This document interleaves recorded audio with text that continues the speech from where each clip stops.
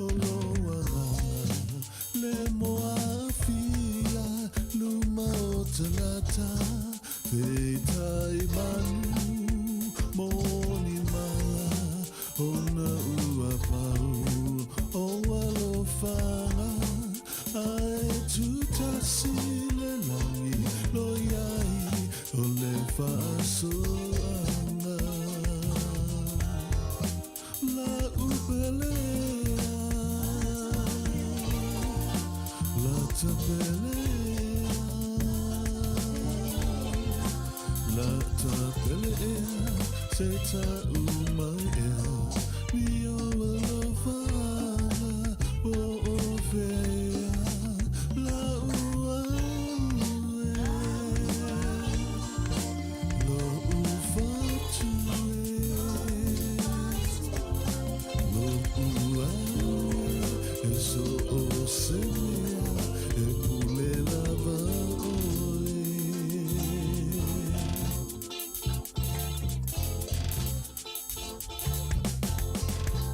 ma fau fau lau sau tua lasi talu le alofa ia oe hauni mo o ngā o lo nganga le moa a fia i luma o tanata itai manu o ni mala o na ua pau o alofanga ae tutasi le langi lo iai le fatoanga la tapelea la tapelea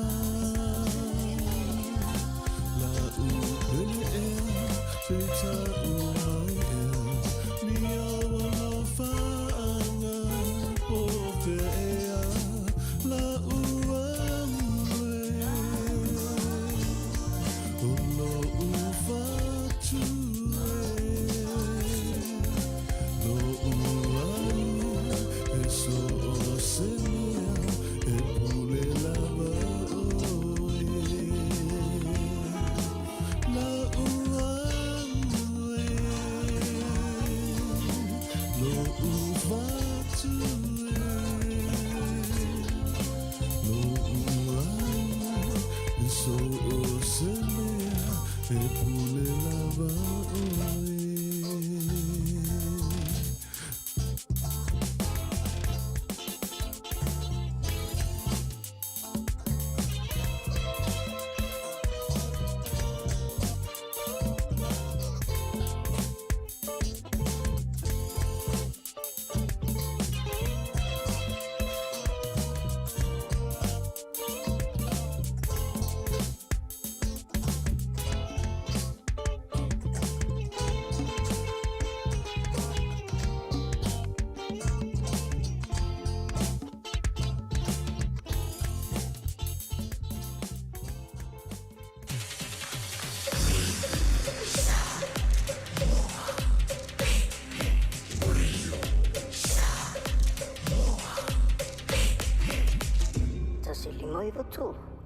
It's been so long. Okay. That I haven't seen your face. Trying to be strong, but the strength I have is washing away. Won't be long, Dr. Rome, before I get you by my side. And just hold you, tease you, squeeze you, girl. What's been on my mind? Fanga, koteyo lila atumelona pula, peyo na momo, ya sinala na chula. Tate mushu, ni momo lulu, ni ni pulu, o ataku, say fine me ya, o so manatu. O tifia mana oila fatu.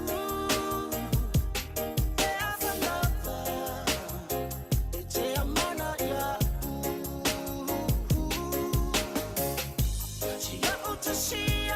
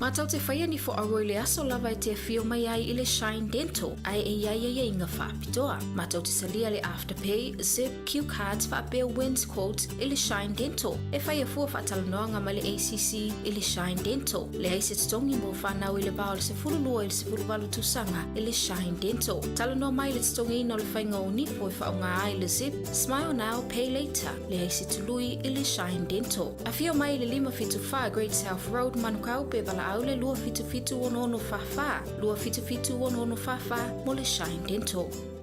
Isilia mal se laufala o loa i Samoa e mawhai ona whaanga i le talofa voucher mo whaatanga alu a inga. Ele atua lava se 5 milu te lafu antuai mai New Zealand, Australia, Amerika, mai si antunu. Ai tau nui telefoni maolo e whaanga le talofa voucher e whai e le whaatau. E mawhai fui ona tungi e tuai le cash power whapea le pili o le vai isa o se taimi. Angai loa i le www.pacific40.com e lafu ai se talofa voucher mo lo a inga i Samoa. Mo nisi whaamtalanga vala o mai le olua tasi o valu tolu, lua tolu, po le info@pacific40.com.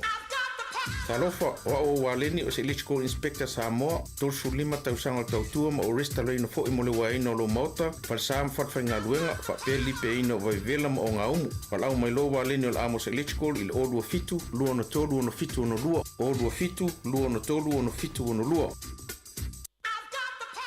24 hours a day, 7 days a week. Radio Samoa streaming live on www.radiosamoa.co.nz.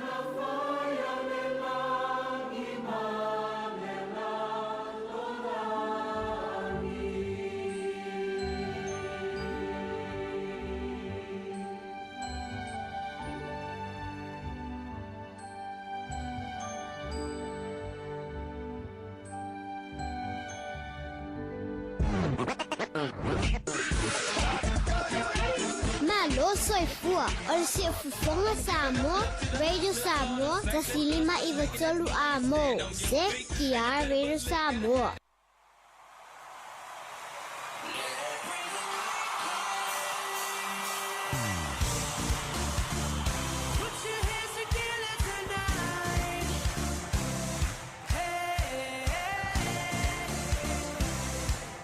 For he is awesome. Let's praise the way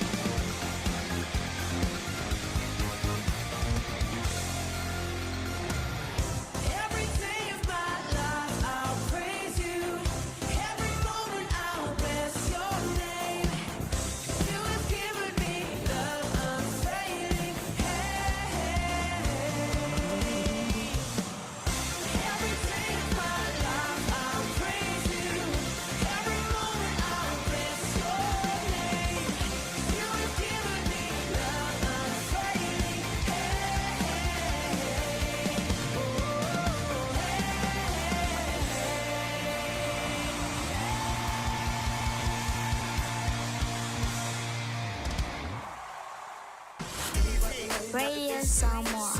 Taslima Ava Tolu Amo.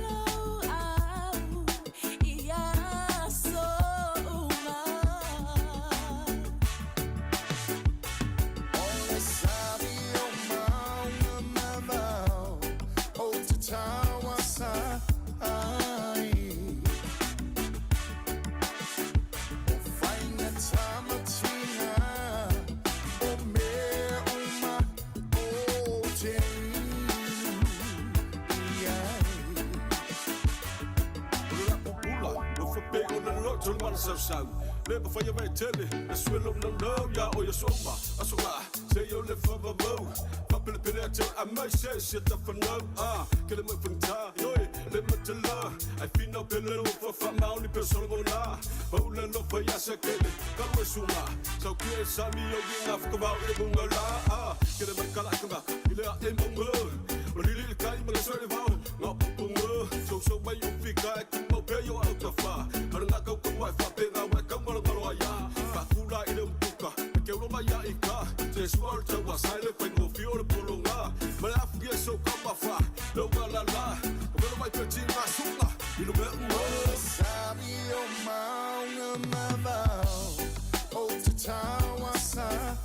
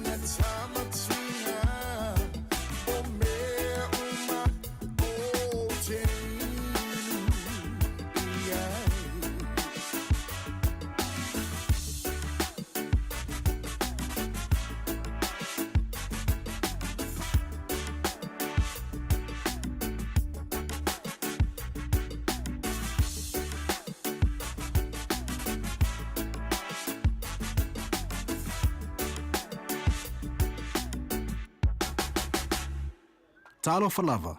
I'm Sione.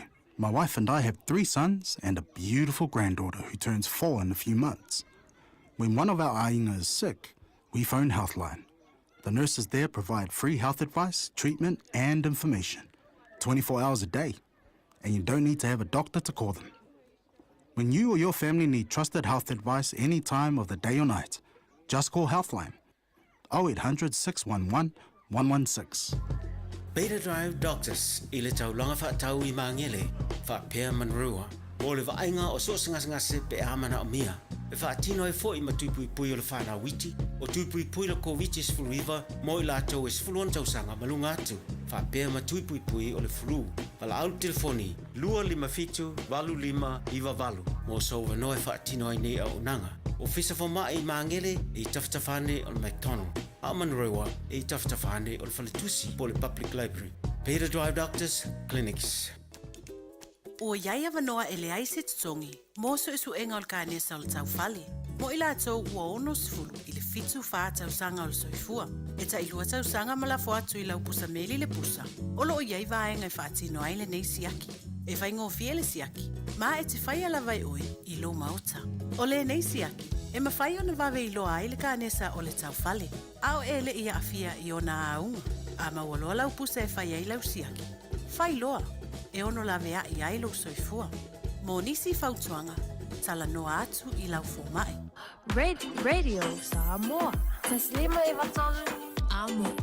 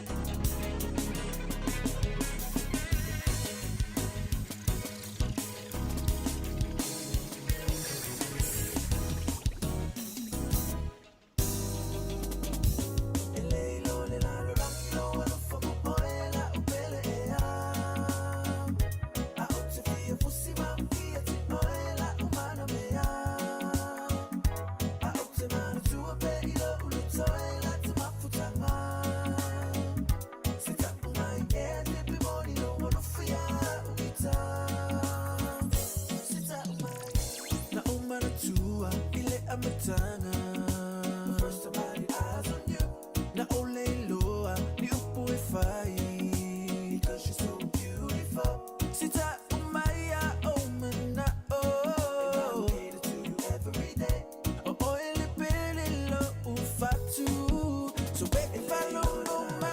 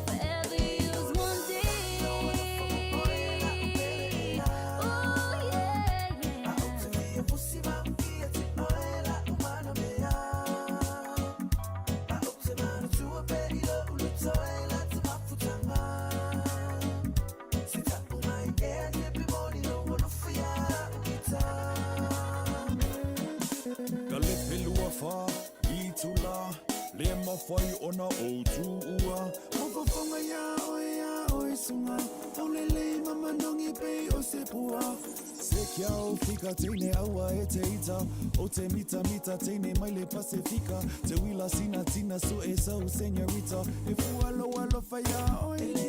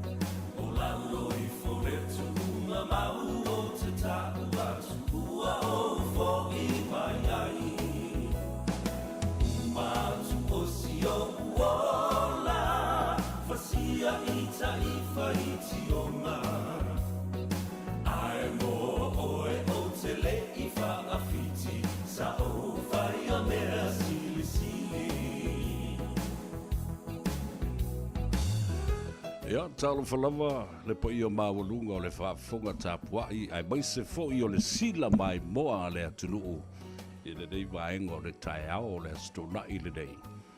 Ia o le aso luas fu ma le fitu o le masino i ulai lua whenua se fulu ma le wha. Wha moe moe o lo manuia oe, i lau tāpuai inga, ia mai se fo i lau si manga i lau a inga. O lau ngā nuenga, o lau a tinae, Ia, ma tiu te mawhai walo Filima sa ngā pātia e le nāwa yaso, tuana I atu futia. Ia, ma whasonga fo I sa totofi I ai ia le tunu. Ia, e maise fo I o le anga le leio le tua. Sa maru pui pui ai lo tau soifua a o feta a loloa I le tunu. O le anga le leima le lofa le dao le tua. E le ai se tangata poto pa o se scientisi na te whaia. Ma mawhai o no o I ai lona mana malama. Ma lona manosi. O lo moi file e mui le pō. Ai e ala whai le tai au. Wa e te. O la e te mana vanava ma pupula atu I fafo. Ua au le mea. Ah, ia. Ai te tilo atu I lunga le tau walunga. E se se le mere te moi ai. Ia tātou a matai fo I whapena. I le neitai au fo. Tātou talie. Ia ma tōtō e. Ia ma fia fia. Maata. Awa le. O le whala au sili le na. The best medicine is to laugh. You know, and ridicule somebody. It's all about fun. Ia ai le mawhai o na whaangalo I nai. Le anga le leio le tua. Sa ia whaatafa ai le tele o au vale. Ma whaamboe fo I le peau langa vale. A o whengai le atunu o mōna tiute. Ia maise fo I o ngā ruenga o tofi ai. Sa o la la le lei le tua I lo alofa mlo wanga le lei a Samoa. I tawhai fio le larulangi o lo nopia I ai ma lala ma fio ai. A mata mai o mātou lau whanua ma ele pele o le atunu umalana tāpua inga. O lo whaamuli mai ai le toa tele. A mai se fo I o le tātou whainga ma lo I tai o le atunu umai maunga te tele se I o I maunga iti. Mai o na ao se I o fo I o na iu. He o lava I se tasi whaato a whanau mai le larulangi. I le 5 sekone po le 5 minute ua tuanai. Whawhitai le tua. Le tua o Sapota, le tua o Israelu, le tua o Apelo Amo. Le tua o le lofa malona whaamaoni. I le nei tai au. Ia, ta lolo la, ia pa ia malavi ingo le tua I le au whangaluenga tutofi, le tua I whata whaitau langa I fia. Ai le mawhai o na vai ai le whala o oto Samoa I tulanga whalupe o le tātou vānu nofo le tā whatolu le nā. Pa ia mamamalu wha le malo, pa ia foi mamamalu wha le anga nuu wha le atu nuu. Ia ai taindane. Le matua ai o le tuu ia te utou o le au whainga ruenga tutofi le tua. Le ainga o sa le vi mo utou whaiva mamalu o tamasā ma whioi o le langi. Malo te talo, malo foi le whaano no ngā manu I le atua. A wāse madui o Samoa. Le nāwa yaso sa tātou whenga iai. O tau tiu te mawhai walo Filima. Ia, o leo o te mai e le atua. Le sāfo lau o Samoa le neitai au fau. O lasto nai. Aso lua se fun mara fitu I ulai, lua afe, lua se fun mara wha. E whai ama wha manatu I ate, oi. Ua to e se funu minute o natale o le I tu ulai. Tas whai asi pisi o le au wala I le file, le tai au nei. Ia, ai lea whaina. O le mea taunu, tā ua lava o le taunu mai I whanua. E le ofisa au tū o le ngāruenga nei. Ina ia mawhai o na whātaunu o le whaamui moe. Ia, awa o lo o nofo tāpua I manofo te talo, manofo whaatalitali mai le atunu. Ao lea se sau moria. Ao a ni alo whaanga mori po o le fiafi. Ia, I lau tāpua inga. Malo, whaafitai te talo. Ia, whaatalo fafoi ma le whaaloalo I ate utau. O tupu mai e o le atunu. Whapena fo I le saufa inga, I le po ia I a inga, o whale o polu, I a maise fo I, o le mamalu I le maave ese o Samoa I ona tūlanga wha lupe ina. Ta oto atu, I le tāpua inga ma le tausinga wa tele a tū mua ma pule, o I tū au ma la taua, o ainga i le tai ma le vaa o fonti. O tama foi e le manua tele ma tō o le whare ula. Ai a le tāpua inga sua ma vai whanua fō mai tūlangi. Sa ole ma sa le o mua ma le lau niu na sailua. Ia, ai a le whale tau itu ma le whale tau tangata. Ia, ai mai se foi. Le la au nā mutasi ma le nofa ma pū ia te oe tū mua le motu tuila manua. A ta lofa ia te oe le neitai hau. Alo le soifua maria. Alo fo i le langi matafi o fo lofa atu ia te oe le porokalame tuli au pūpe le tōtele o le nanolangi tafa e fia. Le ia tau o savea le unua i ali i se Yuli Muritalo. Al Harrington tūmanu vau la vea. I le tātou porokalame o le Tanoa Ava. E te maua i le sao. A talo fa iso se tafa lava le nanolangi o lo o whaafonga mai e le mamalu o Samoa. Awa o le mea mori ma le whaabao ni leo ua iei nei. Toi titi a le eise atu nuu o le nanolangi. Ai mo se fo le stete o le malo tele o Amerika. Ele o au mau o Samoa. O a tele Samoa o lo ua. Alala i lea vaenga o le atunu ma lea vaenga o le nanolangi. Ia ono o vala unga SS. O tofinga, o ngā luenga, o ngā luenga le tua, o le tāla inga, o tā alonga. Ia ma mea uma whaapena e peuna, iai ia le tā alonga. O lo whanga solo nei o le Olimpika, i le a aitele o pare i le atunu o wharani. Tala whano noa lava sa mua le nei tai au. La ngona ai ia le wha mau lalo i lumo le tua. Ona uoso wha ia ma ua wala au wha fuose i le tua. I se tasi o alo ma tama whanau o le tunuu. Sa a vea o se whaia onga wha pitoa. O le tātou au malanga leo o lo watu nei le Olimpika. O le au fusu a Samoa. Ua tu malo whaafosei ma whaamanawa whaafosei e le tua. Ia atonu o le manatu le nao le tangata o le whaafosei. A o se wō mamai i a te au. Se ainga o lo na mātou ngā rurue. E le ngata i tonu o le kāresia Jesu Keriso lau pa ia o asunga tai. A o le tālonga le nei o le fusu ma le whaipele. I whaalanga mai a tama. I le tālonga le am. Ua wala aule tua i le whaia o ngā lo ia Samoa. I le uso ia Lionel Fatupaito. O le alo leo le sunga ia le sā. Eric Fatupaito mai nai malifa sa whaia le kalapu le nei. O le kalapu fusu leo le aisa. Talo whai i lea fo i uso. Lewa na mafuta iai i nei ta alonga o le whaipele ma le fusu i le tele o tausanga. Ia, moboli e tuaifa mai senga i le ainga li. Wa whai ilangi foi i le wholaunga le tamā. Sa tau la mua ma lo mātou tamā. Le sa Eric Fatupaito la vea la ulu tu manu vao li sona la vea. No la tau nei sa ulua i langa ina.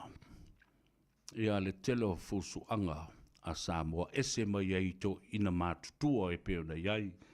Ia le fionga i le sao le nawa i taimi porota i vao Fossi Schmidt. Ia o le to ino Swoga.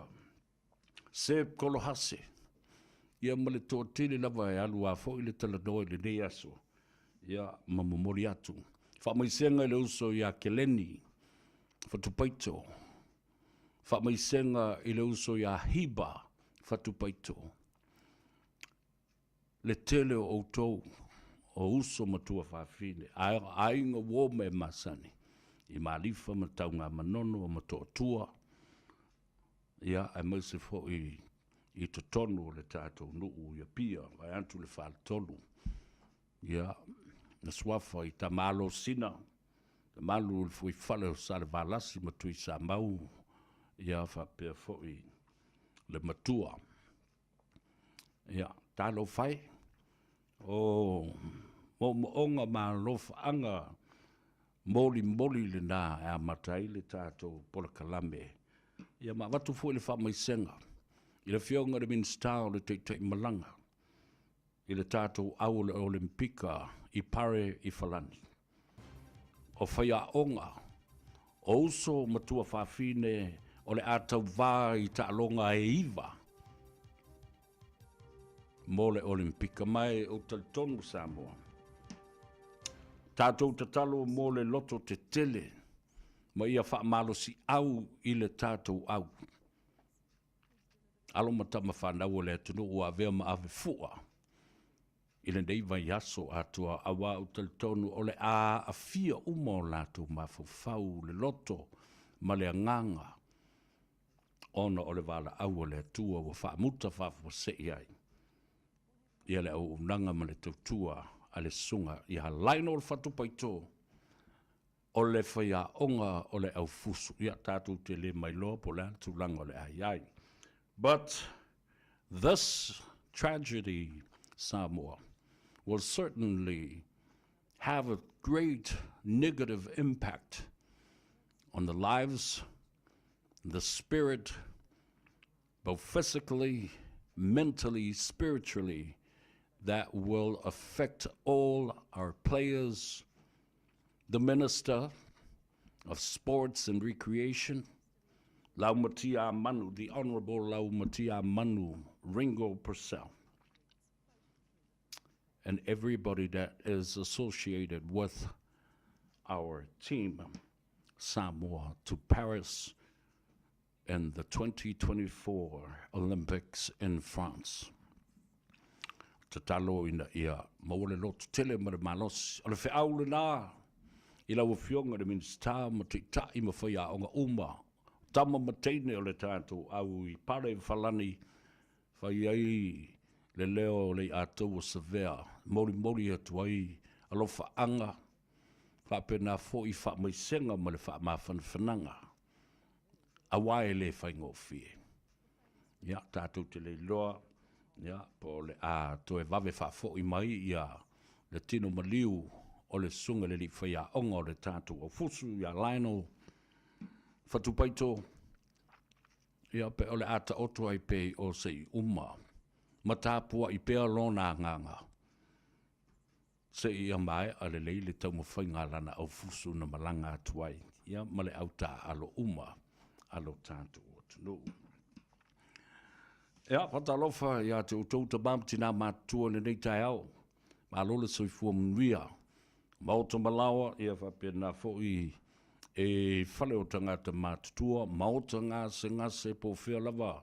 Le tawha o New Zealand lo mou mai e. Ia maso se atunu o le lalolangi. E o lava I le tātou o tunu pele I Samoa. Whatalofa, ia te oele ia tau savea nei tai au mo le whamoe moe. Ia, o lo lango malu. Ia tautonga mati ngā o le tino, I tonga fitinga fo I o lo whawhianga iai ngase me whalefu mā purusio o tō whanga. O mai, ona o le soifua matua. Ia me se fo I o le tele o wha mai. PPCS le nei vai tau o le soifuanga. Ia, ma le tau malu luo lo whiangai mai tātou. O lo whatele mo oe le tamā matua ma le tina matua. Ia wha moe o lo oanga le lei I lātou o lo tausia o tōng, me se fōi a tau lava whanau a inga te tasi, a malo fōi a tau lo whaia le nā whaiwa, le anga le lei, ma le tausia le lei o nai o tātou mātutua. Whatalofa whapitoa I lungo le tātou api o fōlinga. O te le iloa po ua o lātou le tātou YouTube channel, ai o le tātou Facebook channel o lo o mawhai o nā wanoa. Tango e o omi le like button, share our program, love it, and leave a comment for me. Au mawhauwhaunga whai wawale. O mawhauwhaunga le lei ato mau mawhauwhaunga masalusalo. Mau mawhauwhaunga le anga tusi umai foi lalo. Ona e tangola ia lea e tufa le tātou porkalame.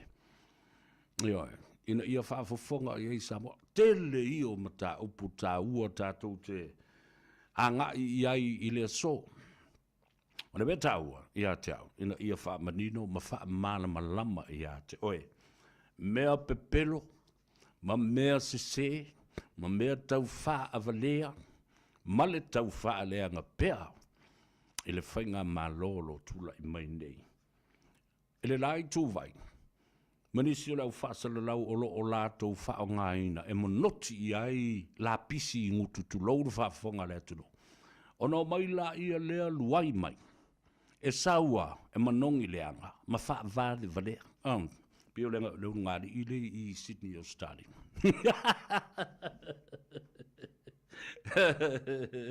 Le au vale na, ma le kinta kāre le aonga whātek tai atu le epa. Na pāua leo le mea lo whai ai. Ama tātou i whapena le tātou por kalami. Ia. Whātalo whai ate. Oe, sia Samoa le whau o malo no le anga le lei o le atua le rei tai au fau. E ua mori tai mai ei lo tau seifua ma momoli atu i luma le atua. Ua tātou whelua i ai i lona anga le lei. Ia, o le tātou ua tale pese le fo i mai loa. Sa ili se avanoa. Tātou talanoa atu. I le sunga ia ati mai le tātou whaleta vale le Henderson Cars o leo toi whaua wina lana tautua e pei o na māsani ai i le tele o tausanga ua tuana yatu. Well, ladies and gentlemen, Talo for Love and Warm Pacific greetings to you. You're listening to the voice of Radio Samoa, 1593 AM here in the city of Auckland. And with severely Ataua Sayuli on this program. The Tanoa Ava that people will wait for. It's once a Sunday per week, but people will always wait and see what is going to come about to your house, to your home, to your residence. So please do me a favor, press the like button, share our program, like it, and leave me a comment.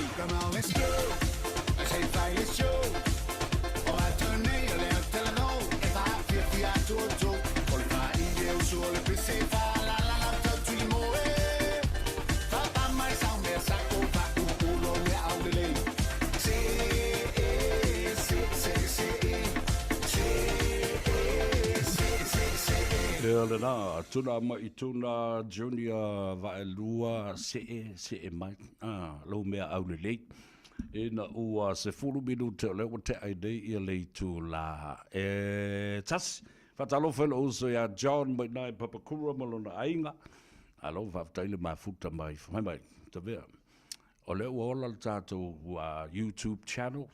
Ia whakua lau kango ai press le like ia mai tango share le tātou porkalame. Whapena uma ia te utou paanga tō tino le ia tō savele. Nei asto nai, ia, ma tufa le tala fia tātou te tali e whatasi ai. Au leu whatasi mai ia le tua fine ia ati.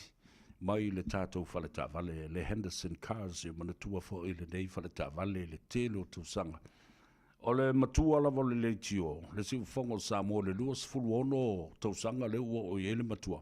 E whapena fo i le matua o le Henderson Cars. Na amata whaasala lau mai ei le telo tau sanga ua mawai. Lea lava.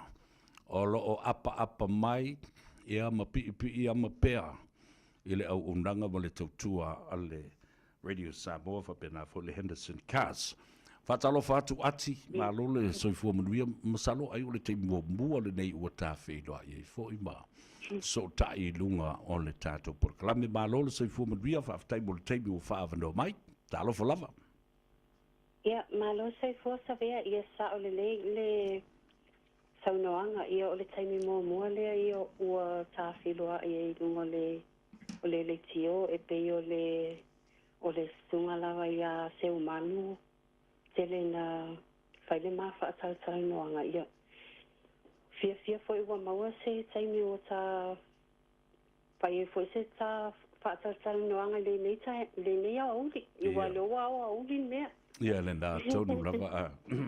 O le na maile tō le taimi o le booking schedule o se mea po le toe sfuli minute le tasi ano mana o vapea se tali le tasi o le te mile na e malolo e le tō telefo le ma tali le sua ma fai le tau maftanga ia no vala aua tu no lea ai whaftai le tua lo maua lo tele malo ono sai e fai e le ta whaatal noanga a wau le whato a ta whiroa inge ke o fefe ia ke o e fefe ia ke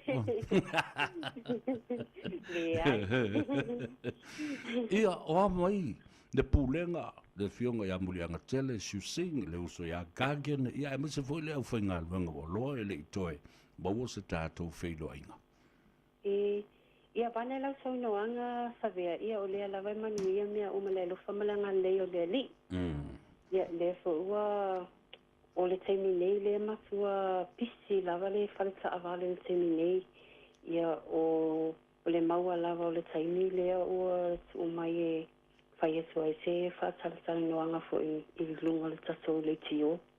O te minei o lo pisi lava i nei le Henderson Cars. Ia mo le malu fo le atunu o lo whaapea o na afio mai e whaatau ni la so ta avale.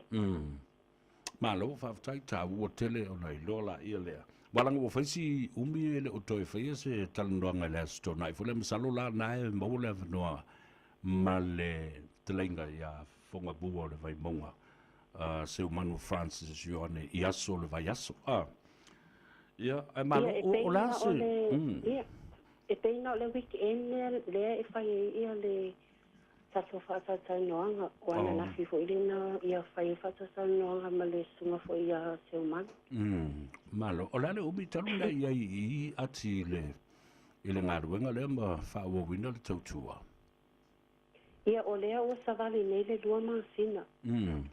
Sa e ngā lua e sisi whale ta vale ai te le ianga i maina? Le ai, o te le i whainga renga mō mō sa whale ta vale o lo o taimi mō mō lea o ngā lua e le aluenga lea le whale ta vale. O au lea o te aonga, lea o te stari. O le nei. Ia ai ta ua la le saufo i ai. Mawai ia se mamlama anga e mo e foi masina se leni so ni le onga ma le ainga ia ia sa o le savia alo fa o la sa bava ia tu fafo ile talo le tau le ye nei ai mo se foi le malu le tu no o anga ia tu esa ile ta vale ia savia o i papa toe o lo langi le ma na ia sa ia o le o le ala vainga solo me le malu la tunu e tilo ma vava ai ta avale ia o nisi fo yo a ingo o mai e piki la ko ka avale yo na iki a inga yo mai la loi kalaisa tete Christchurch malalo i Wellington ia ma Hastings. E pe ona i ainga ngā lei nei le seminei. Ia leo o mai o me pikila sa avali. Ia. Ia, malo. Awai le o se mea fau le mea le ati la u whalongolongo atu. Ia, o le au nanga ua lewa. Ia. Mai tō tele la tō lo o anga i mai no fuanga na mamau. Ia ao e tā ua tele wa o lo o whaatino le au ranga male tautua ala u tau whale tā wale le Henderson Cars e tutongi e pāse se o tangata. Ia. Ia, au le sa. Au le, o le vaenga le o lo o telefoi nisi o na i tato a inga o lo whaapea o na fo i lea whaafenga sa o na apalai me sa vale. O na le mawhau whau i le au wala e toi e o mai e are e laso sa vale pa o le si vaenga le na o le mato au nanga e te tongi ma solo pa sese e te lele mai ai po fia lava o New Zealand e alalan papa au ai po o Kalaisa Tete o Wellington Hastings po Palmerston North ia e te tongi ma solo pa sese ia ona e lele mai le lunga nei au te lange e pitilo sa vale Malula ia lele o te lo foi e le umise teimi e te ngalua i nā o le a o wina foi o e maua le poto masani foi lea ma le anga waa e wha matala i tangata matali atu foi i tangata ma la tu fisili ma mana onga i lea taimi ma lea taimi e patino tōnua i le ngātuenga leo le whātau tāwale ia o te lo you will learn quite a lot and pretty soon you'll pick up the experience to deal with people and also what they specifically need. E sao? Ia, sa o le, sa vea sa o le, e peo le customer service. Absolutely. Ia, e peo le customer service lea o te whiangai ma o le te mingi i le whale ta avale o le whiangai lea ma serving o customers. Ia, o le vaenga sa ua nea o lo whapeo ngā lua e te mingi i whale ta avale. Ia se soani atu i tato tangata Samoa. Ia, ma lo whaftai ta ua tele. Public relations and also customer service. Ia le mata ata ama. Ia, ma tali i le maleanganga fia ma le whaftai. Ia, ai e pei e mulinga upu masa dia le atu fole le mulinga ni foli a o leodi. O leodi. Ia, sa o le.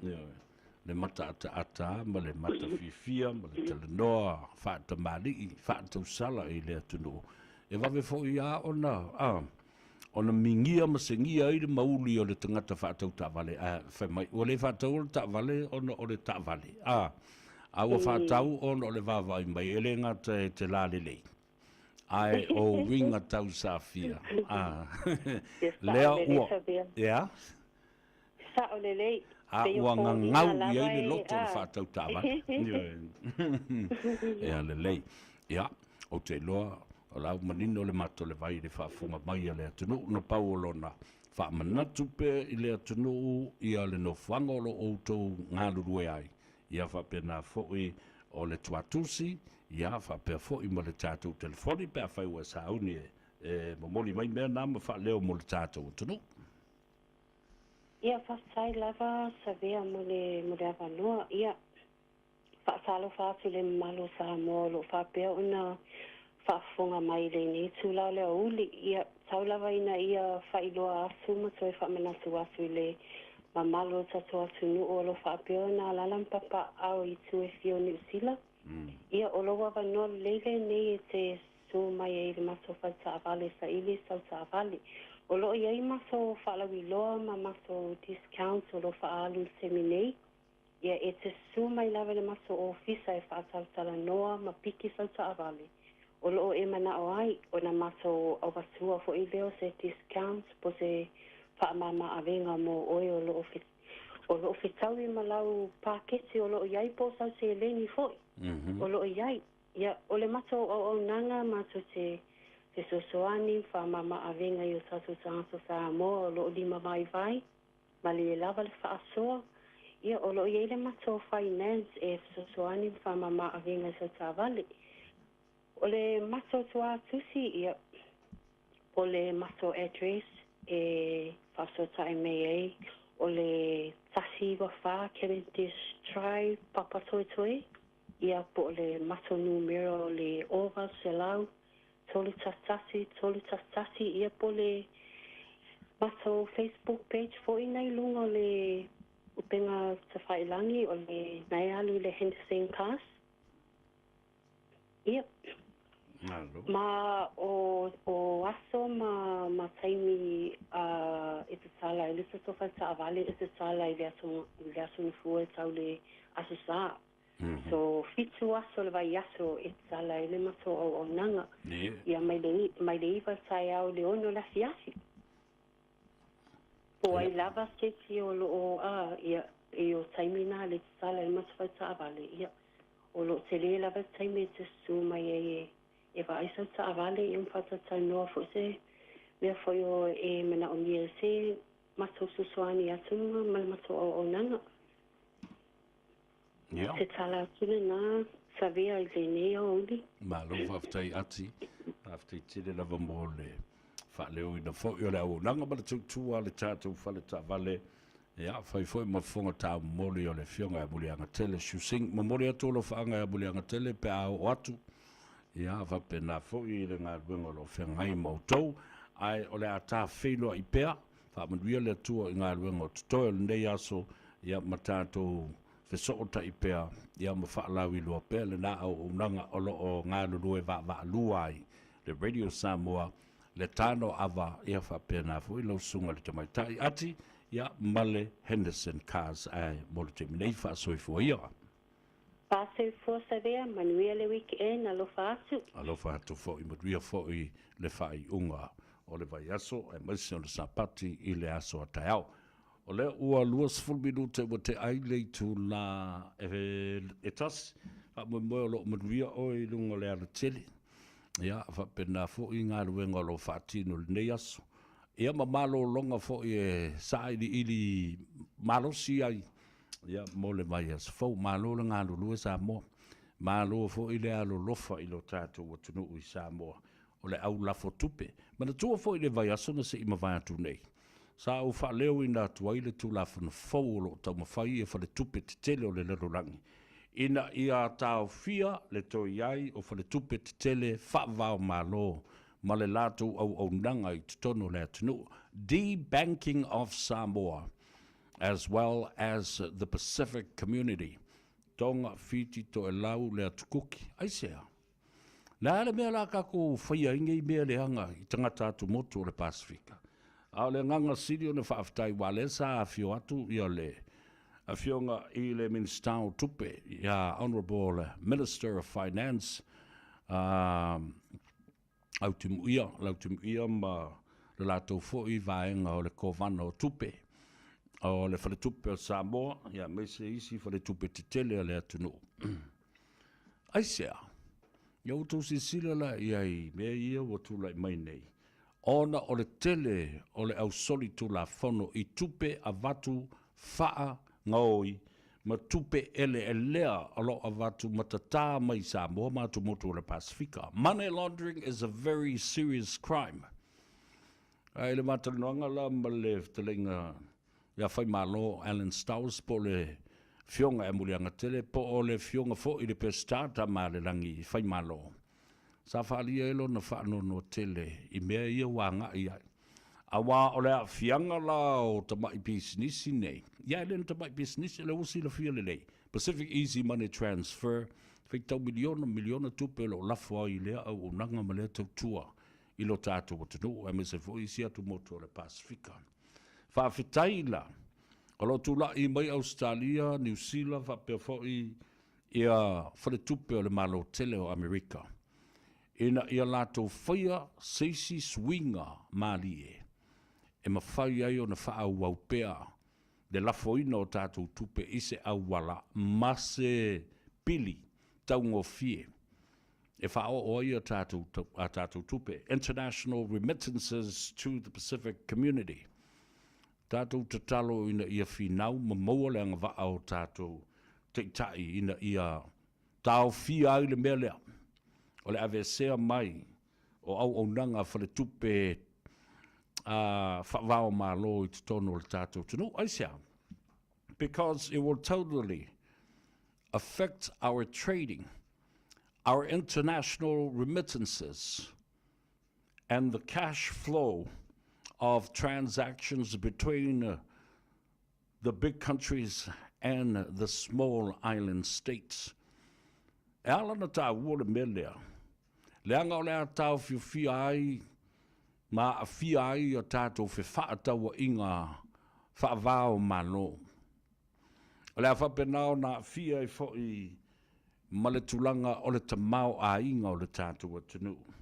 Tolu, o lea whapenao na tāu whia ma a whia ai, international remittances e aru I le tātou tupe o le foreign exchange rate I le tātou teu ngā tupe ua whaingoina o le foreign reserve. Eo, o tupe le nai whaputuputu I whafo I teu ngā tupe sa moa o maua mai I le pasene o le whaalili wina o le tupe. The current exchange rate that stays overseas with our foreign reserve banking for small island states, especially Samoa. O tupe whaalangolango I ai I le atunuu, I lona te mau ainga le whaatawina atu o nisi o loa e Taipei o le Swau Kalsini.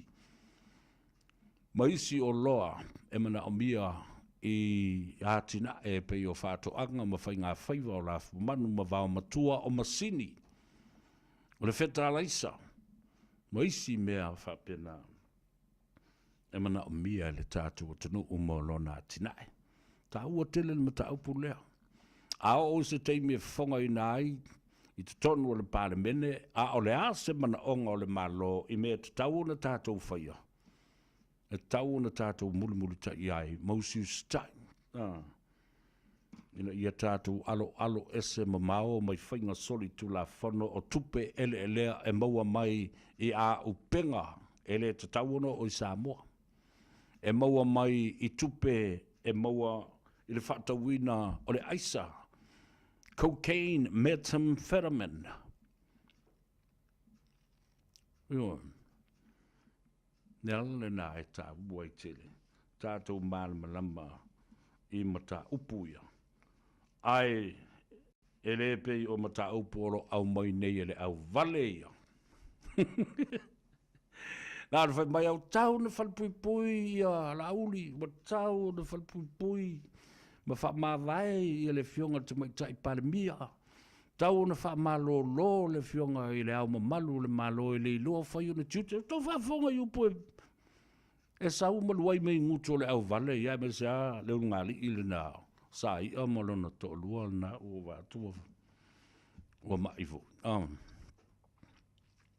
I le polokalame le nā o le whale o pi I ngā maile. Oio la fo le satani. Mai Sydney, Australia. There is not a new thing. O aso now ata iai. Le aise me fau, le aise ma fau fau. E ala no apa iai e lau le au vale ia. O le fesosoni ai I le tātou ngā luenga, o le tātou tiute ma le matawhai o ia tai tasi le tangata mā o ao I lona tiute. Ina ia le lei le whaafonga Samoa. Ma mawaise mea ngā Samoa. A le mea la lea, e whaaleanga mai lava I le aso sae tau leisi aso sa. Ia le mea la le nā. E lai ona tātou masalumia, ma tātou mtua I le tali tonu. I tangata e o e whaitau le tusi pa ia, le fionga pa ia le atua. Ai umaloa, ia pea lai tala le fifi o le ngā au le povi baolo I lunga le papa maa fo I lele. I le tō ino le tau fale o le atunu. Tulou le whaafonga a Samoa. I upu māta ngā. E lafu. O upu iana o vātua nei, o upu o le anganu. Ioe. O upu whaatupu manatu. Ma o upu whaauinga lua. E fotu ai upu. O muanga ngana. Whaapea foi o upu e whaatupu le ngana. Ia, lena, mavaonga ngana. Ia mga ngana wha ta oto, sa wha ngai le li whaolo Yesu Kiriso, e a o atuai I o na so o malau apostolo. Aisea, e lo loto, ma mawalulunga, winga o mata upu sa o atuai le li whaola, I le motu o tangata, ona au so, whapena fo I lana au apostolo, ai le man malama ia. Ona lātou whaawinga ina se ailea. A o tala ma upu whaata oto na whaongai le li whaolo Yesu Kiriso. Ina ia whaamana malama ma whaawhaingo fia. Ona ofi, ma ulu ma tāwhalau, ia nganga ma loto ma whai ai o tangata. The proverbs that he used was to simplify a very beautiful message. But it was a complexity and the complications of those messages the apostles and his disciples did not understand at all. A simplification of what the Lord Jesus Christ did for his own people to understand the message that has been delivered. Le whaongaina le nao le ngana whata oto ele li I whaola I tustusinga I te tono o le fionga po ia le tua. La tatu o e tale pese lea fo I mai, ia ona sa ili leo se avanoa tatu tala noa tuai, I ta, ai mwese fo I le pulenga, ale tatu fale ta vale. Le Omega Cars I Cavendish Drive. Ai, o le wala mui lato le tato whanata vale leo le Henderson Cars e te mau ina le tasi I Farm. Cavendish Drive I Papatoetoe Manukau. E whaina wala au I lato telefoni le se tongi le o valsalau tolu tasi. Ia, po le angai fo le lato Facebook page Henderson Cars. Tala le fitu aso le vai aso. Ia, wala au le numero na le se tongi. Over se lau tolu tasi. Ia mawhasiri I le tama ia ati pe o nau tau whaafonga mai ai. I le neifo I au hauli o le astonai. O le wa whatonu le tu la elua. Whatalo whatu I le tamama tua. Wai atu o taulangi fitelenga le muenga. Ia, wale matuanga tong, ia, whapea fōi le no whātoa ma le mamalu le whāle iwa le urubuenga ma inga whātu tele te tausi o muli au malu, tā lofa muli au malu, a lo le soifua manuia whaftai fōi mo le talanoanga le lama yaso wa tuana I atu. Ia whaftai fōi lau walofa tūlai. I le taumawha I atu o le whono fōfautua mamalu o Samoa, ia whapea fōi lo na uso tu ofe I le la o le pifa la po o le Pacific Leaders Forum ia ai te nane fo'i le mafutanga o whaife au e ka le sia so o fatasi I le fina wina o le tātou mata upu o le toi whafo mai o le sitiseni New Zealand o tangata Samoa na soifua I le awhaiva sa lau luas funmar wha se I o antu I le tausanga e awhaiva sa lau fast funmariva o le wo whalongolongo atu nei wa tula lata I le iwa se fulu ma le tolu po le iwa se fulu ma le lua tausanga o le fitalenga muli au malu. E nā te le toi mana o mia ia tausanga beitai. O loo fina mai pea le tō tele o nisi o te mam tina mātutua. Ina ia manuia I lātou o loo soifua pea na soifua mai I le vaitau lea. Between 1924 and 1949, all those who were born between that specific time are British subjects, which means we are not New Zealand citizens, we are Great British subjects. Ia po o tangata anu moni o Peletania. Leanga ho I manatua. O tātou ia nei lalo le pulenga Peletania. Ai pei o administrators po tangata ia sa fesosoni atu fo lele ia tātou tu la fono. Ina ia tātou wolai. the local administration of the affairs of Samoa came through by the New Zealand administration at that time. Ta ua tele, de mana tua o ia mea sa tutupu e tala wha soropito le tātou o tunu. E mawhai e o na tātou mahanu lama iai. Ia, malo sa i fuamanuia muri au malu, e se teimi tātou whenoi. O le so, o leo te whaalongolongo atu talo whai, ua whai longa ai le valus fulma leono tausanga, o le ftalenga ia uunga. O le tāua le swafale nei uunga matimu tauno le nuu le nei o sa fotu. Mai atu le fio o le tupu o le tū, po le li foi o le tū, ftalenga ia le vea. Ai mai se foi o le afio sa o e fa, sa umulau fa pe foi le atu pondiu ma le fasau. Mamaru le ainga sa pesta. Ia ai mai se o lua. To o mafonga o le ftelenga i le li o le tū ia le vea. O unga matimu. O la ua foi ia o to ftelai. O sa lilo mai ava. O la ua foi lea, o le fasino iai le upu lea, o le sa vali o le tuna la vea, e mamoli atu mamoli mai i le tuma lo i ngā ngai whamaunga. Ia e maise, e tua i tō to'o o le tū, le ftelenga i a so alo, e malu ai i la rokawa. Vai atu le whalwhao sa maunga male, talenga so alo, le ainga sa pesta. Tāua ia, whamuri atu le tua, i le atoanga o le valus fulma le ono tausanga o lau talenga uunga, i a whao popo i le tua nisi aso se tele. I a maua pēr le launga, ma le tō whae mo mori ai, le to o la vea, malo tātou ainga le whare pau whai sula mai malmalai e whinau. Anga leile tua, whao popo nisi aso stele. Pa ia manuia, le whaamna tuina o le valo se fulu ma le ono tau sanga lo sui fua.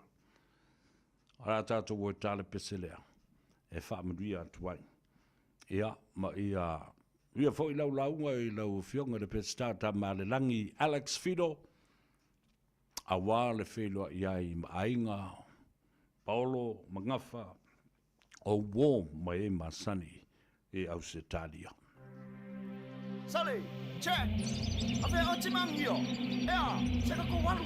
Pere wā ko makaka, suere vele, whakalo mai ne suoria, no ko fofo. Walu, ai ko o, seka pega mai mea, sali. O, hope.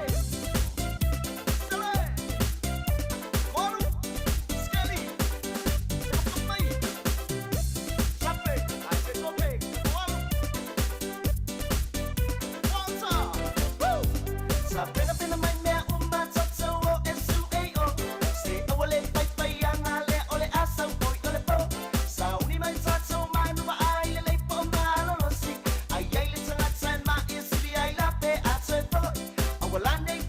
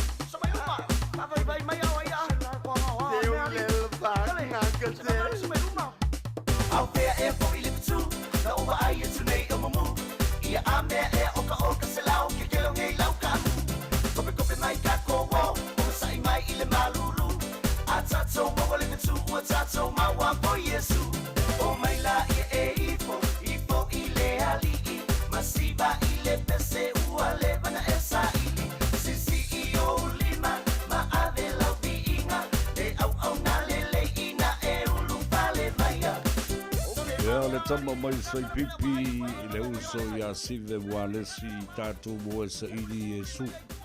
Ya, ai mori atu lo fanga ia te oi lungo le ala tele e mo se foi fa mdianga mo le tamama tua. O le nei ainga ia le ftelenga ia uunga avetone ia ma le whamna tuina o le valu se fulu ma le ono tausanga o lou soifua. Ma eu leanga le lei o le tua.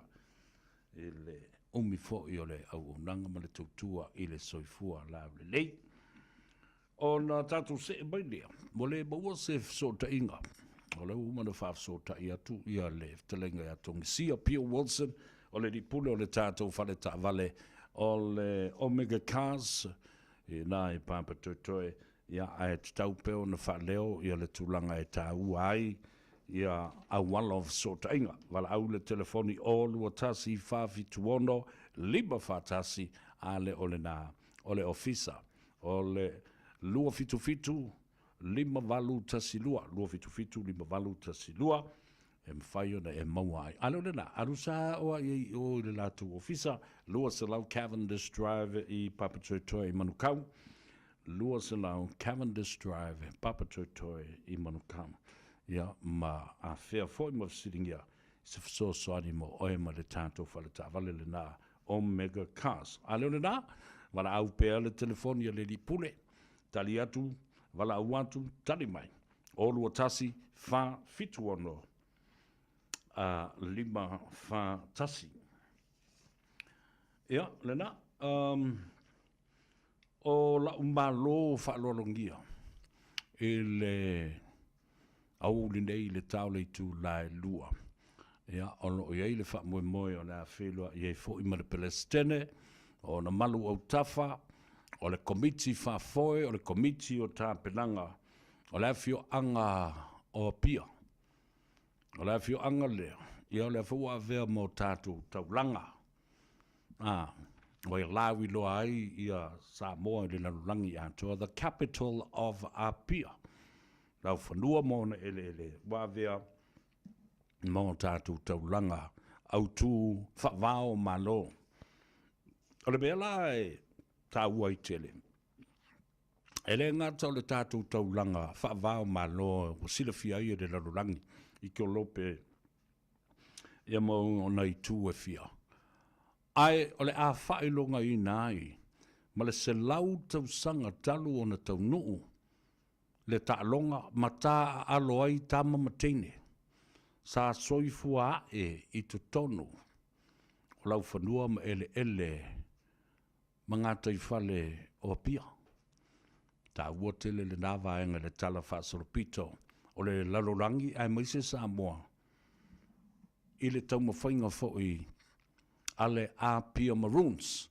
Ia, staimi se ei fōi ia le fionga le Palestine, ia whapena fōi sui mamalu, ma sui whono le komiti o tā penanga a le tātou nuu ma le fio anga o Pia vai atu o na taurangi i se taimi o mua. La tātou ua tāna i pese ia. Ia, ae o tāpena atu e whai maise i puki. Ia, whapena fo i ma whaatalitali ai ma tātou malo whaapitoa le dei a whiawhi. Ai, awane i ngalo i ate, oe, mana tua fo le vai teimi le dei o le tau malulu. O le teimi o ngase, pipisi a maise fo i lava le fulu. Ia, o le fulu o le fulu whaari i, koe ngā fulu ese uma, ma le fulu fo le ki au e kanga fu o le mea le si ale o se mea tō tine lo tala no tuai. Wo. O la wadi i, o le whaari di upu ma milo upu e le angai upu. La talo whawhapitoa, si o tina ia mele judge ia ma le whanau i California. Alo le soifua manuia whaftai ia le mafuta mai ma le whamalo si au. Ia, mawaile malosi male. Whaafitai i le atua lo maua lo soifua le tina, ia whapea fo i nei o walo le tumaitai o se laisa, ia ai maise loutou ai ngā lii i California. Le vai o le ola, le vai e fesosoni i a te oe i ngā sangasi o le toto maulunga. Toi wha le lei ia lo whatu ngao. Ia whapea fo i ia le ngā sangasi o le ate, damaged liver and kidneys. So soni fo I le ngasa le sela toi fa pe na na fa le lei ia le tulanga o le mama wa fa ngo ka poloka la manga va kau ave me lunga e sa vai o le vai o le wainga le ia tau se vea ma ona matua ta pena le ono se fulu mon tupu tau sango tuona iatu to vai le umi o soifu o tangata na whaile vai to a tu malo tu nei so alo se lau ma le ono tau sanga ia le na to soani fo ia te oe ngase le ngungu arthritis and gout merti ngā meise o so tanga oponaivi ia mameo ang ngase o le kingo fo lele wanga ngase we varongu o le lemu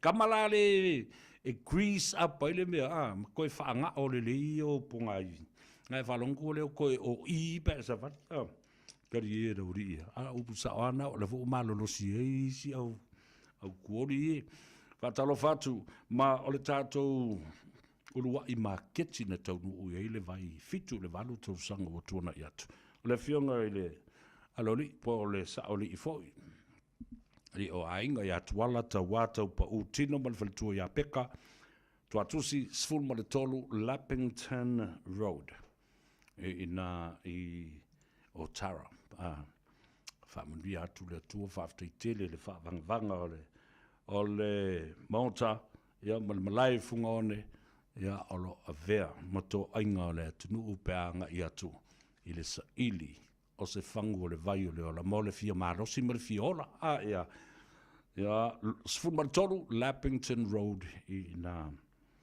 I Otara le si tātou whale o loa I le lua sfuma le lua Templeton Place Glendon I Manurua lo ia il tuo fine ia malia nive ia whapea foi le fine ia Mareta Sawanga te tele Maria nive ia whapea foi Mareta o le lua sfuma le lua Templeton Place I Manurua tātou se I o de tātou whale o lo tele o I le Grand Market o le tuatusi numera tasi ba lua Triangle Road, Massey Road, I le tulangi sifo, West Auckland. Grand Market, ia o ina lo I le I o wahit, ia wapea foi le telo isi o loa te filifili mai ai. Ona tātou taualunga mai lea, I lesi tātou marketi leo lo ia le tasi market, I lo ngā tonu, o le taulanga whatau o mangele, o so mai le tū lo ia le McDonald, right inside the Mangere Town Centre. Tu so lalo I fotonu o le me fo le masanga fa yo vai ma ko fuki ulo I maisi fa fingi. Lalo I fo le tau sala ba ale sunga ya siudi. Na tasi market na le fionga le fasida. Ya to le fo e me se le uso ya fa le tane Peter Silver. Ya tavita ya ma auto umalavalo ngadulu na ai so vai le ola ai fai te mana o lot save te lo felo ai ma moriatu ma fai lo fai ka kala ma save ona vala mai la ele o watu o lo tasi lo iva fa fitu iva lua fitu o lo tasi lo iva fa fitu iva lua fitu a tatu o tana I musika ia o tātou tali ai ia malo whalorongia foi ia mai le fio anga o pia le prestene ia ma le laulau a whono e mai se le komiti o tāpenanga ia a wā foi le wha moi o le wha mna tuina o le se lau tausanga se lau tausanga o le tātou ta'longa la kapi I tonu o le fio anga o pia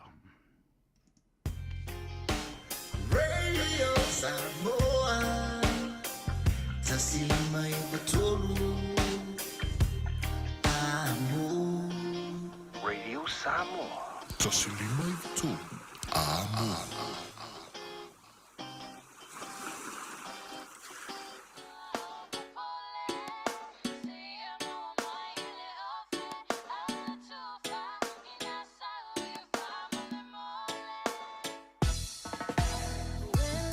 For both, yeah.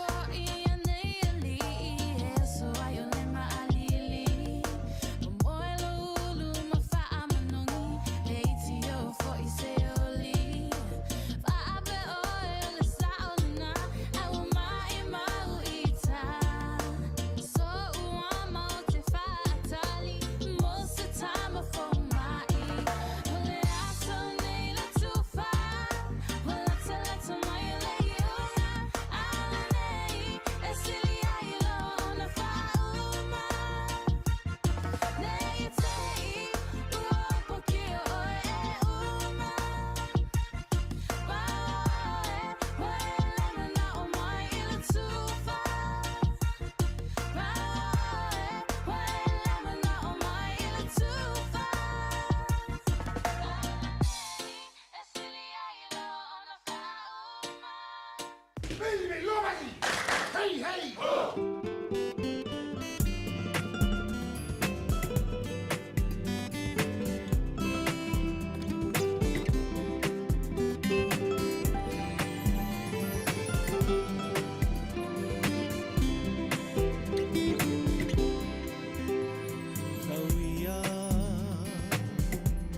Lautene Samoa Se eta umaya o lo ingoa Bete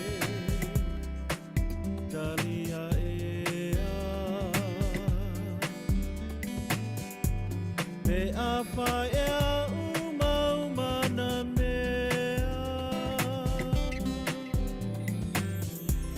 Be telo e teine e moni loa lofa Be te tali tonu e na yo mana onga Wale ai ma seisi e palua ina oe E tasia e lasio e lofa a moe moe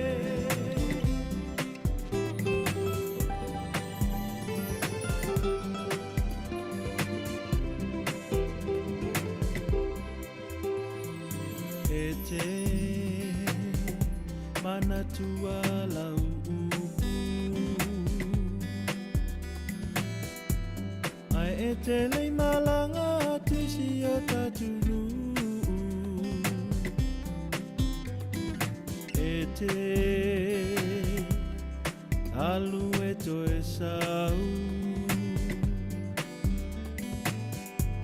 Na yo mana o ngā ua le tau lau Be e teino e teine e moni loa lofa Be e te tali tonu e na yo mana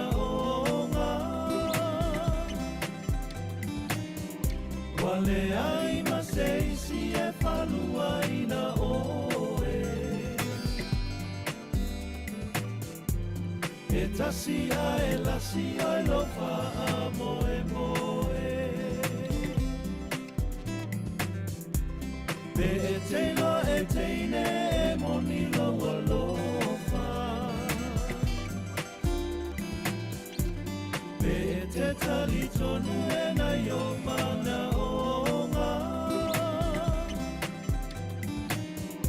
Wale ai ma seisi e palua ina oe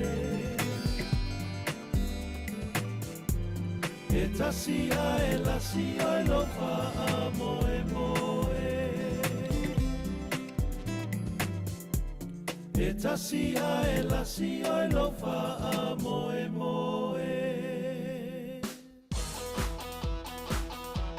Right, this is the Crown Music check for you tonight, by the people. We're taking you back to the old school. What we're gonna do is leave a bit of after old school jams. Check it out.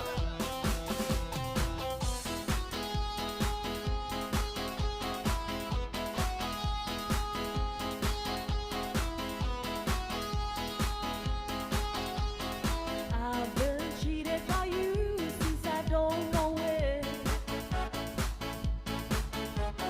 So I made up my mind it must come to an end.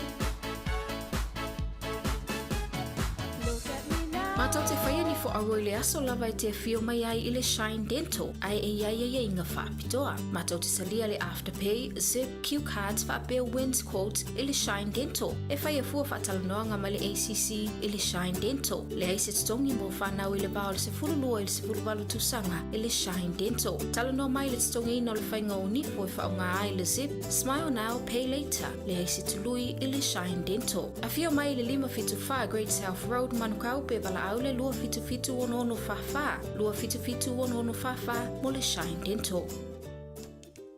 O iai avanoa e le ai se tutongi, mo so e su enga o le kāne sa o le tau fale. Mo i la tau ua ono sifulu i le fitu wha tausanga o le soifua. E ta ilua tausanga malafo atu I lau pusa meli le pusa. Olo o iei vaenga I whaatino ai le nei siaki. E whaingo fie le siaki. Ma e te whai ala vai oi I lo mauta. O le nei siaki. E mawhai o na wawe I loa ai le kānesa o le tau whale. Ao e le ia afia I ona aunga. A mawaloa lau pusa e whai ai lau siaki. Whai loa. E ono la vea I ai lo soifua. Mo nisi whautuanga. Tala noa atu I lau fōmai.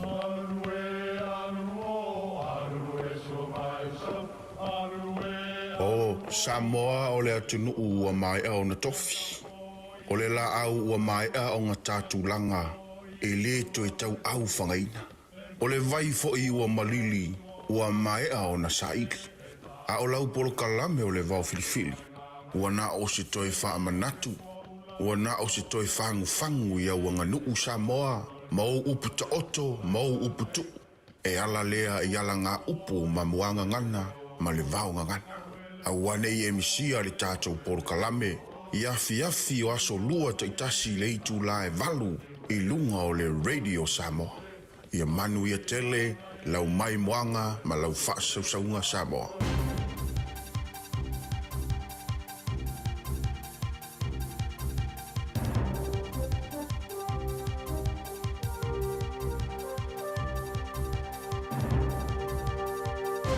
In this update, Labour leader Chris Hipkins says the government's failing Māori in the wake of the Abuse and Care report. He's outlined his views during a public meeting at Auckland's City Mission's home ground this morning.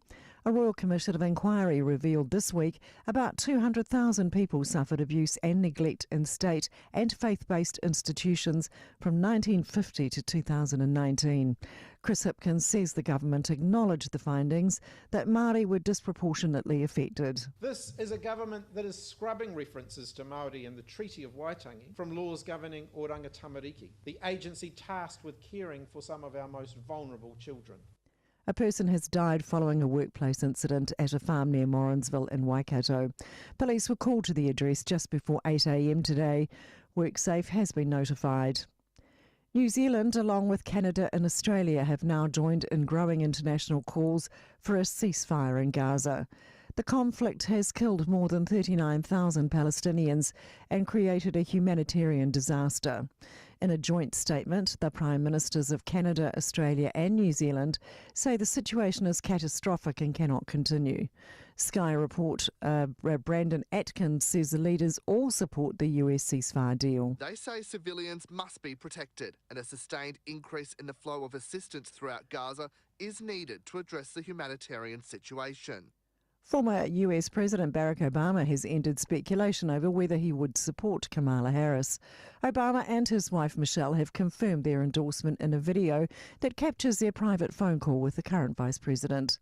He says along with Michelle they couldn't be prouder to endorse her and do everything they can to get her into the Oval Office. It's welcomed by Harris. I'm looking forward to doing this with the two of you, Doug and I both, and getting out there, being on the road. That's news. In sport, the latest test results have revealed the water quality in the River Seine is still below the standards needed to authorise swimming at the Paris Olympics. Heavy rain during today's opening ceremony revived concerns over whether the long polluted waterway will be clean enough to host competitions including the triathlon swim leg. Kiwi Erin Routliffe has noted a big gap between the friendly fields at the Paris Olympics and her day job on tennis's WTA tour.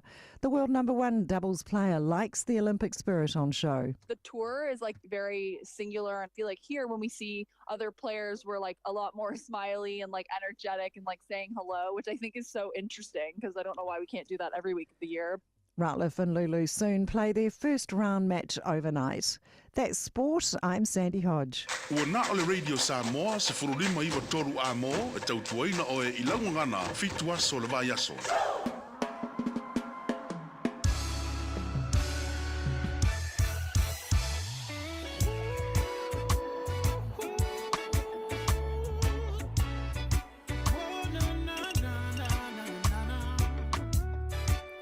This song goes out to all my beautiful hotel sellers out there. Best in mind. Salye oile tele, olete ine tausala. Ola utifa imoana utichi uai ilene basa. Olola lele fia avea oi fai mo usei seitani maya walele fangalo ai tinga nei no ta inga olo uanganga oe mau ilenga taanga fia fai oe mau puluvanga te maluai ia soleanga oh no la lele fia avea oe fai mo usei seitani maya walele fangalo ai tinga nei.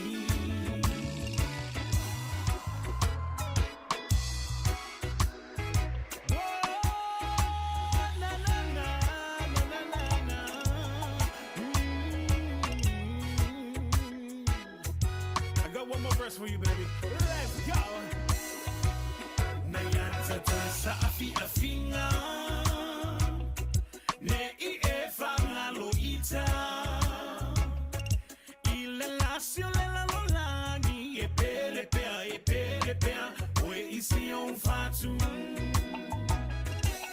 Oh no la lele. Fia avea oe faimo musei. Say sorry, Maya, walele. Fangalo ai tinga nei.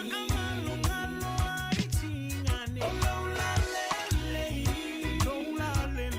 Fia avea oe fai mo musei. Say sorry, Maya, walele. Fangalo ai tinga nei. Say sorry, Maya, walele.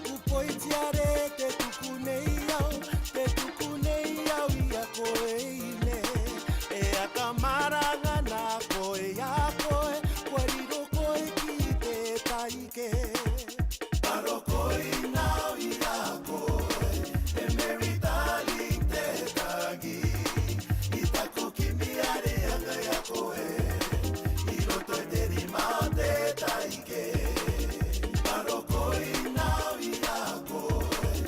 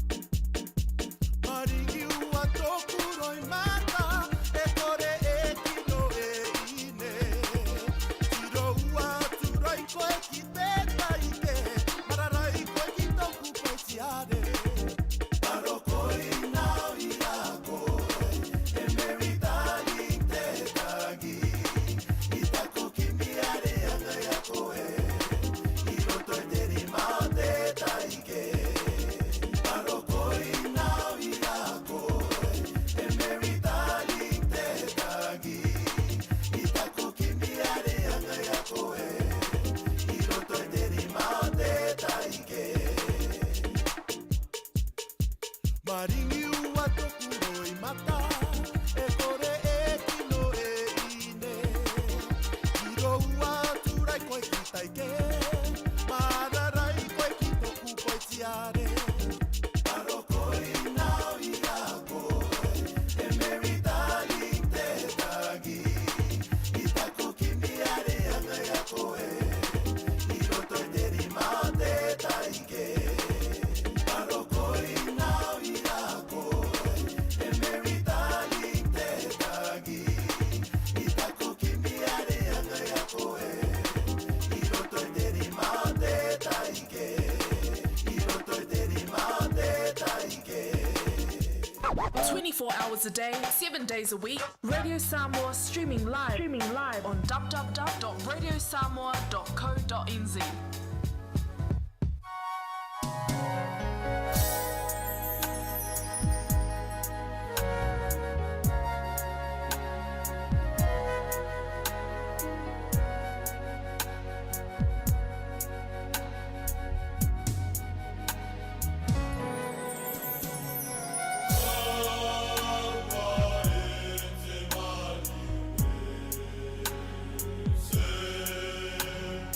Oh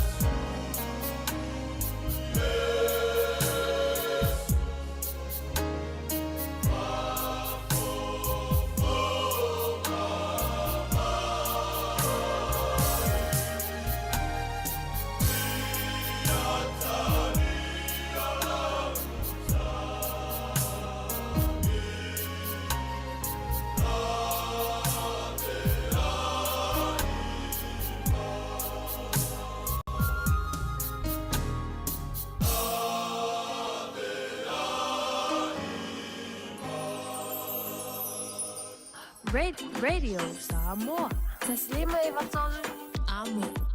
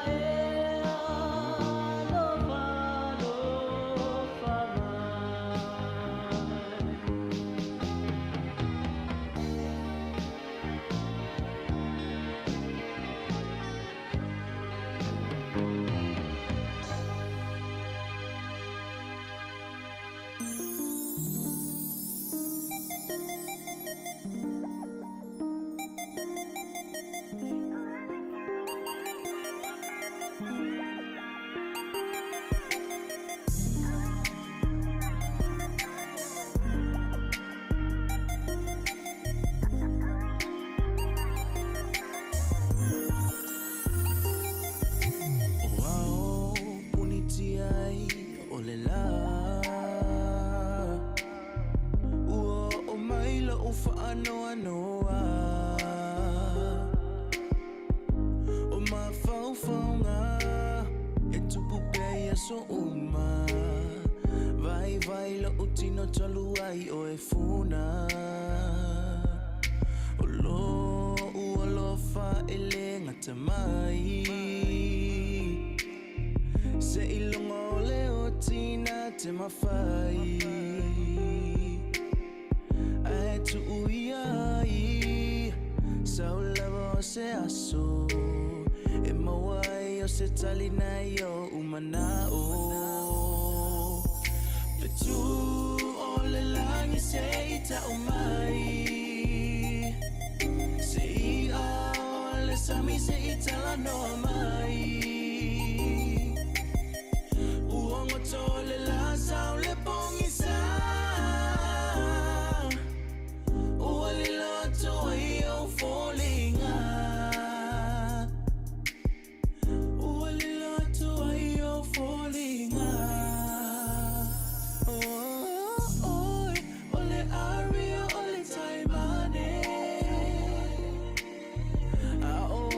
Sema ai ta avale vale Wa o le loina Be ai sea Ua whinga tai se fua fuanga O oe lava o sia utai mane moni Na o fili filia ile faa maoni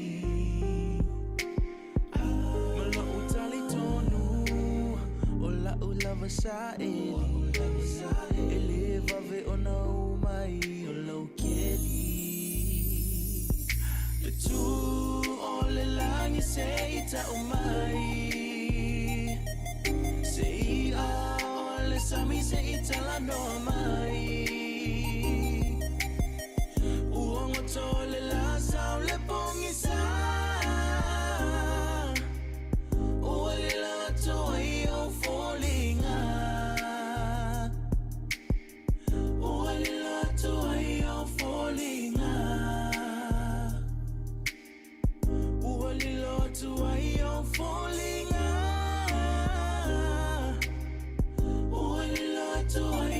falling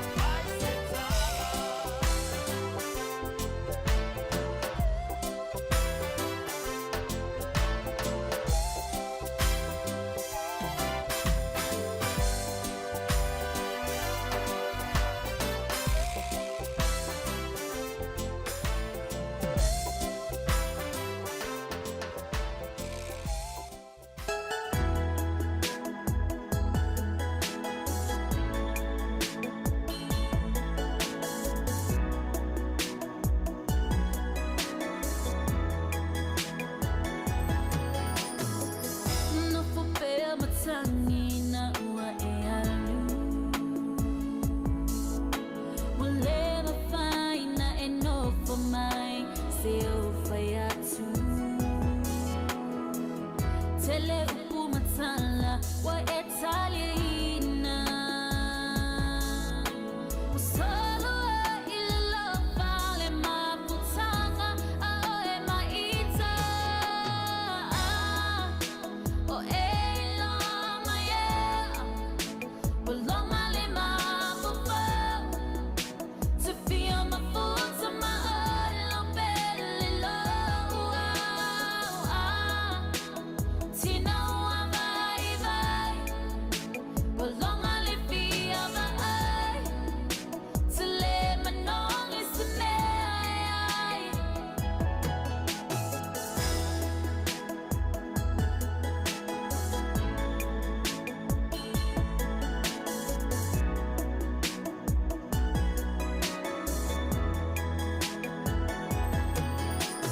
Solo pe amanatu ile mafutanga ilata ufengaina lelo fawalenga ngana selela va polonga ilo alofa firma puile tu inana usilile ilo leola. O elo maye, belong my lima to feel my foot to my little belly low.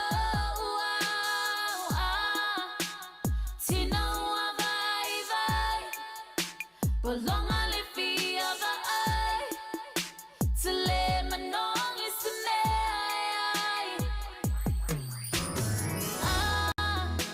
O elo maye, belong my lima to feel my foot to my little belly low. Tanoa Ava, belong my lippy of my eye to let my nong is to me.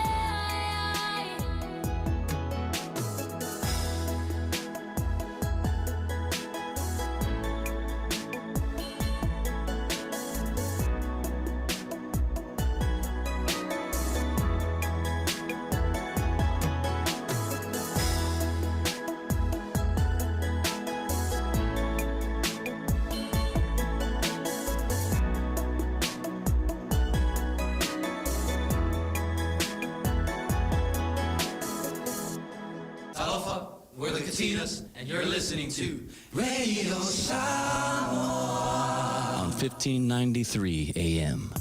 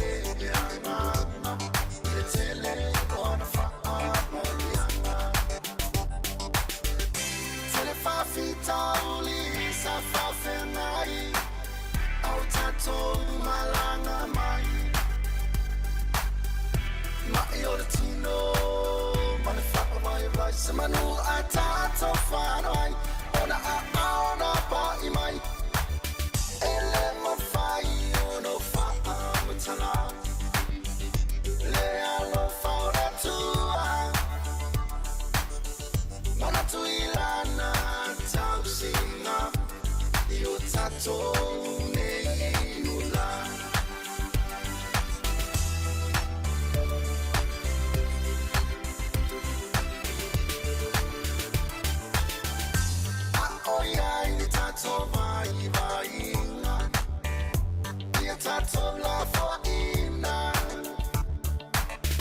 Le mano malo, mai le fai ina.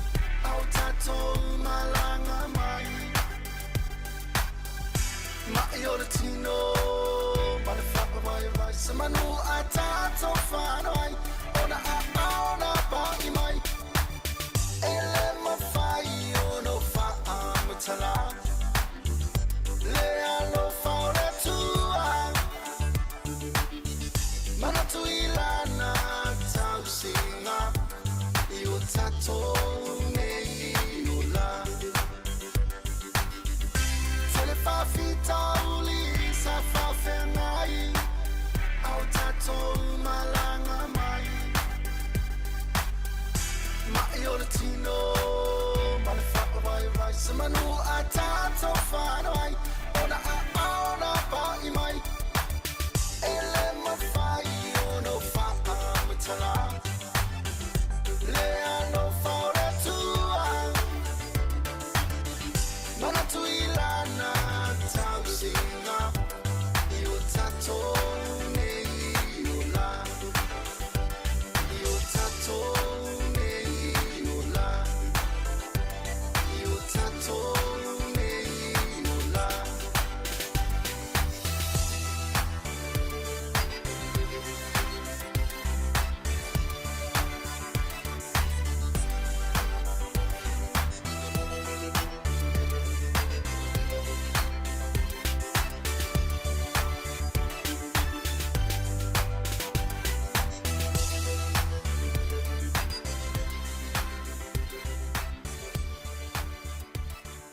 Talofa Samoa, o Atish Narayan, o le Licensed Immigration Advisor mo le Auckland South Immigration Consultants. E visosoani mo so se tu ai ngā visa e malanga mai e New Zealand po Australia. Telefoni mai nei loa i le o valu o tasi o no valu wha fitulua. Po le olua tasi o no valu fitulua tolu o.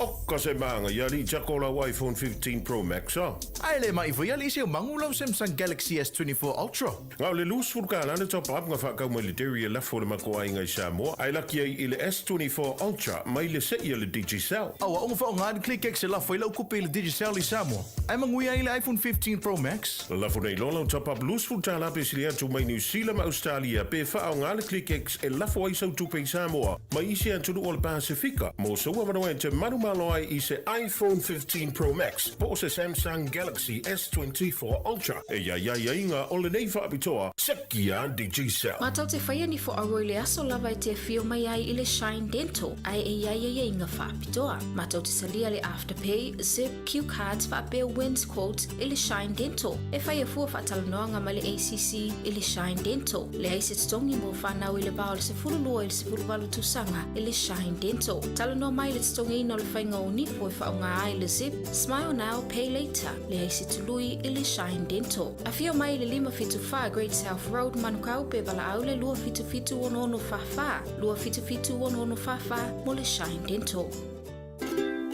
Talofa Samoa. Wa ule nei o kasu fitialu. A wale sui ale ngila wa ule kio. A eva mai ina se fudu lima iwa kolu. Amo. Radio Samoa. Vevela a.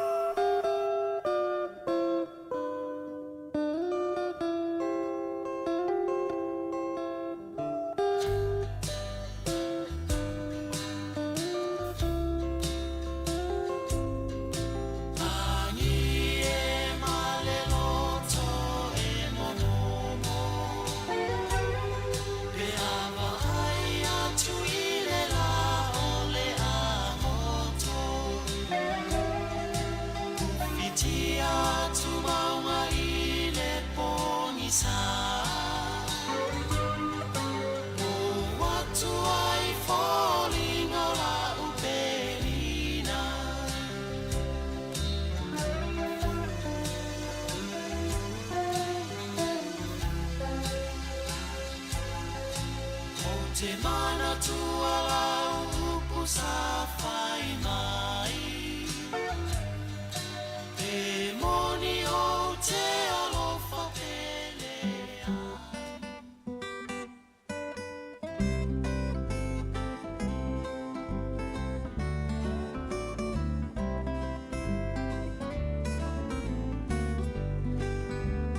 Pese pese a tonight, hey ne o le vine ai pula to o si ma fide. Le vine ua pula, le vine ua ua, wola ola I o tu maunga. O le la au ua la wola la sa tu toa nei mo to o tua. Le lau ele I e mana tua, le lau mua mai ana mua.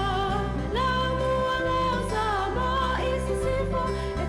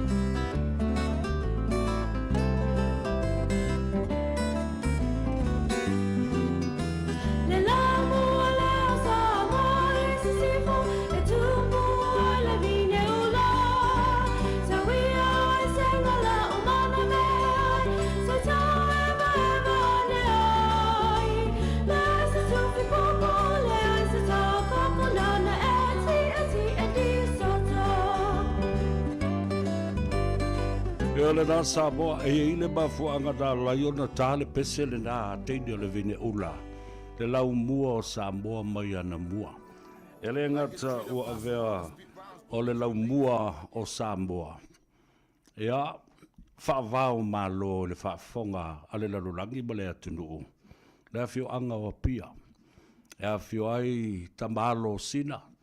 Ma malu fo'i e le whale tui sa mau. Ia ai teinane fo'i fuai whale o sa le valasi.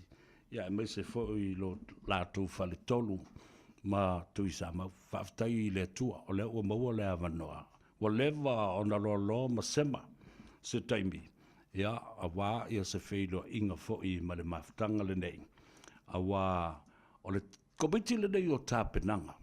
E atoa iai le se lau tau sanga talu o le tau nuu le taalonga la kapi i te tonu o lau whanua me ele o le taulanga o pia.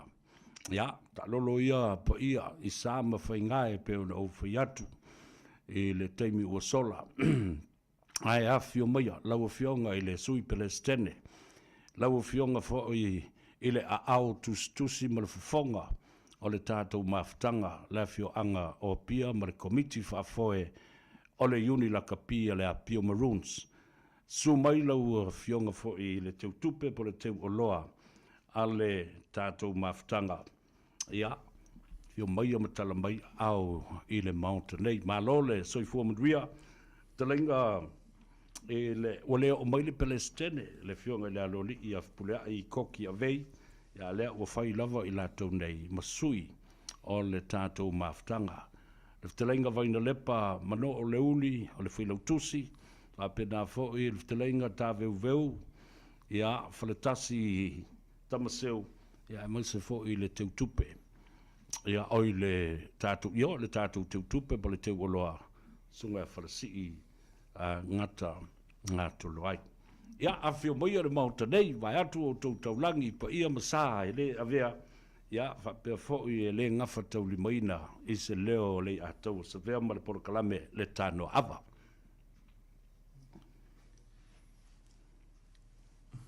Ia, malo le soifumanuia, malo le fulau, na sunga le a taua pesta sa vea, ia. Ta tonu foi o sa amwhai ngā ia, na nunu o tuia whaatini o tau sala. Pa ia ama malu o Samoa, ia, mai wapau e uri whapapau, ia e alawhalafa foi tuna. Ia, tātou ai tasi tonu o le whalewari maunga. Ia, a whaasino foi lo fioanga i tonu o pia, ia, e whaingta oe polpui pui alo sena, foi whalo salvalas, kāla klainga whalton. Ia, wa foi uso le ma matua, ma lole soi fumanuia, ma lole folau i lau soa. Ia, tātou tau whai whaamalola vai le lofa ma le anga lei o le tua o mwhai ona taulau o le whaamoimosi i tātou a leanga.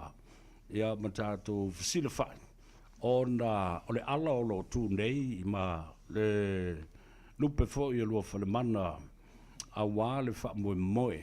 Ia, ai si a watu pea le avanoa e whaasoa mai ai i tūlanga tofi ia mamalu au tafa o le ia maulunga le komiti o tāpenanga a wā le tātou au ma le whaamoimoe lumana. Ia. Kaukara lava ma le ava. E whakalo whakafo i le mamalu o kako a kungu o lo o maua mai eile. Ngipo kalame. Ia. Ai meise a inga ma. A wō mai māsangi. Ia e peo le whaafisili sa vea. O le ngai ngoi ngā akoa se lau kausanga o lo o ngawha lea ma Samoa. Ai o mākou. Ia ngawha foi mākou ia ingi. Ia mākou foi sa ngunginga. A wāle malanga aku le Samoa. O le e mau ke kilo i le avenga o se au i pevo inga isida fia sa vea ia pole atau e lua me kele ia mākou ke celebrating an ngi kausanga o le se lau kausanga le karapula kapia ia ma le course full mon kup kausanga kalunga whaawai mai ia le au ngai le au kilangi Samoa. A pia maroon konga au kilangi Samoa. Ka kongunga whaapeo le iwa lua a maka mai e le au ngai a pia konga au kilangi Samoa. Ia o mai ngai le. Ngai kausanga. Ia e pila o le awalanga o le mau kilo ia. E whai o Samoa o ingai. Kam whai fo i celebrate i ngai mako su e ngā kupe o lo kam whai ngai. Ia, me le maa lava e ka uak o le kilo lava le komiki ngai mal prestene mal laulau. E le whai ngō fie se lingi a vele au Samoa. Ia ai mai se fo i o pio mea e ngofu ai ma mea whapenga, kau singo le au mea penga. E ongol ma ko kilo e, wa kōrus fu kau sanga kalunga whaavai le au nge o pia maroons kau kilangi. Wala ka kau e ang kam whai ave le au. Te au wa le fo e ave ia le ho i o mai Australia, o mai Amerika. Ia le wha ango rokwa penga o komiki o mafkanga ia. O le e pia awai aku se lau kau sanga i Samoa. Ia e ka kongunga al pau fo ngei o le nga o mako i ngei au kilangi. O le iei le au whaavai ngei ale a pia maroon. Ie pe o mela leo mako kam whaia ia. Ia lava mako su ngā kupe o whai. Ia ave ale au. Ia o le o le kariaku ngā man whaaloalo. Se vea? Alo whaftai whamaluru atu tā veu vai atu sa talo ma le uso na tō. Whale alili ma malu ma le tauanga ese ma lau lua nofo o le nao le ato e tau mawhaifo le whaasaonga o le suafa o tā veu e le o tā vau. Ia o meo mo sasi a whapena e le tātou wāna nofo e le to e se ai ma malu o lau talenga whale alili. I le lau fasili le awai se a o na o se lau tausanga ma maua le awanoa tātou te ola ma soifua i le whaamna tuina o ni tala solo pito whapene a milestone tā veu. O le ase la ngona o lo i ate o tau o te tai ma le komiti o tā penanga a o le nuu le au matangata umai ai o lātou sootanga i lo tātou nuu ia pia vai atu o na taurangi. Ia malo whaftai mo whafsevi. Ia au te masalo e saurele saunoanga. O whamanuanga le atua i le whamanuia umai te reo tangata. A tau se lau tausanga. Ea tā rofai nei o tātou tua au. Warango mau mai tia sa. Sa inga le ngasu o le tālonga markalapul nei. Nila. Pea fōfua le tausanga na establish ai pena whaavai el kalapula ka pia i Samoa. Awhi iwa se lau luas fumalwha. Le la wo o mai tausanga lua awhi luas fumalwha. Ea. O le tō tele o e timsaro le sila fia. E le ia se apia le la kapi. Ka aro la kapi, maakanga. E ai whawhakai le lofo le kua. Le wo o mai mātou waitei. Ne o whamanatu se lau tausanga. E au lo mawa pēr le soifua ma le ola mai le atua. Le angala le o le atua ni tausanga o mawai. E o le ala fo le e le māma i a mātou. Nanga e are upua ala tunu ule. E whakasianga sau se lau kausanga. Māri la. O le si se lau kausanga i luma. Le mo se si sio mātou e o pio ka kua o ke. O soifua pēr. E koe whamanga kuia. E pe o le nganga fo i lea. E le māma i fo i pai o mako lau. Mai se la fionga presidente ro pau mai man mako komiti. E ai whapea fo tapua inga se tātou a fioanga. Ine o i rin fai pule i o tapa au makul ko se tātou nui a pia. Ia me sa tau tua maka alo umar kalapula pia le pia maroons. Ia pia o le nganga le e rangona i pia le mita. Ia e fo ia i alevi inga i le tua. O ngai o se achievement piko i siri fo i lenga o le la o koe whamangaku se lau kausang. O inga ingu ma talo e la o ka involve wa i se lau tausang. O ngi me whapene. Ia e pia o le ala lea. Ia e mo le singa kala o la ikiki akua ia akong se taimi ia sauno fo ia kalainga ia vengalepa ia pe fo yo le fa vai dolo kalainga ia farsi ia kusai fo i mali talaanga ia wale au manino ma yo fala ia a fe se la ulos fulu fa pe sa ta uno toile ferela ma vaku ta longa ngi la pi Samoa ia ma da fe se la ulos fulu ai a fe se la ulo fulfa Fom le kalapula kapia le apia kalapula nu o le fio ango pia. Ia e whaatau sanga lea. Ia e o koe pose li lo ia o ke masalo o le kelo wha maumaunga ma ia e o ato o toa uma. Ia e pei o ngai kalaku unga ku mai o mako kua ama kua awa o whai aku wha solo mai. Ia le alai mawai ia pe o awane nga kalangoi fuisio kaika ka maasio ki ngā la ko ia. Ko ingo lima aki Samoa i laso whai langi wholaunga. Ia o aulea le alpailaki, ia o le au ale alwhalimai. Ia pe o awangi, ia longo winga la a whaila o le awhipa se la ulua sepulunga ka ungo koe ka alonga la ka pi Samoa. Afe iwa se la ulu fulfa. Fausia le kalapo la, whaatu le kalapo le awhi o ngopia. Au tausanga foi lea, sa fo mai foi male apia rugby uni. Longo winga fōringa mai. O awane ia tō, ia kairungi i keua o se whaamtalanga. Ia epi o mawange ma whaamtalanga nge. Ia le nofo ma si o mātou kalapo, ia ma kalanku karinga mai si o mātou mga ia mako kua a, ia mga ia fo i kingo mako ore, moi malaya ki ai mako. Ia epi o singa kama i whapurupura la ki iaku lea malengang whaalolo lea tau. O te wawai atu, e no popole a i a whalasi. Ia pole telinga fo i au i la te a. Ia pole fionga fo le tō li i a tofi lau ngata loai. Awa o iole te utupe, tu sa o i e pa uma i ai le mamafa o tāpenanga uma. Ona o tupe a me uma. A talo fatu a whalasi. O le asa u tilo ia, o le asa wau ngani a Samoa, ai mi se fo i a le tātou nuu o paolo mangafa o woma e masani i le whaamoe le i a whaamau popo mai o ani nai se leni ma mea whapena awa o le fo i ai i a tātou saili ngā tupe o lo lumana i a tātou tele i o i le tala whaasolopito o le taalonga i a pia ma le kalapu o le Maroons. Ia, whaatalo whaatsavea, saolele a lau saunuanga ni tula pokalame nei o uli. Mua foi ona molilanga ngol whaftai ona whai ona maual matu awa noa e whai ona whalau i loa tua ia ta penpenanga fo ia masa ili ngā se len.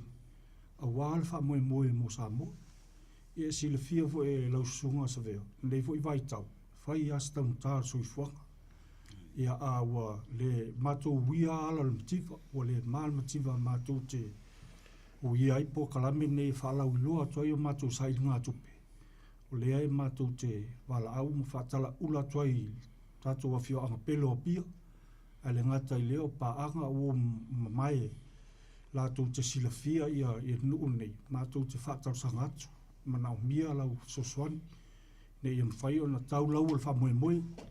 Whai ona whaatau tuu le malanga o lo whapeona. Whauau whaupo. I wha moe o se lautau sanga o le lakpi Samoa pia ia peo se whaatala ulatu nei tula o le pokalame. Malo whaftai talai a whalasi. A tonu i se taimi ia o na whaamanino fo lea ma whaata oto a la fua o au tau fuafuanga alualu mamao mo sa ili ngā seleni a wanga yoinga, activities, fundraising i le tātou whaatalandoanga le nei. E mana ia, lai whaafofonga i le lalolangi i tu e fia o le kelope. O loo iai pele mitanga langa o leo o sao no fo i talai ta veu. Ia whapena fo i leuli, a vaina lepa. E le sau whaalua se lau tausanga. Leo tātou wawa e tunei, whatoa uma tunei le se lau tausanga o avele.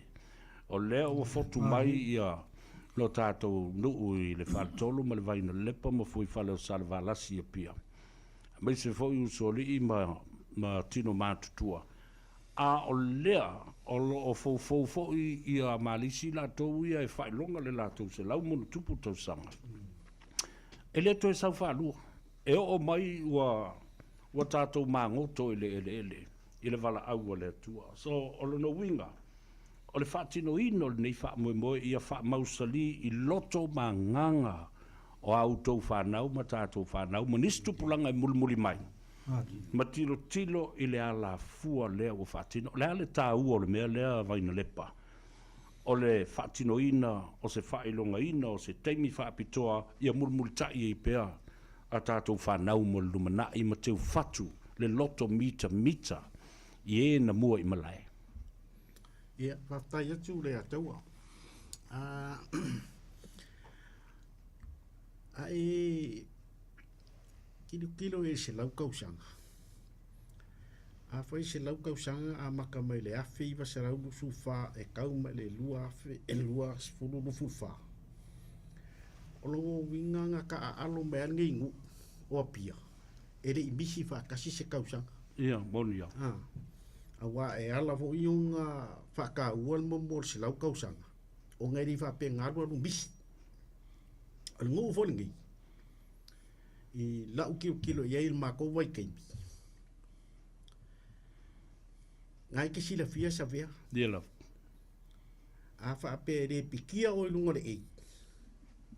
I ka longa la skoga. E le mawhainga e aru e ka alo mai si au. O le wingal whamakalanga. Ese mal vai keimi le wa iei ngai vai keimi. A le pikia kwa oi ia wa e alu le singu. E alu eskalapu e ka alo mai ei. O le mākou au ngā kupulanga. E le mawhainga nga e ngofo foafo nga le wa e le fia o le pikia oi. I alu e ka alo mai kulou lava po malisi. Ia po vaiala. Anga fo i ole. E ke le fefe la e lo walu ke ka alo. Ai ke fefe ka makua. Wa le unga oe. Ia, ngai ke iloa le unga oe pia wha pe ke alu e ka alo mai lesi. O le ala e wha solo mai pe kusa malau fesidi. E le mawhainga mākou ku ua le ngi ka alonga la kapi. Ia o whala inge ngiusila. O le ua kouts fu mo kupu kausanga. O whaia le au ni. O le amau ke kama whaia. O ai alo la ku o ngengu. O le a o mai la kovai keimi. E o mai o la lava e iei le au la kapi ngu. Pe whala mele o kau whaia ia. Samoa. O le me maa I Samoa di kua kilo ku iei.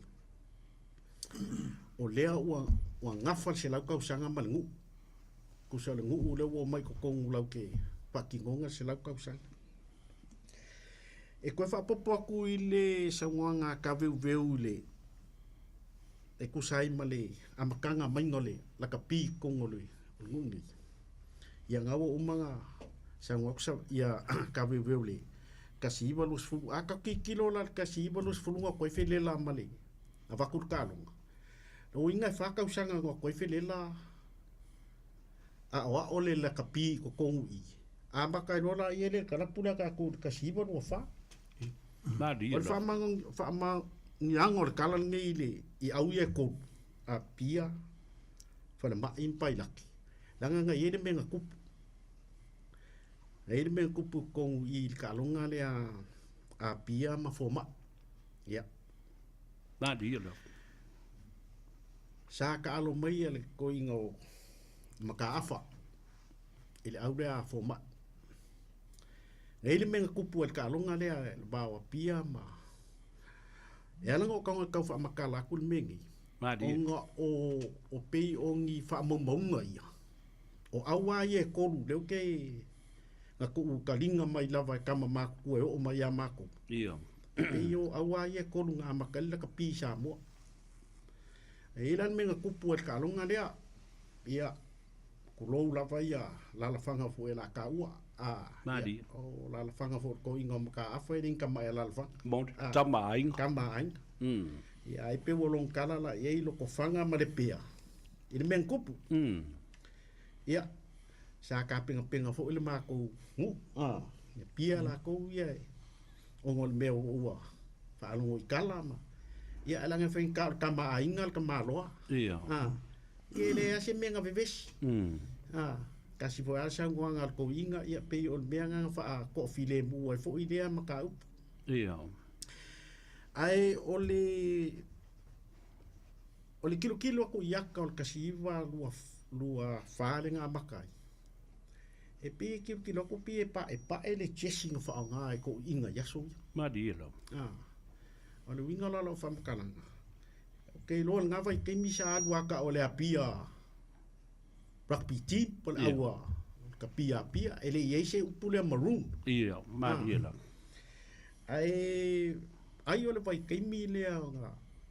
A maka fo inga i ka saungiungi le ka ko kuko kasi o ngolua sa va ko la palangi fo ingi le va ku Samoa e Commission New Zealand fonga le ole ole independence ka ko Samoa e ko ka malo palang o ke lo mau ki ngoala po palangi nga la ku ka alo mole awa mako awa pia pe nga la ku palangi coach o ila o le palangi le o fa alongo le kala fa pea o ia le nga vakua le chesi lea o le maroon lanu mumu o ngol ko inga o ka malo palangi e sau mai sauflen e wala wala sauflen o la ko langu nga le maroon moni le lenga le la ko saua ya la le ngoa le fa pe mai a pia maroon ko e sui lo mar chesi lang mumu la le maroon na pia e pe o ngai kala anga i ole malo ai mo le ko fa alo i ko la fa fsi ma ko kam fai la wa aua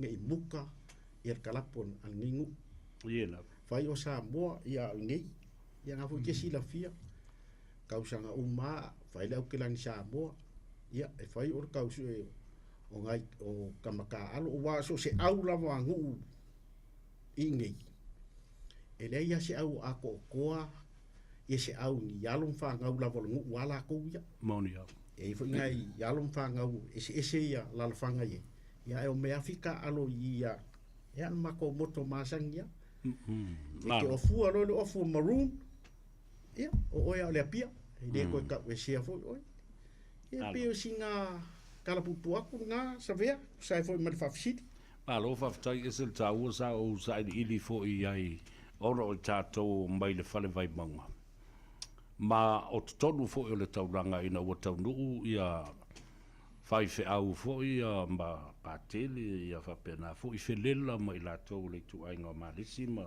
sangato Josefo o au ia leo te fa maunia e te fa talai ia leuli ia po la ftelinga fo i vai na lepa o le au pailate au fo mai au loa pia le malisi ai fa au popo mai lo iai ma le au malua a fai fe au malua pe la au ia pe o le nu mua le na mua papa iai so o tuai lo masale moa so o mai iai mo ta ma vai ala ia o te matua ia o fo wa fa mai tasi le au e fa fe to ia le au a felela ma le au a faife au i le matua kuku a ke le o faife au na vai teimia madua o le au le apia maroons o le si mea lei o no tala noa tu le tau o te lo lau tau ngā ruenga ina ia wha mautu ina ma wha mausali ina wai le onge tangata matupulanga le fio anga o apia o isi foi o ta maiti na malanga mai sa la fai e au mai e ta ongai a vele kolisio Samoa sa ngatu Josefo ma sa no nofa ongai tonu a pia sa fe so ni fo i le atina e ina o la tu ta longa ma to e fo i o la tu nu mafio anga ma avatu ai le to mai fa o popo la le ta u o le mele na e o mai le temile nei o lo fa mautu ina pea le nganga lea o le tātou kalapu mai te tai i le au apia.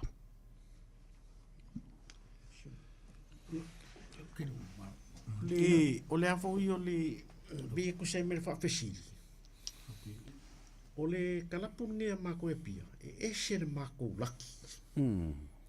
E alanga laki le kurou lava. O nga e pia si o bia ya o nga kikelenge ia a veli. Samoa College. O pe o a onga ni sa su e mai uma ia o sa la fai pe o a onga ni ia ma ris St. Joseph ia lo winga la kala ia ma ris St. Joseph langa a uma bela wa onga ke ka alo al maris ale me ke fa fe kai ma mangui al ngi kala onga ko kele ngai uso fo e o mai sa la fai sa mai a onga ngi a vele ko risi onga la ka mai i konga e pia o le ke le la ma ko sao le a ngi uso onga umale a onga fai ngā luenga o le ango ko i ka alo e kongui Sao le mangui al nga e fai o le mangui ai vai ala o ka o pia o le a vai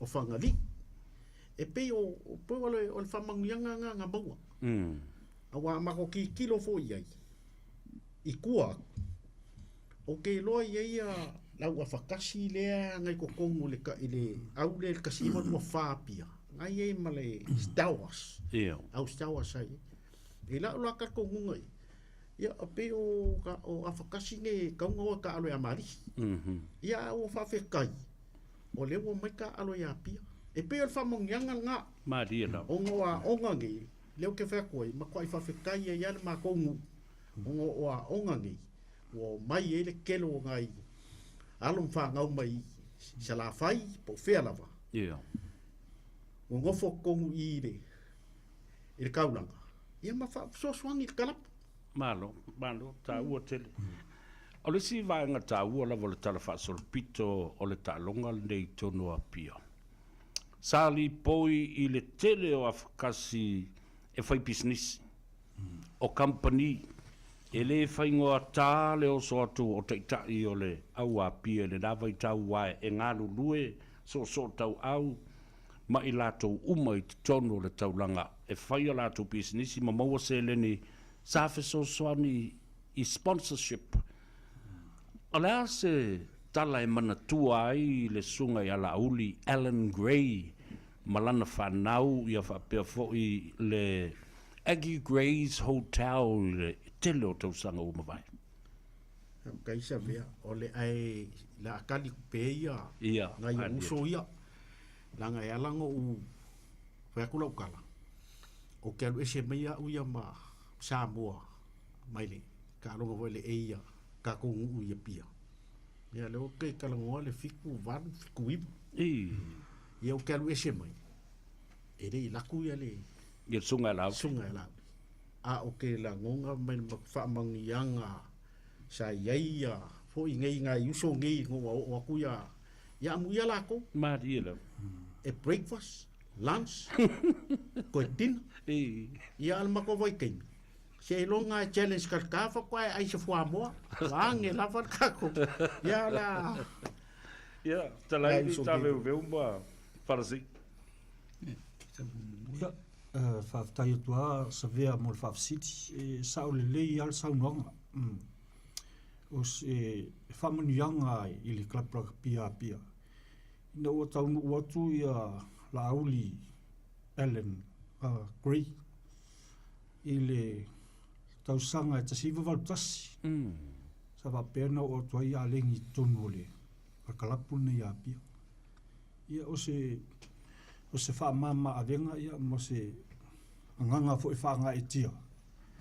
I nei a tamali i o le tunu ua o i lau i loa i Samoa i so lava se whai pisinisi. I o se tangata fo i anga leitu anga alofa. Ia o te whaatu sa vea. O le taimina i vai taimina na taunu o fo i aling.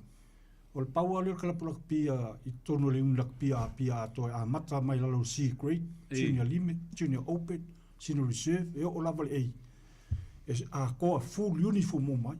Ia taimina i Samoa le i o toto i ngā o fuaila ka pia, i e whaitanga. Ia a mata mai lai lalo auna pe o no utaua e uniform uma, ia pe o ni o se whamanuianga na i tono o e le ngata fo ilea i fo ina isi sui afkasi pe fo la o le o afkasi e mai o i whangali i la kasi o pailake o Perkins Mark Perkins e o fo la i le sunga le whamsino lea sa i nei New Zealand sunga e au e pati e pati e o fo la i le au pa o ia lau e le uso le fo mai ni fo i manu Muritalo ia pe o se pe sa o ila usa no pe o ele foi ele fai ngata na maua nisi fai ona langoina ona ole sao fu mal ma au o nei a tamali o la tunu o lona langa lan tau tua fo Samoa ia pe o watu fo ia Alan Gray o tasiva vol fitu o se taimi mua na o sau se tua ala ula ka pia i nei New Zealand. Ma dia la. Ia, o le tausanga fo i toi fo i au toi Samoa. O le taimi fo na ma fau i ale. La fai mai la tu ula ka pi. O nei le isi mato me moai. Ala mato woi halo va. Ia o le na mato woi manono. Ia isto in manono le no ia swafa ia ngai ai. Ia. Ia tu lupa i o le. Fasinoi. Ia sto ina le na fa penga mako halo fa kasi mai mongo. O ia la le nga fuino na a o ina i mato la. Le fuino le alova. Le alova. Ia pe o ni mea ia tate mantua i fo ia nei tamali i alofa. E sunga ia la auli Ellen Gray. Ua fai langi fo lau. Ma dia la. Ma lo fa tai ese le taua. I le fa fonga bai le atunu o le teimi na sa sai le vau filifili male. Nga lunga le ngā tai fale. I le tau mawhainga lava o le tātou au le kapi. Ese le taua mo le fa fonga. E le ngata wa ui nai e ma tutua e le o mai le fio anga o pia. A o le tupulanga o le iei nei le tātou nu. Mali. I le tau mawhainga fo i le sunga la uli Alan Gray malona fo i au ainga. E le ngata leile na. Samoa i fo i ava no whainga luenga. Wamana tua o le whanatari malo agi Gray se tu tonu le tauranga o pia ma ele o le whanatolu ma pia. E ngā lulue ai ia isi fo i whanau ma tama whanau. O le aula kapi, ia malo ma tama whanau lava i tutono e. Ma pui fo i le pisi nisi ma le company o le ainga.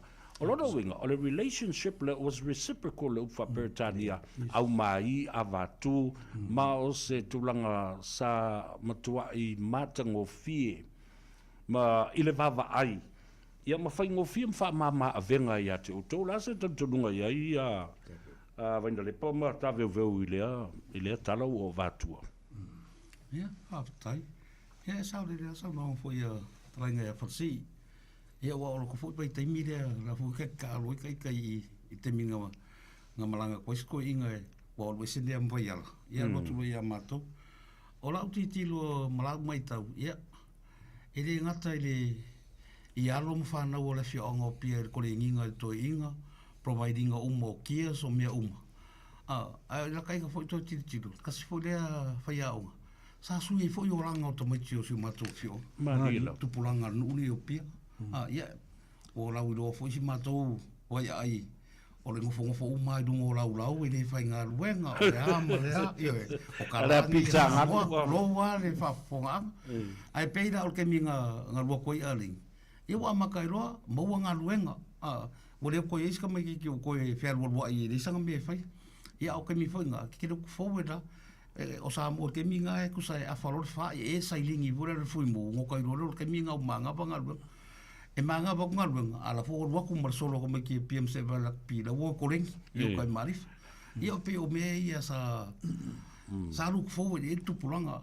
Ke vei ke e olo le afiafi ke le moska mai ke ngofo fo ngā kai le i lu male aptanga. E o uma i uka le malai. Ai o mea ia ka ke mai kaua, a uma korengi ngā se aso. Ngā fōrero ko inga abakulanga loli fōrele ke lea. Fōe o ofi ke. Marmanga kula, ai se ke. Ai lua amaka me mulungu. Whawheo soi dalo ka pi. E wha tabu mo. O le sao leo ko inga le malo. E wha mamai kai uma mele ko ka mulungu e kau mai. Ia o kasi nā lea vaenga sa whai el matou vai taimi. O le ngā luenga lea, o le sao lea, o le whionga ia la uri Ellen Gray. Ia sa mako whai ai. E uma masi mako le nginga mo ka mo e ki pia tau i ka ia fia maro. Whakalimari roli. Saura roli le kua mako sa waru sao ai kai mulungu. Ia mako i loa fo ia e la wari le. O kanga o koka fo li mele nga whai. Ia e ke vai e whaatino la vai tuplanga pia ua maia ua pe iara se me masani e. E pe o winga i o mwhateita inga i al to ino le fionga ia lauri. E se whaanga longa ta. Kere longa sao. Ia ere ngaka ni tu kau ngā luenga. Ia ua i whaanga i uso fo i amana o mia le sosoni. E ke la kusao a karango sao al ko inga a whai au le al mere te manau. Piso songi, ai pau fo le kalap. Nga uma fo la e fo e provide uma to ina e maka me lo jersey o lo ufuai o ko kingi nga o se vai. Au vai fo skoi. E lei fo se vai na kapi. Ia nga i fo fa ka we a lengi se vai na kapi, ko pena se vai na kapi. O ma ia le lo kapi a pia. Malo. E pe ole o winga i o ngau ta inga le o to ina. Fuile le inga ia, fai se whaka inga le rei ma se mere rei. Ia o mai ka mai ki makua inga ngau fa maoni ma ia au ngale tau tinga. Ia o pe ole o kasi le vaenga e se le fa ngaronga tau le fionga ia lau. Ia o i foi ngok ki lo i foi. Le kere o longa sau e le nga kai tonu si o matonu. O ko kongo le falkan malo ko inga. E kofu au o i umma ko nginga au la kapi umma kala pu Samoa. O le au ala e malo kalka fai malo fa aling ko nginga fo. Po fangali, po mangiang, ia po marisi po ai. E po vai e fo to ina e pe o kasi ia winga. I le ma fai na fa ngalo inga tau tua le tamali e le lava o po fa matala i ke de o sau. O vai o sko ingo laul. O silo maku o eki o soifua si ono tua. Ia o marina foi mal fana o no for. Ia o pe o le ainga le tasi uma a oku ia. Wairua uma ka mai ki pia wairua mai fu le ainga le ka mai ki ma le ainga ki sa waima. Ia pe o nai tu ia e se whangaronga tāore. Ole mea le ina o mana o te tai tu o le tātou talanoanga. Ina ia whaafonga Samoa, kālo whai i mea sa tau wasa mai ai ia au tau o uso ma le tātou au fo ia pia. Ia le flexibility o le to ina na mana o iloa. Tātia le titi au lo kapi o la lava na whai ele i le whapena motu. O ngā tei le ainga le tai tā mai lo tau wā le ki ona sina. Le little rina. E malisi wā o le ngalo ia te au. Tamarina. Ia. Se fai mame a rina. Ia o rina o mā. Kawanga i le turo. Tawanga i le ngō marina i mea o mā. O le mana mea alto ina. Sa o lele lava. Ia, na mana tua ai la ia lea. A whai o tātou wōne i le alo ngā wā. Ama whai ngā me le tai tofi lau maiko. Anai. Ia, mana isi. Ai o lupo tea fi a ngā tolo ai. Ia, o nai o se sunga la uli. Lea tole a foa. Tole a foa la uli ngā tolo ai. O le uso ia Crichton. Junior. Oli Junior Crichton nele i lewa atu nei o maliu ai tasi fo le nā tangata na matua i ta alo malosi la kapi. Na iuso ia o manatua nei o whai langi le fo launga pei fo i o le fionga ai o lo potea fi anga te loa i le uso le songa a whalasi. Ma le to o tele wa o mātou vai teimi ia o le au ula ka alo le anga vole e i lopi.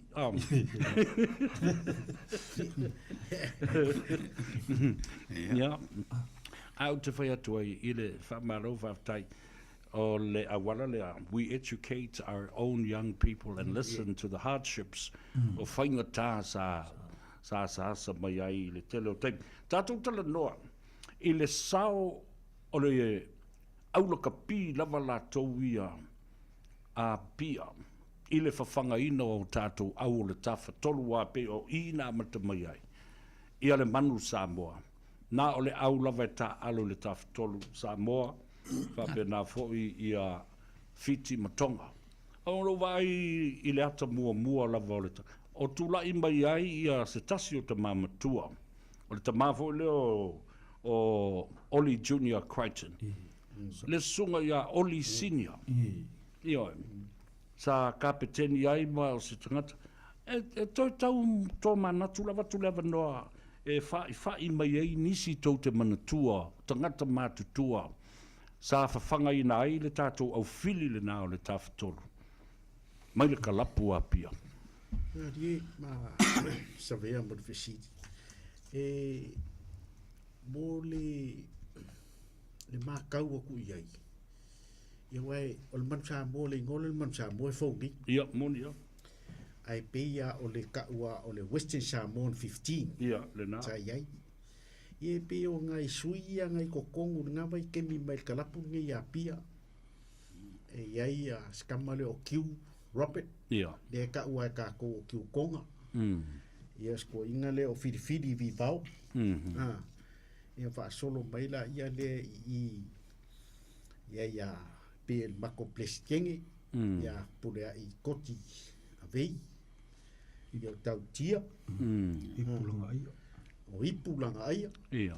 Ipulanga whaafonga mai. Fo ie ke makawianga e lua ai ngoa ia e pengi nickname ko kongo le apia park. Mai roa i fo. O toi tū pa auke. Ia. Ia mak toi tū lea taika. Ia. E pei o le fiku mana valu ngā sa iai ale. Ia sa man sa mo uma fo ia o mi sa Western Samoa 15 mana veanga lea. Ia la. E feo lolo a ngai sui o le alkako kalapu ia pia.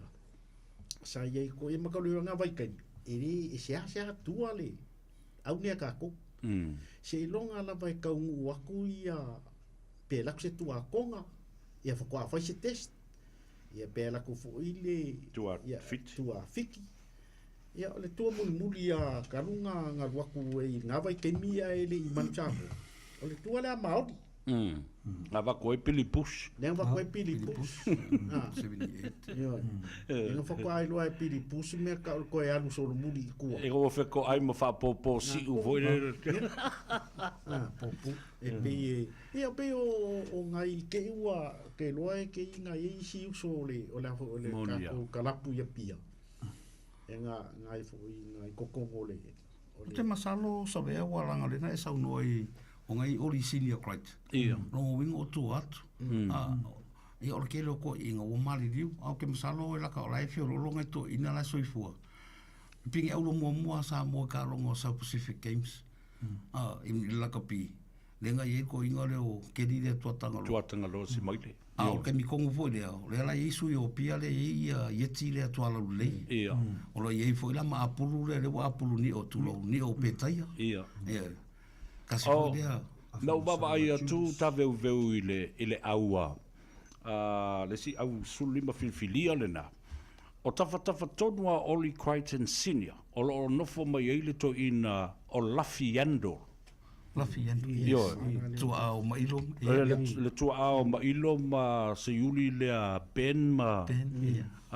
I vaiala. Au whapela tala moi talo fai. Wa fai uma i langi le whauranga. Au waalonga tunga. Pe o le first five po le fulpeki le na i le tele o taimi wa pe e whapena foi ma si maile. Ia le to ino tuatanga loa. Le tele si maile. O tūlanga i e lua a le fulpeki first five. A pe talo fai. E maista ngata lau tiro i e le ata. Au te mo o lava ia whapena se taimi talo si ia. Ia se tae au e whai ei se maota patino lava la tau ia i le Pia Maroons. E au malu manongi o le lolo i ata ma mea nei e whapipii o tōninga i tutonu o le nā maota whapitoa mo o tau. O le tātou se e mai i fuafuanga whaatatitia a le tātou kalapu. Mo le malanga le i Samoa. O ni fuafuanga mo ni sa iringa se leni o iai lau fionga i le. Sui pele stene ia po o le fofonga foi o le fono ia po o le fai po le tiu tupe foi ngā toloi. Ia, alo, whaftai. Ia, o te masalo ne tu o le matou sai ngā se leni lata mai le a mataru le astona i o le vai aso le o le matou posiva. Ie. Ne rai whape whai le aso tolu okus. Aso tolu a. Aso tolu okus. Which is on Saturday next week. E whatau nu ule i runga i Kalapula Kapi a Oruhu Rugby Club. East Churches Park. Ia o le rai tāpia nai la le matu posiva la lea. Ia, e pe o le ala foi le o le matu sa wali mai ma. Na o mia foi so soani lau pokalami. Ia, whala wilo atuai. Pa ia ma le malu o le fioanga o pia. Ia e le ngata foi si o matu si o tatou a fioanga. Ia o paanga, ia e tēnā ne whori pa ia le whale vai maunga. Waiala, motaa, maangiangi, tanua manono, mawai lima. Ia o tātou lea. A whio mai mtala mai au. Au tau te mo se wanoa tō te malanga i Samoa. Ia loa wanoa le tau e tō mailo tau au. Opu lava al tusi, ia i loa lava le Saraeru e sueron whamalama. Ia ma tangtanga i lon no ma sau e tō mailo na tau au. Ia a mai ala le vai aso le matou posiva le wai ai. Ia na so le ma le o le mako fundraising muli lea. O le corporate tina la le whatau nuu i le whale Samoa. E whai lai la so aso lusu wha o kuso. Ia, tā pena i rola ia le ia se te mai malanga i Samoa. Ia pe toi ruarana ia matou fundraising la ia e toi nei. Ia, le rai malau tuai male angang whaalualu pa ia malu si o tātua whioanga i pia, ia mai se kongol kako whale vai maunga. Ia, o mai kako ka whao ma kako miltino. Ia, tātou tō e ma kako whaiwhai me whakasi. Ia, Ia. wal wha moe moe. Pea opu, ia e ka aloa ka mo le uso. Kako wa o whalwai maunga, o whal sāgaunga. Ia, o tātou wal nei. Pa ia fo yo ngai kūra ko ia le fio to whae ia kama ia pa kuma as ia en ka foi pa io ai ngai kolu ia la ka ila uanka ia man mo foi ko inga ia fuak ia ko mai foi nei ko le vai ko ngor falsa nga ia pa ia le fio alo sing foi falo sala balasi ia fio mo mo soli ia la un sa mau fere mo le ia por pui fal kolu mal vai ngal le pa ia mal malu ia ku sa mau ia o pa ia ma malu sio ka ko falwai mo a ko ia ia ngo ile aso ia to faina ia mo wole no ma to te talia ma le rangang fifia i ke wanga e fai a fosi ma mafo ka mafkanga le ka penga ia komitiri le pi mulum ia la family ina fo ino e wa fosi fa si nga malo si molta tu fa mo ile aso ia ma le ngang fa lo le atau Ola no winga la so tolu au kuso vai aso lea o le posiva le na to e wha amaninu mai le no whanga e whai ai. O i le klapu o rahu. O te hu rugby club i le Oats. A maka se fulu. I le taiao, Oats, se fulu le taiao. Ia, ono ole le aso luas fun ma le wha o au kuso o le tātou corporate dinner o le a whatino le na i le maota o Samoa. O le taia, o le fiafi lai whatino ai, o le whamoe le na. Ia pa popo kwasa vea pe o sango ai di sango mai ke kupi. Ia. Ongo le o e vala au ku lava i ngu. Ia. Ka ko ngu ni. O le ona ma ko ka sanga ku ka ko e alo lo fa mai. O ngai de fa pe singa wenga e ka o nga ma ko. Nga o le ka ko biki ma le kalapu ma le o le kapire la o samu. O le alo sao a wai mau ke o ma ave le disi o ngaka uma sa so soangi mai i ka ko nga kuperia Liela. e ave sa mo langa o la fo i manga mai sa mo ba ko ma le disi we sa kongi ma ko kongo ka ko nga luenga lo fai ngi o ngor kam fai ngai ave ka ko au man ka ko miki e a man ko fo i sa vea i ke mi fo ngale kuroula ba dia la fa pa ia o no makai ko mo ia la kala ko inga fo ngai sa o ngu ia ma fai fe au i makai o la o manga Ma dira. au ko ke so la ese mangu pe ia ngi me manga o le ngu Ma di. ia o ma ko kangi fa kangi ula aku nga i ka ko ngu oro ingi au kilangi po New Zealand au ko ke kau mau ka ko mai fa ko a fai fo les ka ko posiva ingo kam fai na war ka ko miki mal ka ko lo ka pi inga ya aver ka ko au ya maka ko wo isa mo e de va pe o fa di miki inga ka kai e o isa mo ka ko wo mo ale va ngo ka ko wo fa ka siuma pe yang sa wo vo yu so ngai e fa ka siang sa ka usanga i le sela ka usanga ngai ile ko isi sila ka usanga ile ka usanga la asa e ka lo kwai de malu la ka ko lo fa mai se o ko fai mem fai Ia. ka uno ia ka ulanga ka mai ka ulanga ma ia la pal se lengi e ki ka au ia ma ko ki ka lia man fa kai ia mo fa lo ke la o le sunga ya fa si pe ai se me fia sa mo ka ti wa o nga ka fo yo ide o le anganga la vakas o le whaamngaku a makaulongolongaku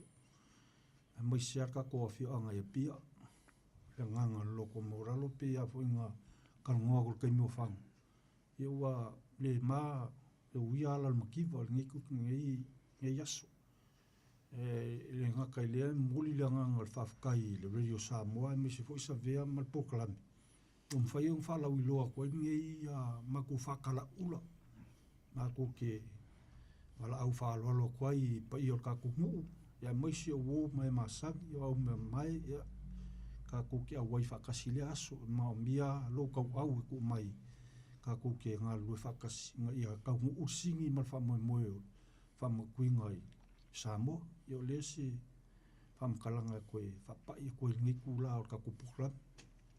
Malo, whaftai, awa au te o whalawa, mia sau noa, talai a taweweo.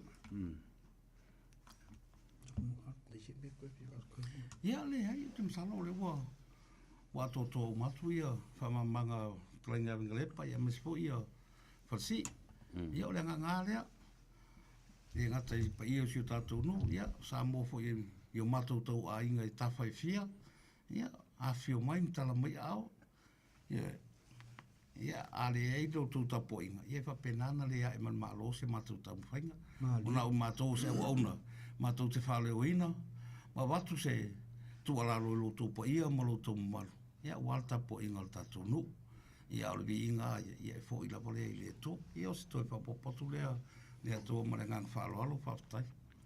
Malo, whaftai, sao noa, mftalai fo i lo tau sase tolu. Ai, i lo utal tonunga sa molo whaafunga mai tulu inga fio le larulangi. Ai, masela fui sa molo o alala mpapa au i Samoa. E ta uloa pia. E ese mai lava inisi malai ma maota matupua malao ai. Leango i e uru whao i ei Samoa ma le larulangi atoa ilona malai whaavao malo. E ta oto ai tupua uma. E o lava le mautafono ma le pale mene o Samoa ma le aai. Ia whapea fo i le malai. O le tangati a le atunuu malana whautu ngā seu. Lea la au te tatalo atu ai fo ia uia. Te ofo ai sisi Samoa e le. Mita ma fia. I sona sao pe lua se fulu tala pe lima se fulu tala. O le fo i le wati ma le RSA ma mea umana. Ma tangi ala lua. O whea tātou te o iai. Tātou te o e whia suru i a pia. Tātou te o le taulanga alo i o le atunu. Mātou te o atu fau i ri. Tā veu ma le pelesteno lo whaafunga mai le fionga i a puleai. Tusi lo i ngoa. Io e mana tu ai. Io e tātou te pepese. Ma pese pea ma whaleo. Le taulanga ma ele o pia. Ia, o le tala le nā vai atu taulangi wa o i le au o ma iei ma malu o Samoa. Malae, maota, tupua, malao ai. O le fanga o pia. Le fanga o le to ino so alo, ina ua taunu le uli. E mai so alo, e le mawhaio na e wha malu i lau fanga. I lau whanga o neone langa ua apia lau whanga, ua apia i tangata, se eise teimi whamatala a toa le mea le nā. Ia kaua. Kala e opea o koe hokse kuku. E re tala i se i o kou aku, se o vai a o kou i oe. Ke la kuma se lua sfulu ka la po se lima sfulu ala utala le nā. Au te talitonu, e alofangia lo tau whamoe moe. Io e, vai le ia se le mimita le taulanga o pia. E o atu uma lava e fia o i a pia. E fia o i tama mateine a pia. Ia ai la fotu le nai tu vai. Tā walunga mai se tala i le atu no. Ia ma se whaamrianga fo i mo le tātou atu no. Ia a o fou atu mo whaamo boenga na i le sailinga tupe le tātou no uma le aura kapi. Ma le whaelonga ino alo na aso whanau. O le se lau tau sanga talu ona whaavai le tālonga la kapi tono le tātou no uma le taulanga i a pia. Ia. Halo, whaftai, ia. Te manatu nei tu la le ataua sa vea. Pesta, ia. Ia lo leo whatau waa. Whai mafunga tau mulmoli, le whionga matu presidente, whionga e pulea i koki awei. Ia, e meise, ai o so atau o lo matu whatasi ni tu la, talenga ia vai ngalepa, ia mes foi falsi. Ia, moli e toile matu ngang whamalo o mole ngang whaftai. Tu sai foi malnei awa noa whaauro o matu maua. Ia, ua foi le whalawilo aina, mal whasirisila ina o. Ona ia matu fuafuanga. Ia, ua tapena inga o matu se lau tau sanga i Samoa. Ia, meise so isi matu loto i whalini i au kilani. Ia, ai di whau matu se matu tala. Ki apa ui aka i kasawea, tu long lava, le ataua. Nei a mato paanga e mese a o ngā ia I tonu ole vai maunga I Kolisio Samoa. O kai avele, whamole mole. O mai e toni mai tau la whonga ia o palpala, o mai ere o se mato. Ko ke o ki e koi ko ke o iu koi o ko wa o ngā. E o ko waka mai ma ke le i o. Kongin tax. Kongin ko tax ga ke ia mato. Ia de ai o mako paanga e pele pe i o mato loto. Lau mua ia vele, ia mai se foi lau mua Kolisio Samoa. Ia o whapere o se mato tala, ia alo whangia le tua lau tau tua mo Samoa. Le ia taua pesta, ia lofa le tua pulpul tele mo lo malo sile tino mo le mafau ia fa si CDA de ola fale nganga wale tua mo lo sinangalo ia mese lo wala wina anga le tua taimi mo mua tua mo forma ta pe foi le forma sina ola ato tali fonu ia anga le tua pui o ilungo ala tele ia liu foi ia lo lup ta po inga si matu no tu mama tua matina matua mese prestene mo matu community ia anga lele tua me o loto no pia ia fa manu ia fule tua ia mato fatas ia tape nei nei tato WhatsApp pa ia le tua tae ia fo ilo no vinga ia o se mato tala le ale ia tau malenga fa lolo ia manu tele manu ia foi le tapo inga mal fa fonga sambo ia o lofa na o lofa nei ia fa tai a lof te lai fale alili ta veu fai mo fonga ta mori ole te lai nga ia vai no lepa fa pe fo ia le tofai a farsi. Fa fonga Samoa ele dei aso. Mai o la u toe tu o lalo le ele ngata ia onga. O lo fa fonga mai le uni la kapi a au kilani Samoa. Au umba le atu nu. Dea ua am te mea le fio anga o pia se lautau sanga. O te ofo o lo fa fonga mai fai a onga o coaches mai lato umba. Io, o tato uso I le talonga. Te ofo pea le sau, so se au, tato au vai moso vai lele, fale la tai, a o se tai lima se lauta la fo I fe so ani ai. I le fale tolu me le vai na lepa me le fio anga o pia vai atu, ia le fio o alo tama o alo sina. Ia fa pena fo I le foi fale o salvalasi. O te ofu. Ai le la o vai atu o le la ngona lo mafana o la o to sila mai la o atu foi mota o atu vai ala vai lele fangali I mangiang yo e fe so ni atu le tato fa mo la walu tale pesele o se tasi foi le nei o tamali I mauso la wi loa I to tono le taulanga I pia le fionga I le fa na Jerome Gray ya mau te lo foi lai fa longo le lei mai lava la fo mai se mea brother ya mo vê sapati ata yao ya fa so foi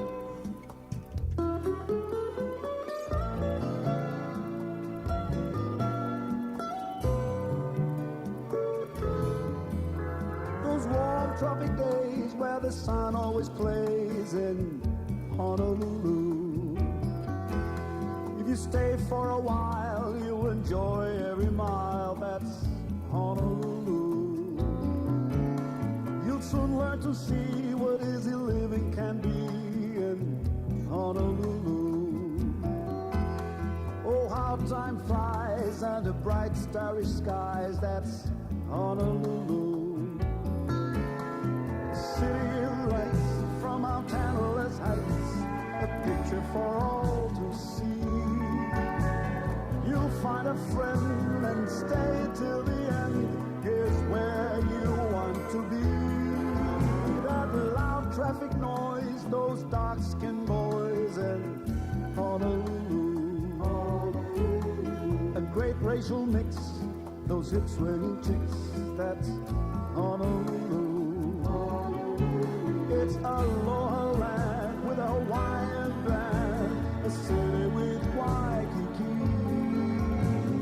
Just find that friend, stay to the end in Honolulu.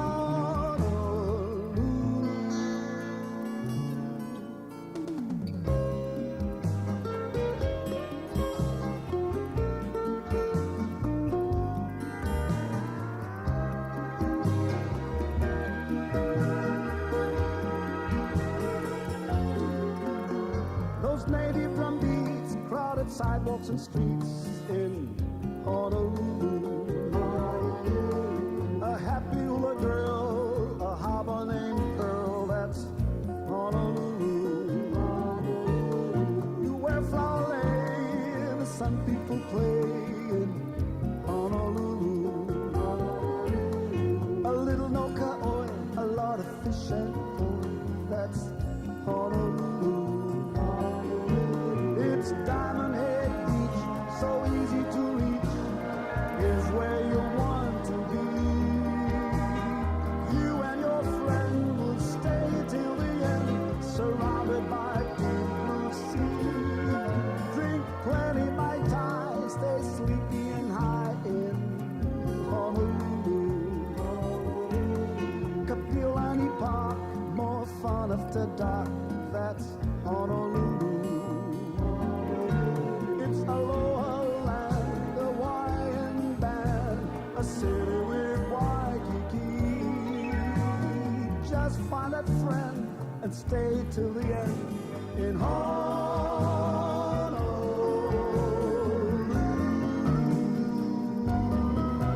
In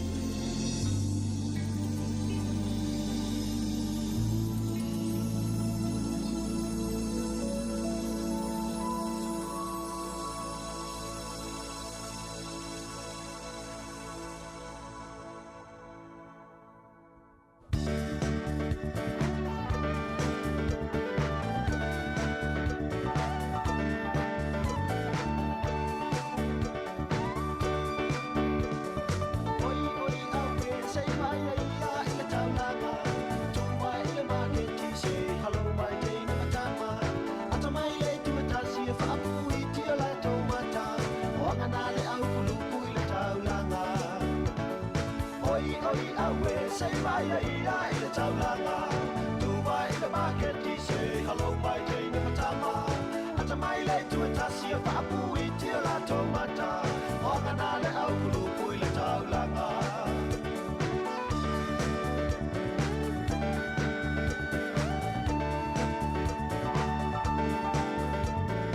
asala o lo tongi na ole au si fi wale au kuoli abatua ele puta poto just in case I wale worry o tamana e tama pao solo a ole solo luma wa ono na totongi me fa atu mai ole pamuto e tue au ti asala o lo tongi na ole au si fi wale au kuoli abatua ele puta poto just in case I wale worry o tamana e tama pao solo a ole solo luma wa ono na totongi me fa atu mai ole pamuto e tue au ti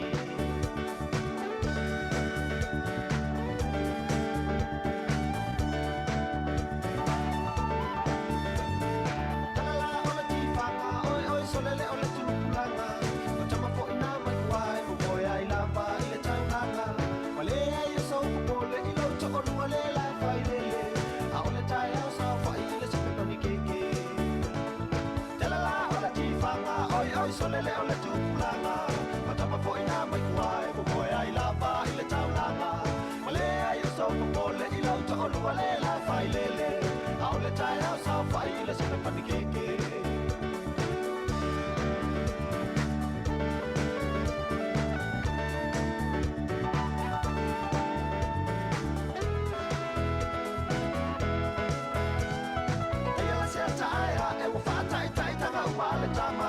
e mutu ole ulu e lue fe ave ai li mai mo e mo foi mata ai a uma ole mane usa ole mutu tai foi le fale tau nu te te vale fa fine to ole tingi fale tau nu te te vale fa fine to ole tingi fale tau nu te te vale fa fine to ole tingi fale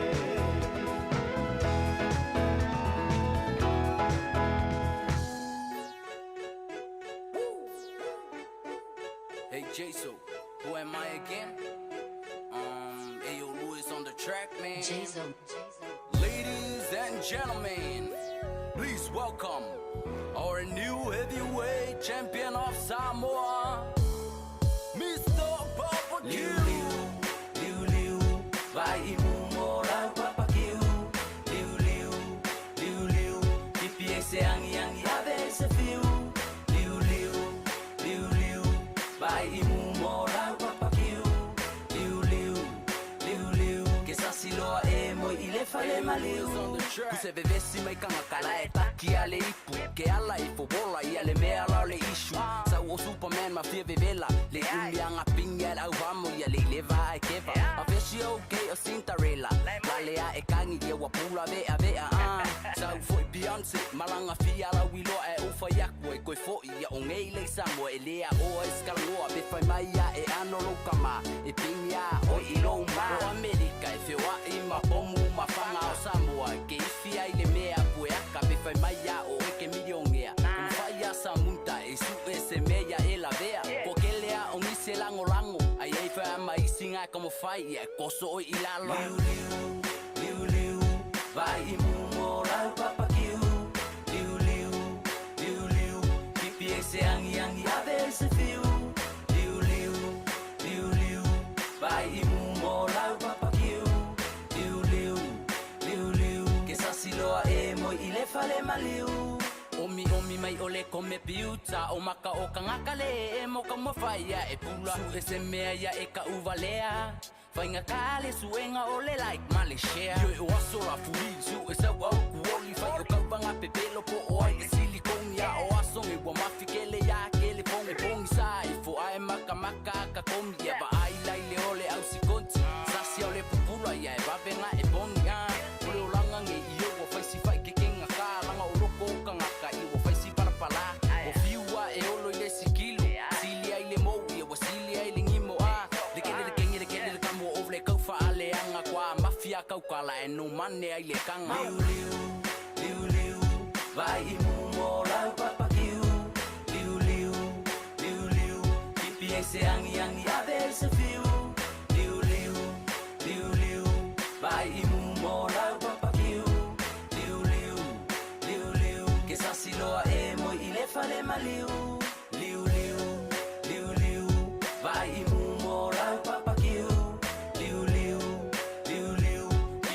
se angi ave se fiu. Liu liu, liu liu. Vai imu mo lau papakiu. Liu liu, liu liu. Ke sasiloa e mo I le fale maliu. Radio Samoa, tasili mai batolu. Amo. Radio Samoa. Tasili mai batolu. Amo.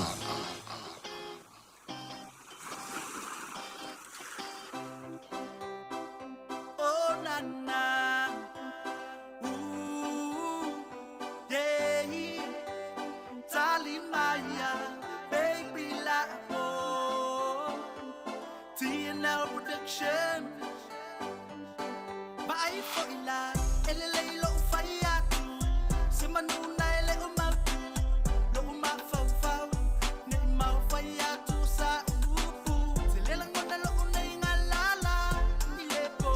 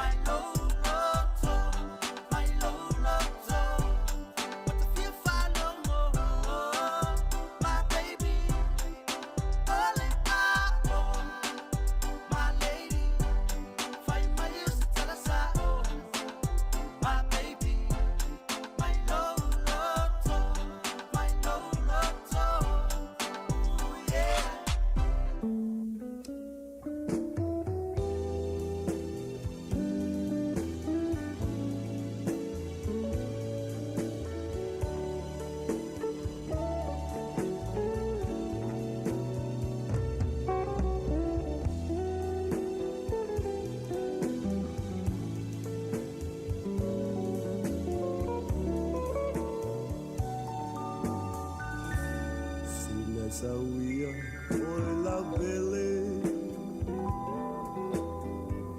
Waleva ona tate te ese atu be amalepe Talu o sina lo le fefe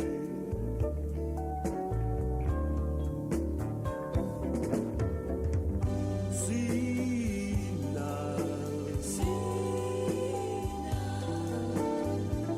Sina ea Sei e vai mai Le ale mea ua e solai Sai vai mai Le due alu A ole nei wa e solamau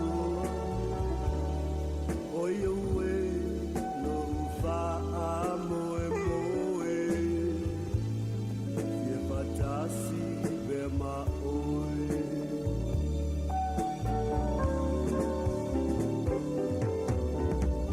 Sina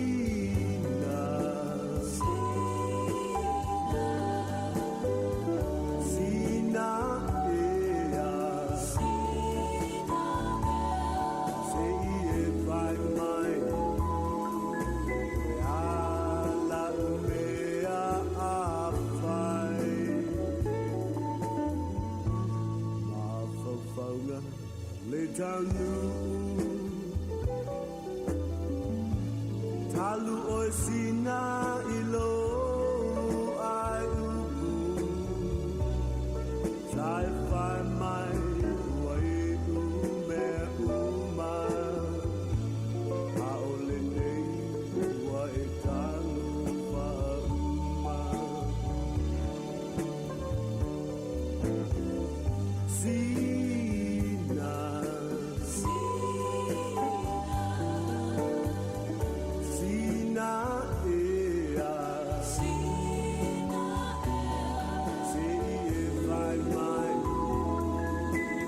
Ale mea ua ele sauai A fai loa e te le sau Vai te lia o e malo ma fau fau Ona il whainga lava o lau masani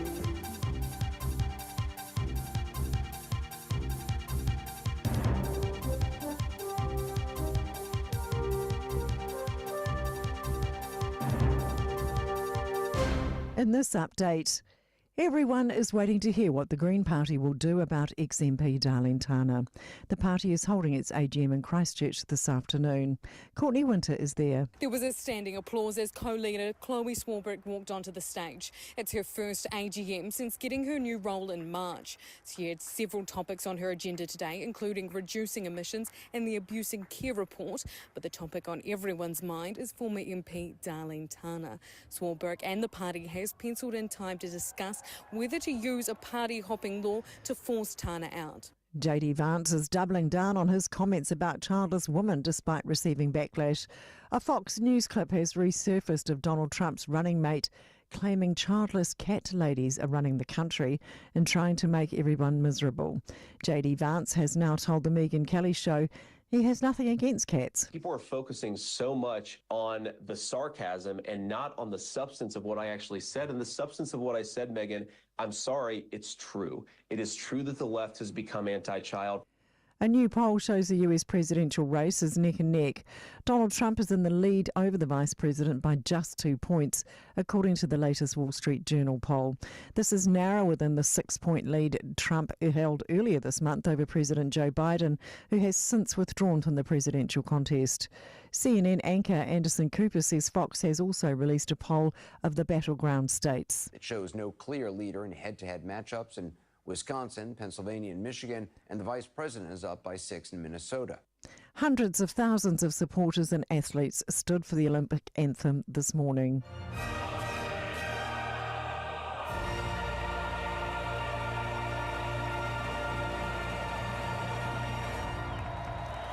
Paris has delivered a star-studded and colourful opening ceremony with the River Seine front and centre. That's news. In sport, The spying scandal that's hit the Canadian women's football team may be endemic. The coach has been stood down and 2 staff members also sent home after a drone was found to have snooped on their opening Paralympic opponents, New Zealand, training. It's been reported the spying tactics predate the games. Now Canadian media say that the national men's team also viewed secret footage of their opponent's Honduras closed practice back in 2021. There's another Kiwi connection there. The head coach at the time, John Herdman, is a former Football Ferns coach. And netball knockout season is just about to begin with the ANZ Premiership's elimination final taking place in Christchurch. The Mainland Tactics hosting the Northern Mystics. That's sport. I'm Sandy Hodge.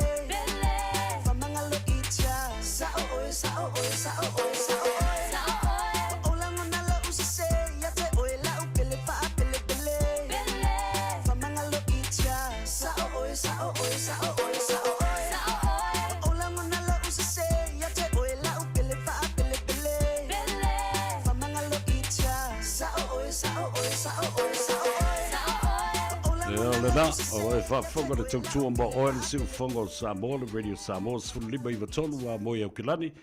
Ia, ma le Tanoa Ava, ma le atou o savea se yuli, i le nei fo i a uli o le astonai. Ta walunga atuai, ia le wha moe, le wha talanoanga fo, i le komiti wha fo, o le selau tausango le uni la kapi, le afio anga o pia. Ia, pe o nei ai, ia le sui perestene, ia ta veu faletasi, ia whapea fo'i ia le tofa ia mano le uli ia vaina le lepa ia ma le lātou teu o loa le telenga ia farsi ngata ngata loai ia le na ua fofola e lu mamea le fala Samoa lo tau wanga le leimo lo tau lofa mafola amana ia e fo'i le whaatala ulatu ia ale komiti whaafoi o le tāpenanga o le selau tausanga ma le lātou malanga mai New Zealand i Samoa. Whaamanatu lea fo i matautia i le lofa mo le anga le lei o le atua. ia i lātou umanaui mai ai le ala lea i le whale tolu ma le vaina lepa ma fui whale o sale valasi ma le mamalu le whale tui sa mau i lau ele o le taulanga o pia ma o le taulanga whaavao ma lo o lawi lo ai i le atunu talo sia i lo tau wanga le lei e mese fo i so se aulo kapi lava tau ona langona le nganga whaaftaia i lātou sa lātou asa ida le ngasu o le tai au i le ta longa nea o lawi lo ai nei ma lau vivilu le atunu ia a fai fo se posiva fo i po se whamna tuina o se aso whaapitoa o lea uni la kapi ma lea no o mafio anga ia ile ngona fo o la kapi o le tatou sotanga le da o le ta longa so tolu au kuso le posiva le na ale afio anga o pia ma le nato komiti o tapenanga le afai le na le oats le Otahuhu Rugby Football Club i le tau le tu la se fulu i nai Otahuhu i le aso tolu le no wingo le vai aso lea o na so le malato final corporate dinner le aso luas fuma le fa o kuso i le afiafi i le maota o Samoa mai o te vala wina le tele o kapeteni o i latou fo i o fai a onga o tai o au lakapi onga ya va pena fo i au lakapi no o mafio anga ma so se tu malo tatu lango ina le fa mo lea yo ele sau fa lua se lau tau sanga yo to fo i le nava i tau ia o tatu lilo fia oma i lalo au vai maunga ia ai o la kapi o mai foi mai si au ngā tupulanga e faa wow ia na tapoe le la au na toto e tama matina ma tutua wale nga o ile nga tama na la to foi le nga lwa o to foi tina matama ta i o le tunu sa o to filo ai lava ia maloto lo to ai mea sa fai e to ina ile lango ina o le talonga ma to le fa malo mal fa ftai ya to le committee ya ma le au ofisa uma o tapenanga mo le au lokapi a pia ma le fa na tuina o le se lau tu sanga fa talo fa tu la fionga le aloli le plestene fe pule i koki avei ya ma lau tu committee ya mo le ngango le nga lue fatasi ina ia fatino le fa mo e ai foi la ma le mea tā ua lava o lo tu la i mai le teimi le nei awa mana tua o le hawhaiva se lau luas fulu. Na taunu ua i felela malisi i Samoa le tala whaasolo pito ma avatu le ta'alonga la kapi. Lea la o le hawhere iwa se lau luas fulu ma le wha. Na whaatino ai loa ma le kalapu a pia. Le a pia Maroons. Ia le te loa sa al watu e ngā lua e le New Zealand High Commission i Samoa. Ia, e malanga mai Southland. Ia, mana tua le tōninga na ale aulea mai Southland. E lanu mumu. O le lato sister city la lea team i Samoa. O le Apia Maroons. Ono le tōninga na watu le te maloa le nā sa coacha i Apia i le awhiw se lau luas po le onos fulmon tupu. Lea la na watu ai, lea na mafua ma whanau mai le ngōle nei o Apia Maroon, lea o tau ave lava, e o mai i le aso le nei. Ai o se tasi fo e o mea tā ua lo tu lai mai tonu o le tātou o tunu i Apia. O le whamna tuina lea o le reunion ale a onga ma le e kalesia a Yesu Keriso lau pa i o aso ngatai. Le kolisi o le CCWS, Church College of Western Samoa i Pesenga. Ona o le talitonunga, ma le tala whaasolo pito o le aonga. E ese le tāua. O le tausanga fo i awhi iwa se lau luas fulu. Se yo o le awhi iwa se lau luas fulu ma le tasi. O i na amata i loa. O na o ina e whaife au tā la i mai lewhi se lau sifuru ma le iwa. Ua le fo lau sili atu i le I le lua i le se lau tausanga. Le au nanga ma le tautua, ua mātutua aonga, ua mātutua e kalesia. I to tonu o lau whanua me ele o le atunu pele i Samoa. O le aonga le pesenga, na amata mai i le ao oine e whaiwhi autala i sa malangatu i Samoa. Ina i whesosoni e whātū le lotu. Mana tua la o le awhiw se lau sfuru ma le valu. Na taunu uai i le vaa o le ekalesia mamona. O le vaa whaila na watu ai i ali i whaiwhi autala i mai tutuila. Taunu tonu lava i lalo mai o maa lauli i whangali.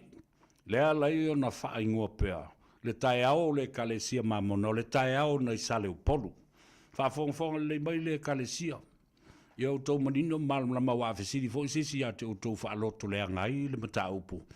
Pe ei se tae ao lau e kalesia mamona. I whai ai.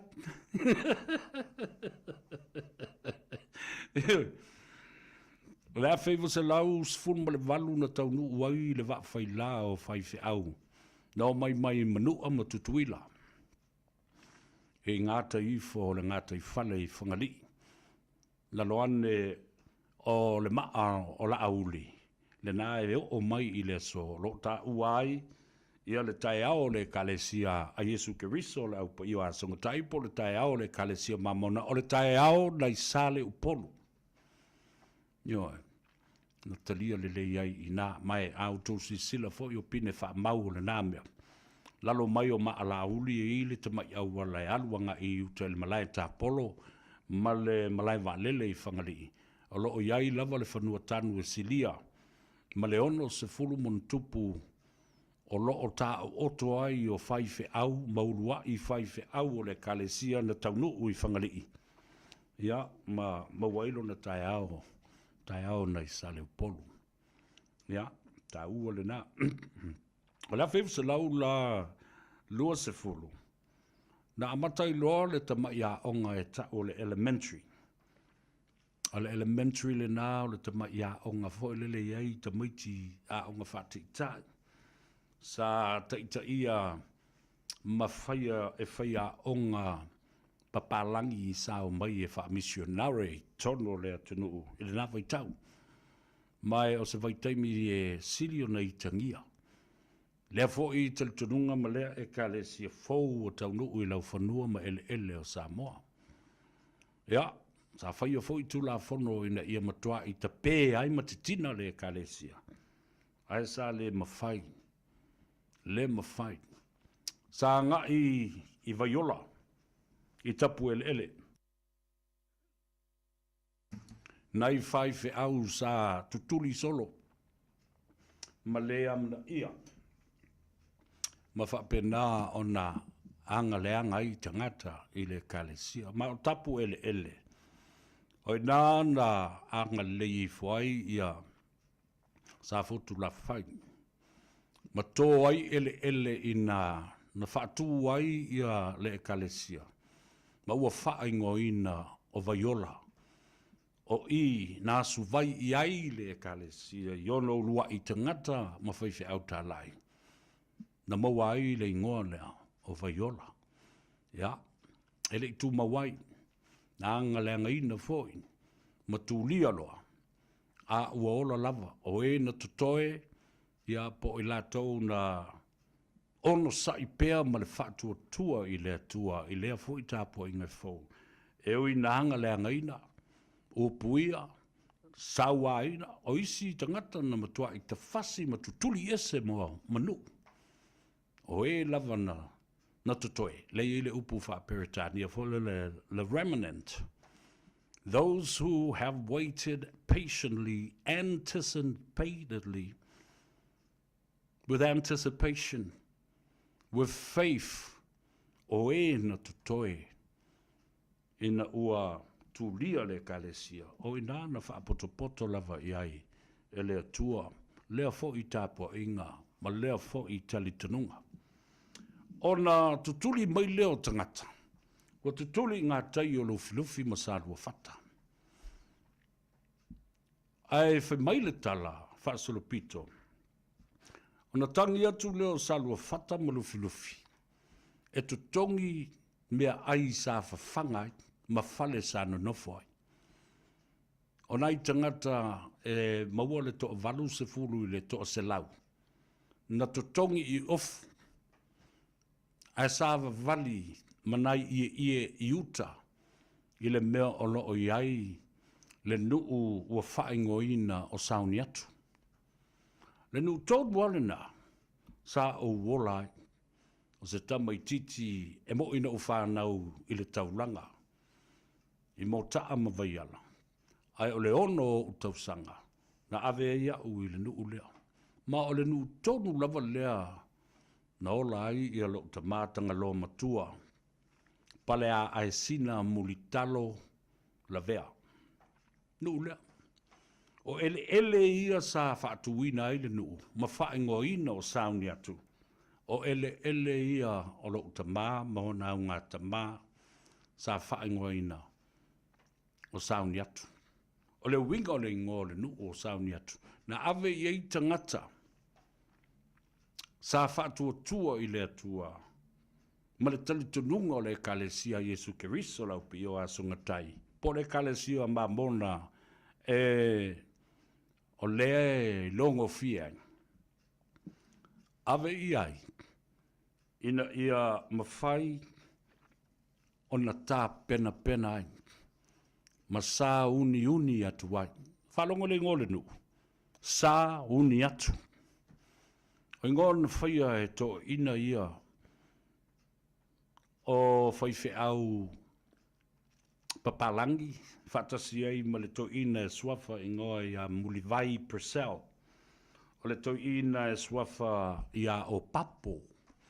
O le to ina whasto e swafa ia to o lau. Ne ngole na la to whaia, ma whawhau ina. Sauni atu, a place to prepare you to go forth in whatever your mission might be. E ave ieo e se le mana i o le ngole nu. Na i le pese le nā. O le vii o le mātou. Nu sauni atu e. O te fia ndofo ai. Ua tele mea ua maua mai. O te oli ai. Elo unu e. Elo unu e. Elo unu e. Ua la lelei. Ua fia ai a unei. I le tele o mea lelei.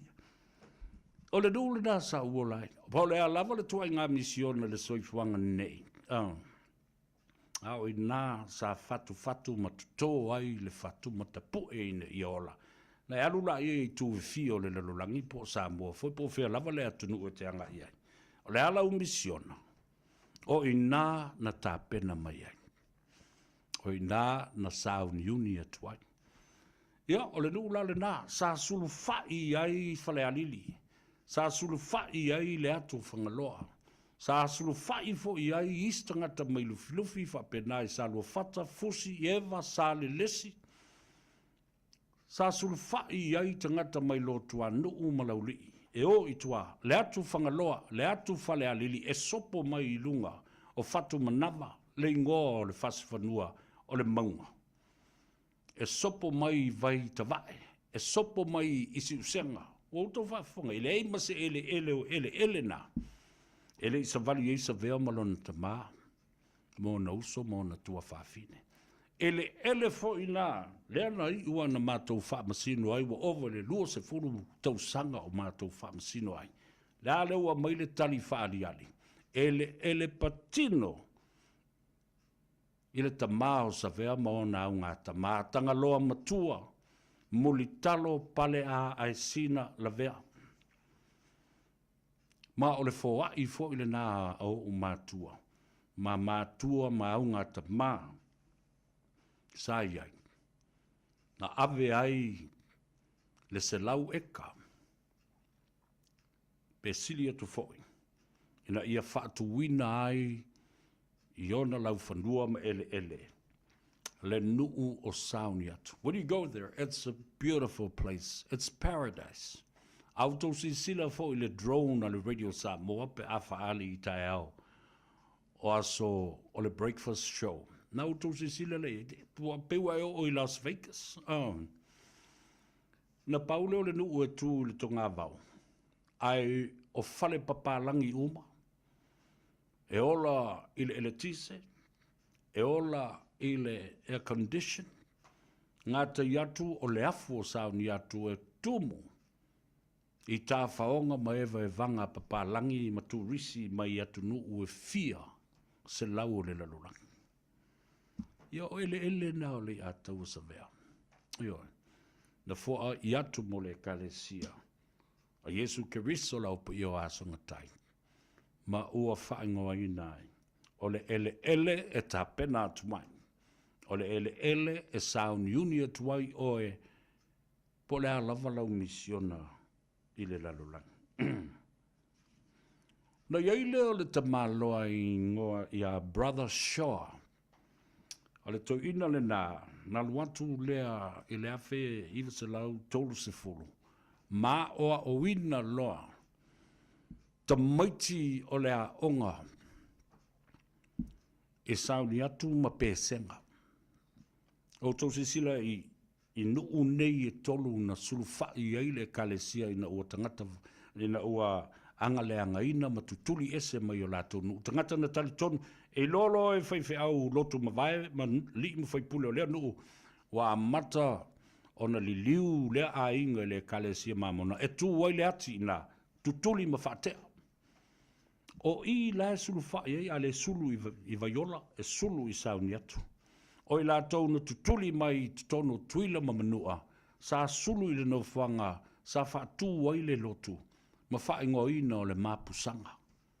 Nā utou malama i le winga le ngoa le nao le nuu i tuila, mapusanga. Mapusanga fau, mapusanga tuaimi, mapusanga fau. Nau lua i whaatu ina ai ele, whanua ma whale o le kalesia mamona, e mapu iai i la tau sa tutuli mai o la tau ainga. Pau i lai sauni atu. E le awhiv se lau luas fulma le wha. Nā o wina i loa e le toi ina leo Brother Shaw. Ta maiti ina i loa wheulo le pū o le clarinet, o le trombone, o le trumpet, E-flat horn, o le tuba, o le taina o piano, o kembalau, o i le amatanga, o le wha ili pū ale e kalesia ma le aonga. Ma o le aonga mua fo i lea na mua i whaia lana wha ili pū. The brass band. A se sila la i le tala wha asolopito, a wai le i loa whatasi e nisi. Po ai lea na taina le vi o le fua a Samoa, i lona o lua i tūto tasi le awhaiva se lau wonos fulma le lua. Le vi ina tūsia e le toi ina o saoni, ai whaanota mai e saoni, ai ili ele, wha ili a le CCWS, the Church College of Western Samoa. Pesenga. E wala le tau o tele o le whaitau le history ma le tala wha solopito. Le vi o le fua o le ulua i tūto tasi o Samoa, le awhaiva se lau wonos fulma le lua, na feula maili ina e le wha ili a pesenga. I le malai e te whau. Have you learned something new? Something different? Whalongolongo le kalesia. O lona sao le nā, i le tūto tasi o Samoa, i le nā vaitau. Talo whai nisi o te tai o te mana tua pea. Tangata to toa le nu. Ma e na sulu whai sa miatu. Le toia ino whau o tea. O le toi ina o teo malona whaletua i alo lini. Le toi ina e swafa i ane ria fo lau. O tangata to toa le nu. Tu manu vau leo ai lama la vea. Aviata si teine. O tau wā whonga mai. I le mata utia o tangata sa lātou iai nā. Muli vai Purcell. Ia. Kamawoha. Edwin Kamawoha. Ko vana paunga. Ia malalato te mā. Ia au paunga o isi ia toa le nuu leo lau lii. Na lato a ngai e veo ni whai a onga o le nuu leo sauni atu male ta mai a onga na mata mai e iloa ina. Ile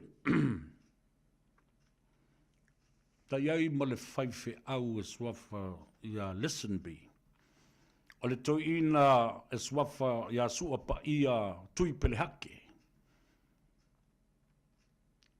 Talo whai, ua whai i langi i le fōlaunga. O le nula le bali e tele. Ao i tausanga umalawa e whai longa ai wa le ua silia nei le salau mun tupu tausanga o le te mai nuu leana. Ai whai au na wha amnatunga. E olo le po e wha amnatu ai le fia tausanga o le nuu lea. Nau tau wha fonga lea wa o le nuu si o mia ato e le au vai maunga whatasi ai ma le vai. Le vai nina e mapuna ane i te tonu o le whanua o loo ta maa ua whaingoina o loto moana ma le pai lei. O le mauta le nao tangaloa matua. I te tonu o sauni atu ma so la ua. Le tau te sila iai. Whāto a mapuna i lava. The water comes from sauni atu and emerges under whalevao and lalomaunga. Le tau te wawa i le. I le ala lau papa le nai i whalewha. Ia nā, whato a ea ai le vai ina. A le vai le nā sau te ia tea. I le mea te nofo, i le masana whai au tala. I le tele o tausanga o tupu mai nei mea o wha whita uli i wha amsinonga. Le whai a au tala mali. Au te italoa ma o le whiwhia au tau le itai le whaasanga tau mai. I o mātou lau whanua me ele. Mara siu manga. O la kuloka pe me lo male vai. Yang kou le whingu u male ngā kai. A le o le nā foi. La kuloka pe mai male mori. A wa oi nā. E sau whatasi i le vai inu. Sau wai male ele tise. Le ora i mori. No whatu lola ia. Ia lau tau sila la ia. O le a tala uma fifi o povi o. Masa saa ifo. Ia puta o povi le vai. Ia tafe atu. Wale mawhai o nou tau winu ai. A wā le la kai po via umare vai. Whawhitai rea tua. O lea ua mai ala whaamsinonga ma ua tāwalunga. Ua toi whaafoi lau whanua me ele o tangaloa matua la vea. Moli talo. Toi foi i lima ma ele. O landa whanau. Ia, ai li whapea na tu uai. Lea lofa i tangata. Ona, tātou sau e ala ia leo lea onga i sauni atu. Se ia o mai. Ia i la tau. O nisi fo i o seina. Ua usu tangata mangafa. I tangata Samoa. Na ia i la ia leo lea. O seina sa no nofo i nā i pesenga. Ka iei o lātou ele te tele. O le au seina lea. Sa whaingoa o le au amu. O le winga o le upu lea o le au amu. I le whaperitania. O le The Rivers. Le tau te whaafunga iai. Sa iai le toa tele o i lātou. I le whaai ule nā.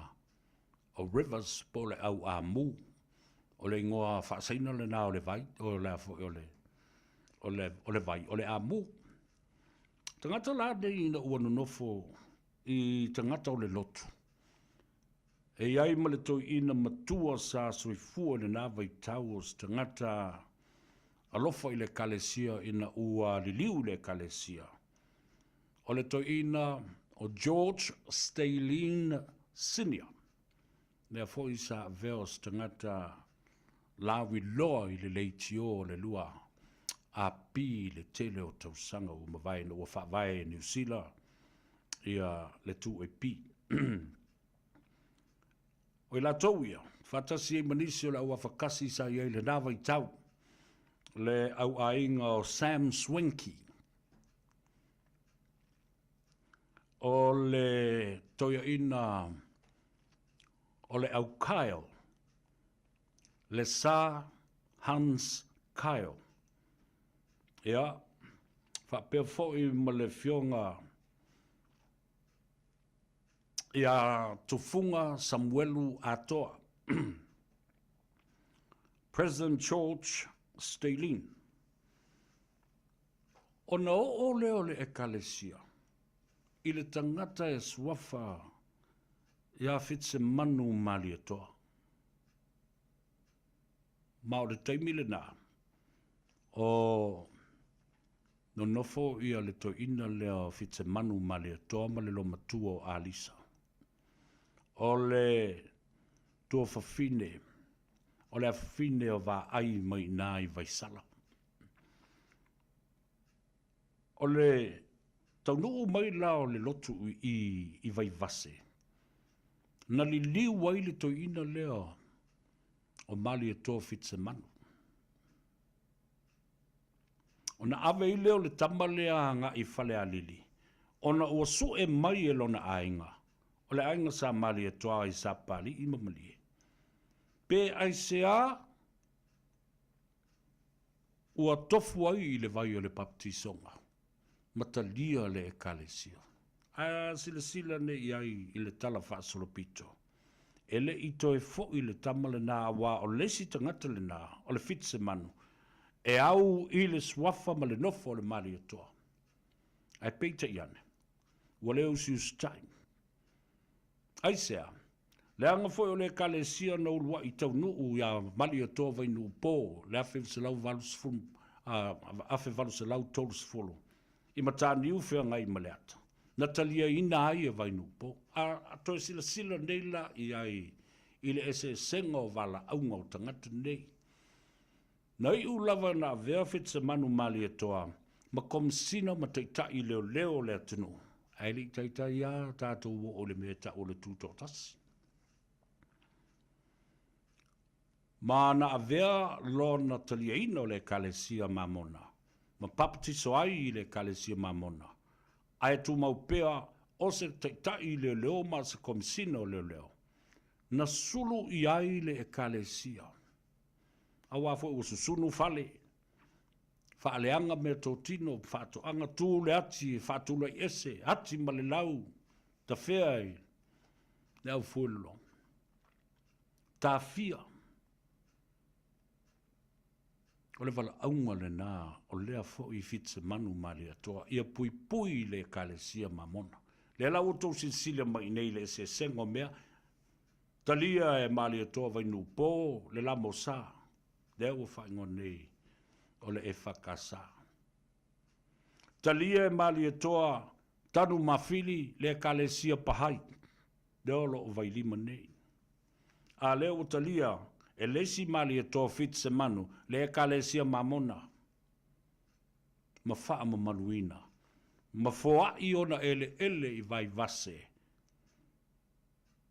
E mea sa suai ma fio ai le tofai ono. Ma so fai le tofai ono.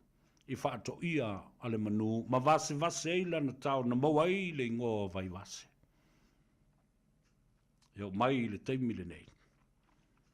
O se foa I sili le nao na taua, I le kalesia mamona, ma wha ingoa I na ai, lea fo I warota ma lea au lotu o nā vu. E emo ai le fetu. Po whea lava lao le lalolangi o lo o whaalongolongo mai ai ia. Tele o tangata na soifuane I te tonu o le. Ele le vai vase ma whaingo ino nā vua o I nāna ulua I whaatino ai loa le isi fo I a onga elementary, intermediate ale e kalesia mamona. Tā whai te tonu o wharisa. Sa ua onga I fo I nā. Ave ai lo I tuae. Whaafare pui o I sauni atu. E wafui a tau roa. Ia sauni atu. Ia mawai ola. Ia o tonga vau le mea. Ia nai tala malie le nā. the rivers. Ia whapea fo'i le tautua le whanau le toina. O papali I fitse manu mali atoa. Male tina ia Alisa. Pe ona tula I mai ai. Nisi o teitai longa I le nawa I tau. Ambi tuana I tawita fitse manu. Papali I kupi fitse manu. Mali atoa wa le whai umale na. Papali tele a lema fitse manu mal faltua ya merita.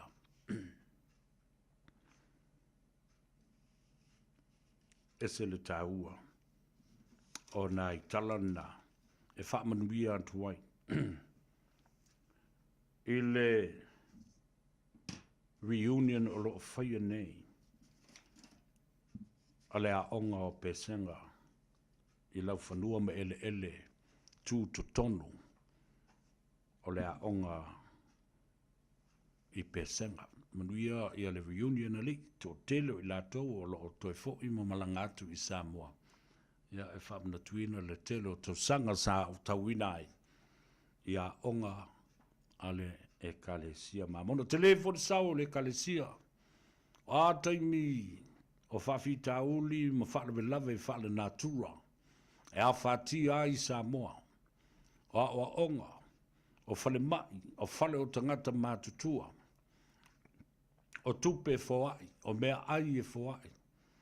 O le anga le lei le toi whaatinoina ma le whaatulangaina o le museum a Samoa. Le toi whausia o le mountain. O le tūstala I vai lima. Ma le ano wai o isi mea ua whaia le kalesia. Mai o se tasi fo I leo e kalesia siri o na ola. I tu tonu o le atunu. The third fastest growing religion in Samoa. Ese mai le whakasa le katoliko. Ia ma le la mosa. Oi ma le lotu metis. Na so o le iai. Ma le e kalesia mamona. Mana tua I lo loto I lato sa whaatuina leo lua e kalesia I navu. Lau whanua me ele o vai vase. E le fionga ia pali I fitse manu male toa. Ngata nei na lato whawaina. Ia le nafu I au lotu. Ma ua vea lava o se kalesia na ola. Ma nga ia tuaile kalesia I isi nuu ma isi a fio anga. Fitse manu male toa. My grandfather so alo yopu intia leutele. My grandmother ni vanga paito maleifi so alo leutele. Lelo matua e swafa e pola na va ai ale alofa. Muliumu tauti. Se tasi o toto o fuata. Mane nofo I tu ainga. Tamapua levi. O tangata whawaena o le kalesia. Ma tangata totoana. Ia, na lato. Whawaena le kalesia. E mafuai ia. Whawhiwhianga. Ma le whamanatunga. O lo whatino I pesenga. Ele nei vaiaso atoa. Ia, o nai tala malie na. Mo le silafia e le tunuu. Ia le mafu anga fo o tumu ai le taulanga ia pia. Ia ona o le malanga atu o le totele. Ia fo o le sunga le ataua te omatavu. Percy Council. Sunga le ataua Jeffrey Utupo. Wai lato malava o lato fia. Ia ma whamda tuina le fia se lautau sanga. Ia wo o se lautau sanga fo o le au. Ai mai se fo I o le ekalesia. I wha umatu peana I mei langa tā ua tele I lo o mafau. O le tai ao nafi sa ma whasoa I fo I ma se tasi o li malu le malo o retire. Mai a whape mai a te au mai me le poni. Tira fia sa vea. Na saulo wala au mai. Ta o te fia whelua i a te oe. O mea umalawa e te whaasoa i a i e tusa ma le case lea o tu au. Le ala i le pule limoni. Fe pule ai. Lise. Ma le moli mau i a Samuelu. O te matua i tali tonu i laulu i tau o lo tongi mai lea taimi, ma lea taimi, ma lea taimi. A vea o ia o se leo i Samoa ma Melbourne. E whao ngā uma e leo tactics ese wha le tula whono e sa ili ai lea mi o tonu e o lava i forensic investigation. A whai o le aunga o le wha mo le Minster, le komisina lango, le matanga luenga o leo, ma su enga wha apitoa i le maliwa stangata i a maua lea mi o tonu. Tua i tolo pulou i ate, oe li ate wa savea. Lea na lafo mai, laulu i tau ina ia o e au mai, ma sapina mai, wha maunga o telefoni. The phone records should be subpoenaed from the Digicel pole and also the Vodafone satellite. La le mea o le whai ai lea vai. Sa ia whaalongo foi o Talanoa atu. I le taunu unga le suenga na whai ai li o whaatau malama. Mai tolu mea ua whanau mai ai. Mua, olo o iai le molimau. Olo o iai le molimau ma le wha maoninga. Tolu, ua iai fo'i ma le suspect po le tangata o lo o masalumia ma ua uma na whailo mai. Wha, ele i whaia le ngā luenga leo ina watu inatu le whaila ma le suenga ua mae au na whaatino e o ai e whaitau ai a tatau po le reading of the rights for the suspect. Masai mai le tangata o lea ua masalomia. Officially book and charge him. A whai e whaafiti. Le foi la o toi a watu laului. Na watu mua foi. A o le tali tonu i leo. Whai le mea tau o le lie detector test. Pe o le mea tau o le polygraph test. Lea lava ta te pese atuai. A leo sau lea foi te mali i whamai te lo sa vea. Au te wha longo. Whesini mea teo pēr na o leo mua. Whatu le leo mua au te malamalama. I le tula whono ma o malamalama. I le whaatino ina o tiu te leo. Au te leo au se leo. A o mea ia ngā i le suenga. E whaatupu manatu ia i la tau. O lo whaia le suenga lea. La ala mea o le whaia. La ala mea o le sava vani ei. Le te iala lelo o vatupea. They've never done anything about this. Le ai se suenga. A le wha mai e le lava muli mau. Le lava evidence. Nā le mea le au mai ai. Te poe mai ai. Te fusi fata ma manawa ma lima. Ai whai le test o le polygraph. I loa ai le tangata pepelo. So e po ai lai pepelo. Au mai ma Samuelu. Au mai le ala i le pule. E fusi pau. Ai whai le lie detector test po le polygraph. Au mai uma tangata nei. Ia le nā. Why? Why? But why not? And let me tell you, with due respect to all this investigation, these options are available, but the police are not using them, or police from overseas should have been brought in to have a fresh pair of eyes and ears to listen and to look into this. Mai ni leo fo nanga la su leo isi leo ale involved mata upu nei. Mai ni si leo fo minister ngata. To fears a commission of inquiry. Da me ole mfai. To fears si komisi o su enga fa pitoa. Ilunga atu o su enga lea. Because the conflict of interest o lea wato isi leo salato ngā lue fatasi a fie le mata upu lea.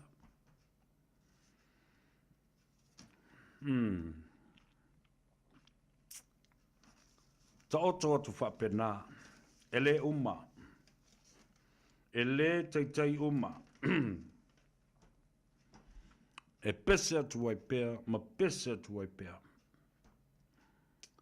Vatu le whamalo le konsula, a wao le tātou malo tuto tasi, ma le whaletua, ma lona au waa i le Mautau Samoa, fia lava i loutou sao, mai se lawa fionga le konsula.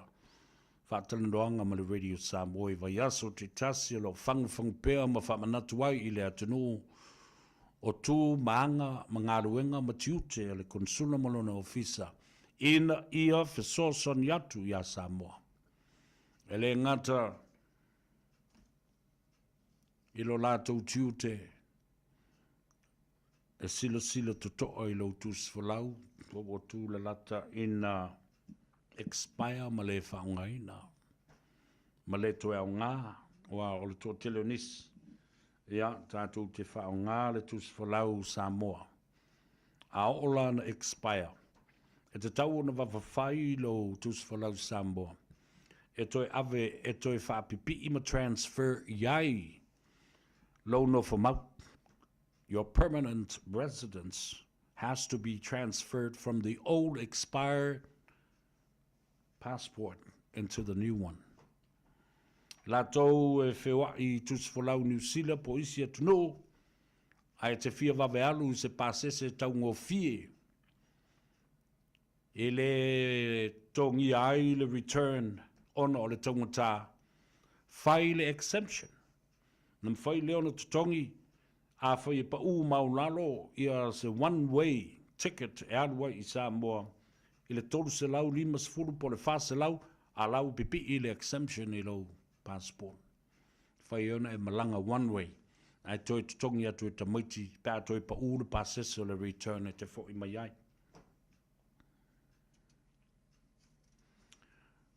Tau lunga atu leo se whamtalanga i le pō na pō. La ngona lava le nganga whaftai i lau fionga i le Palestine o le tātou asosi tama matene tuai o le kolisi o Samoa.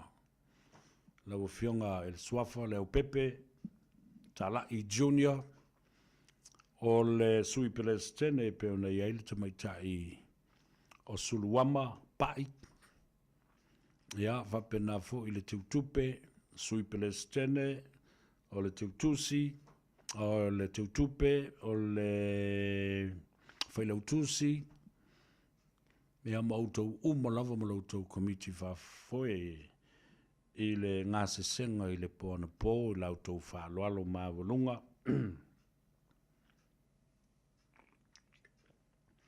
I le whatinoina o le oo, i le paia inga fau. Ia whamunria le tua i lautou tūlai mai. Ia whafoe le sāwholau o le skopa mo le neitau sanga. Fia fo i le noto i na ua wheiloa i le tamā malolo pensione le pōna pō. Reverend Retired Elder pension o le sunga le toi ina malolo man malo. Ia tauti anga senaura ma le whaletua. Ia mlau tō lau foi. Whaftai mo alo whaanga. Whapea fo i mo onga le lei o tālo sanga o lo molia o lo afe mai ai me whaamanuia le atou se vea ma le nei au nanga ia Samoa. Aftairi la o fionga le o pepe, ia ma loutou lau. Sanga iane ai o le tai, ma ia sa safe i o le launga ma le tau wha momoli ia Samoa, a wā le wha la putonga o tamo ma teine tuai. Ia tu mau le ata mai e tau tuai mo Samoa.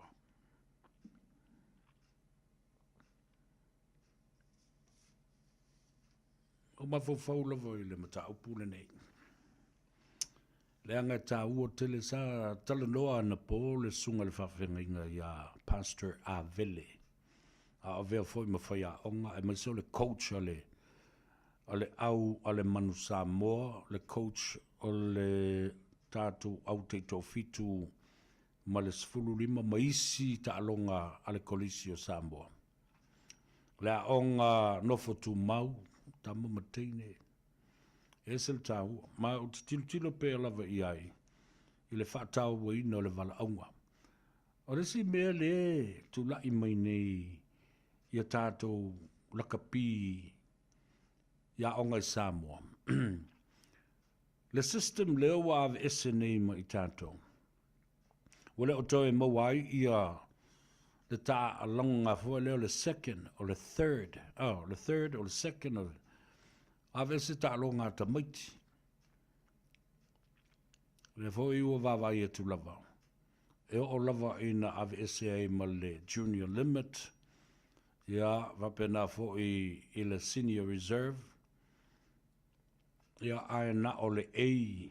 Ia po le au tele fo i le a nu o lo vata mo. Mana tu o au la iti ia ta maiti ma onga. O i. It is the building platform and grassroots level rugby to feed the top teams.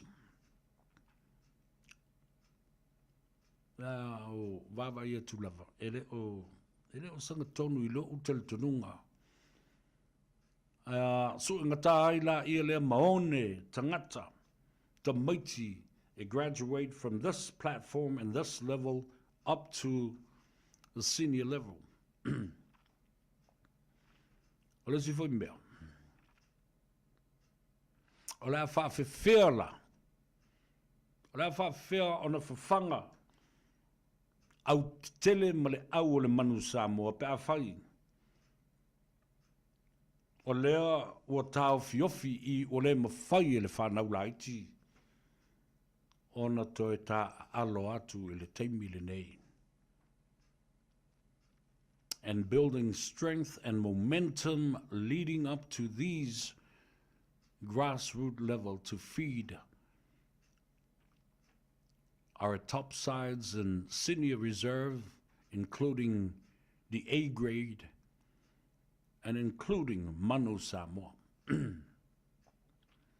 Yeah. Tatia tu le nā mea a ea. A ole mea sa o ala tauia. Ole matua i tele lavo le aisa la ua iai nei Samoa. Plenty of ice. Plenty of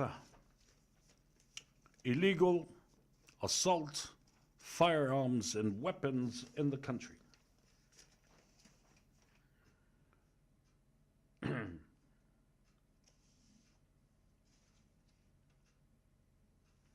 Aso nafi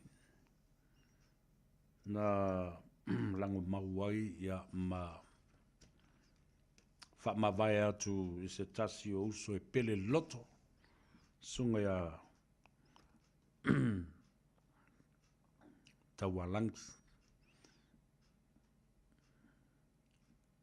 ia ma o fai langi le folaunga tua i nao le tinao le ainga. Ia fa perfo i le whanau, le atu le whaftai le tātou nuu. Se yuli pala e sina whautangia ki tiona ma le whaltua ma le tausi a mele. Ia fa perfo le tātou nuu atoa, sunga palauli. Tui i ti tau le pini ma le tausi. ia Gwendolyn, ia e whapena fo'i au matangi masi, whaltua ia toa, o le uso ia le au pepe whatoto, ia whapea fo'i le toa tele o le tātou nuu sa wheloa i le aso nafi ma whamawai atu. Toi saundinga ma le peau whamawai. O le talenga i a le alali taua langi kato. Ia, asuatu vai manu i poenga ma whamawhanwhananga fo i le whanau e mesel tina ia Angel. Ia o toi, ia masiona tua whawhine o whanau ma whanau o whanau. Mai se fo i o Paolo Mangafa siri langi a inga wome masani i le tuua i o le malo ma le usui o le whano ia le alali tau malangi kato nisi o le tātou a inga ma le tātou nuu o le o ta ua fo i suafa ia ai mamori atu le nganga whaftai la man whanwhana pele tua ia manisi fo i o le tātou nuu o le tātou watunu e kalesia whalapuputonga a whioanga o lo o ufitia i le au pongsai le nei fiafi ona o le wala au o le tua ia alofangia e le tua ma wha mawhana whana atu ma pai atu ia maua le file mu ona tawalunga atu wai leo se whamtalanga la fiafia na nei a leise me te alu ia fio mai le oats i le oats le whare kalapu fo lea le rugby Otahuhu Rugby Football Club fionga ia Aero Potel John Roach ma le whaltua ia ula o le whale pito i lunga ia o le social na sa ilinga se leni ma le whamu moe o le tātou whono whauwhautua Samoa e peona iai le whionga le totoli i a Tofilau Ted Stanley o le sui teitei whono le telenga Palauli ma tā whātoluono ia whapefo i le mamalu o lautou laulau langolang sua mai iai le pifala po le Pacific Leaders Forum ia o tai o atu motu o le Pasifika. Ia, mai se foi le saufa inga i whawhianga inga o e kalesia o whaiwhi au so fatas. Iri, kire se mea na le lus futa la lava whawhte atu ia muli au malu. Ono o lona anga le lei, mana na whasoa, o lea foi wa na fua i ai le seleni. Ia a wā le whaamui moe o le tātou sa ili ngā seleni. Ia wā le tātou sa ngā seleni le whaini. Ina ia mawhai o na totongi ia tātou pāsisi e malanga ai i le whaitaunga whaalua o le tātou pili. O le Citizen New Zealand o tangata Samoa. Muli au malu ene ma le ai ngā li i whaaftei tele. Alofangia le tua ina i anga le lei atu. Ma whaafua loa lo soifua. Ma le whaafonga mai e le atunu. E isi whono a matai i o lo talo nei. E tasi le whono whautua ma malu o Samoa o lo. Leo lo ngā lulu e so o tau au ma te tai o le Pasifika. Whapena foi le vasenga atoa o whaiwhi au ai kalesia so vatas. Lea e whailautusi ma le whonga le whono o le atoa sa vea le tau talatu. Awane i whaasina ai langona. E ai se tai ao na talo leo le tātou whonotanga ai awhio mai Samoa. E langolango ina le whono whauwhautua nei lea o te talanoa atuai. Ma lo tātou whaamue moe le fiafia na nei. O lau maa e tongi e te toe tua i ai Awa e fia su e lo awala, e te fia malanga whaatasi ma i tātou i le pasi, e o ai tātou te whaalongolongo ma tāpua ia. Le toe whaafo i mai ma le toe whaaulu whale ina o le pili lea ma le tula whono tau whaofi o le Citizen New Zealand o Samoa. Lea o te whai mea vaa i atu ma mai tau. Io, a fio mai, a fia nā nei. E o mai le tai au te fio so i lunga le pasi, a leo te ilo atu ma tilo mai va oso oi. Io, o wo mai masani leo se mea tātou te whaia mo i tātou. Lea o tātou whaia Malaysia o ngā tupulanga, lea na soifua mua, ma e na tupunga mai o lātou suru ngā titi. The first other generation of those who were born on the 1924 until 1949 to be specific. And their first descendants, the second generation, will be entitled to citizenship by descent. Nā la a e Samoa, tātou whiloa i le fiafia nā nei. Ia, ma tātou lulu lima, wha whiloa i mō wholofa i atu, oe ma whafta i atu i lou sao. Ia, pe uma o le se lau mua tau nuu, ia o tangata la nā e laki tau maftanga, los futa la le fo whalongolongo atu, tele maftanga, o le awhio mai, skopa, tama matina tuai, o le kolisi o Samoa, le tau te wawa ai mai, ia o le no fo tuai le si skopa i le mea, ea.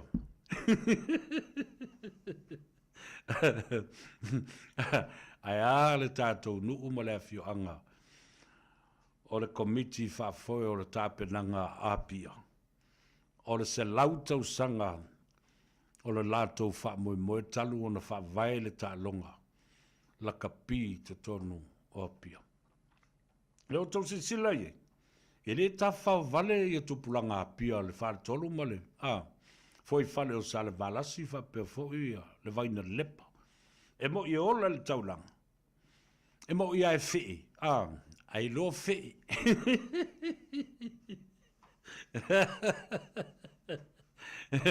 E mo i voi tata, ai popoto i tata. Ai whangua ngā lue. E ai o lātou whātoanga. E whai le aula kapi, e whai ngā ruenga le tupulanga. E atama mai. Ai whai malo lātou vaa whautasi. E tolu la mea e tula i mai nei. I Samoa le malanga lea le whaatolu ia ma le vaina lepa e whapea fo ia. Tui sa mau ma le usoli ima. Nā whio anga o pia. E whaai o le se lautau sanga o le lātou la kapi. Taluna whawai. Ia e whapena fo i ma le tūlanga o le umusaina o le fausia ma le tāina o le lātou fautasi. Le ala le ilopo o le ala ingole. O le fautasi, o le a whae ngoai. Ia e tolu is fautasi na iai i lo lātou vaitau. O le Little Rina, o le Kiona Sina, ia malesi fo i Rina. O le Little Rina, Big Rina, ma le Kiona Sina. Ia, Samoa, o le sisi ofe tautai, o le atatou seu i whanua, whaatiri fo i foe mo le ae. Ai i anga le lei le atu. O leo o tō le whale o tautai, ma ia ma ua laulau sa saa fo i whaiva o tautai. Ai tuwhi tau whao sa moa o le mea le lei o le ia aina tali le sua. O le ia o ngā ais te pō ngā ua koe whaasola i le sampi. O le tala le nā. E alo whangia le tua. Ia mana le upufola i atu tau le au whainga alwenga. Mōlo tau malosi whale nganga ma le whaatino. Oe ma le whaatua. Ta māma tina malo lo manu malo. Anga le lei le tua. Maua fo i lau tau soifua lau le lei e fau tua ai ma tua lalo le whaife au fau ma le whaatua fau. Tau nu mai le nu fau ma le ainga fau. Le tō whā i ainga. Sa safini u i le launga whale polu. Manuia le tupulanga Samoa. Wha moi moe le fiafia na nei. Tātou whei loa i le oats i le wha moi moe o le whanu whautua ma malu o Samoa. Maona te whai ma i lantou o lo o tutu whatasi e lango le wha moi moe le nei. Hone iamana ia le pola e motu tua. Ma tala e whai mai tua i lantou o fia sapi ma malu ai le o mai a ngā lulue ma o pongi le mea. Le wha au Samoa lele o se le whono. O tele mea o whai. Ma isi mau mea ia o lo fau watu le lumana i e whai. So ia le whatu ala. So ia le whai o mea e wha ino a i ai tangata. Ia ma whatupu māsainga. Lau tau au ona nei le a tau a savea se yuli ne ulua i ali i so alo pesta ta male lang. Fa mangalo se leo le au ona nei fiaf. La fo i sau tau fa fonga mai ia o winga lava nao le so i fuanga nei ai ia tāua le momoli o le savali au no ma le fefe ma le tauto ai o ma taupu ma le tele ai o le le malama lama o tangata. Tupe ia le toi ina matua ia sa lele. O a whasanga, o a saueanga, o a upu e whai e tau whaaleanga i le malo.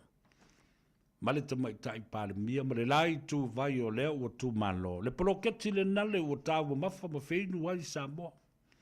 E ui o lava i le ini tupe. Ua avatu. Aia. Nā ua mōli mau o taun uatu tupe. O la u fautuanga le nā. Tu le epa. I wish you would listen to me. Now, because it's very important to me. Now that you can't avoid you being the issue, because you want to be the issue and the center of attention. My advice with love to you, rest in peace. Be at peace with yourself. Go and enjoy your time with Auntie Jillian and your children, your grandchildren, and great-grandchildren. Be happy and enjoy your retirement at old age. You will go down in history as one of Samoa's finest leaders if you listen to me. But if you don't listen to me, with this beautiful advice given in the English text, if you don't listen, you will also go down as the worst ever leader and former prime minister of this country. Nena. Afa Samoa fa mai tule pa talo fai aluia. Fai se malu longa. Ia to'afi malie lo wanganga ma lo mafau. Mai e wha manu i le atua ma wha fitai i le atua i le taimi ma le awanoa na au mai e whai ai lau ngā ruenga ma lau tautua mo Samoa. Uafu.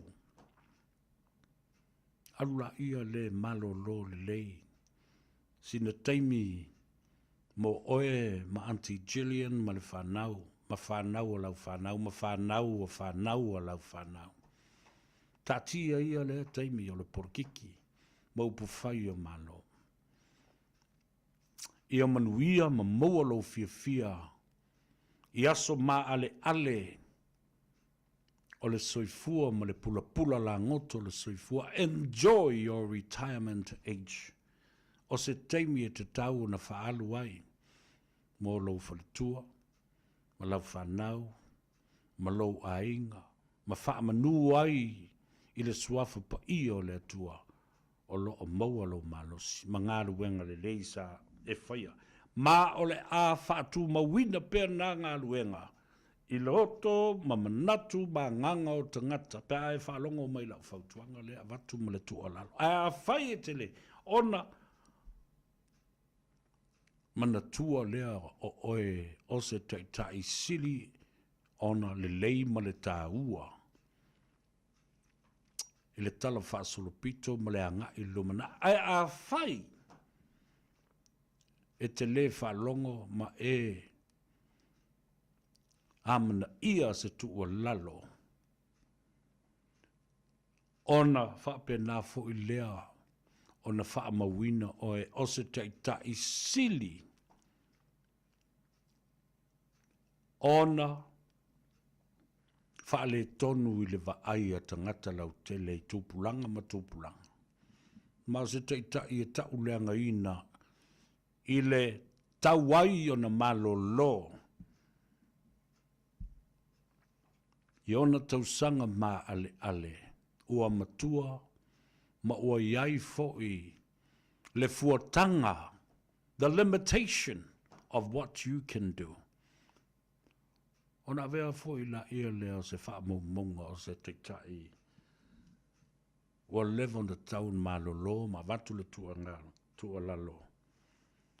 E file mu, ma fia i ona tausanga, retire ma le malolo manu malo. O se teitai sili ona whaleto. Go down in history as one of the worst leaders, and you don't want to be remembered that way.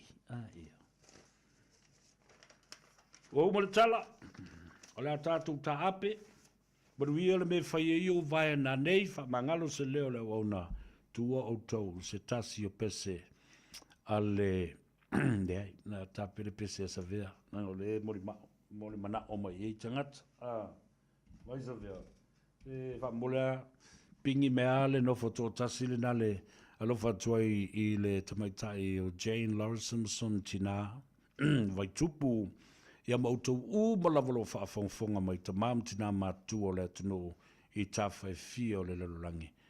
Le pese le asavea mo oe tātou te tau mā vai ai i le nei a fiafi o le nofo totas. Well folks, that's it from me. Thank you so much for this week. And for your kind, loving company. Really enjoyed it. Please share our program. Press the like button. Love it. Leave me a comment. I leave you with this songs with all my love. And enjoy the beautiful weekend. Soifua maia manuia.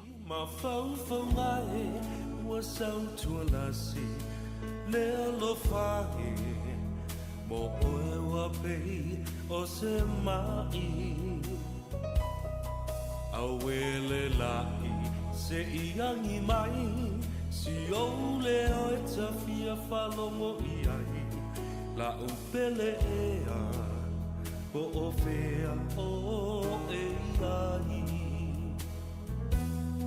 Larulangi pua o male manunu Wa sola le la fa sulu sulu Unai o foli nai Wa mo atu Pe ana e la Talata mai Se fusi a uma e foi mai La upele ea Wa sili o e leva ai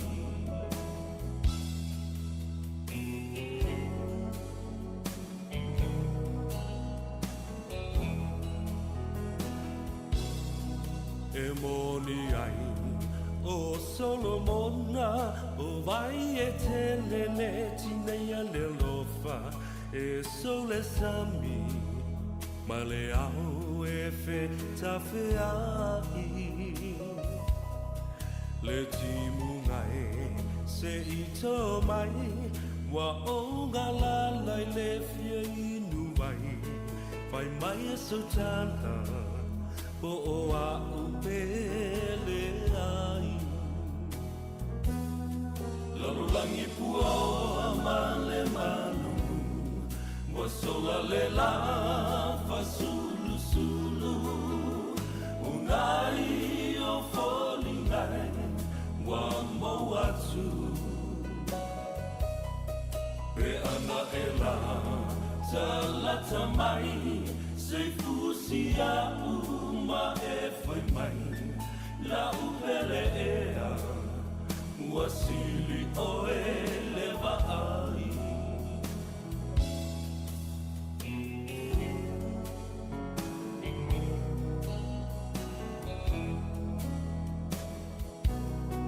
le basoni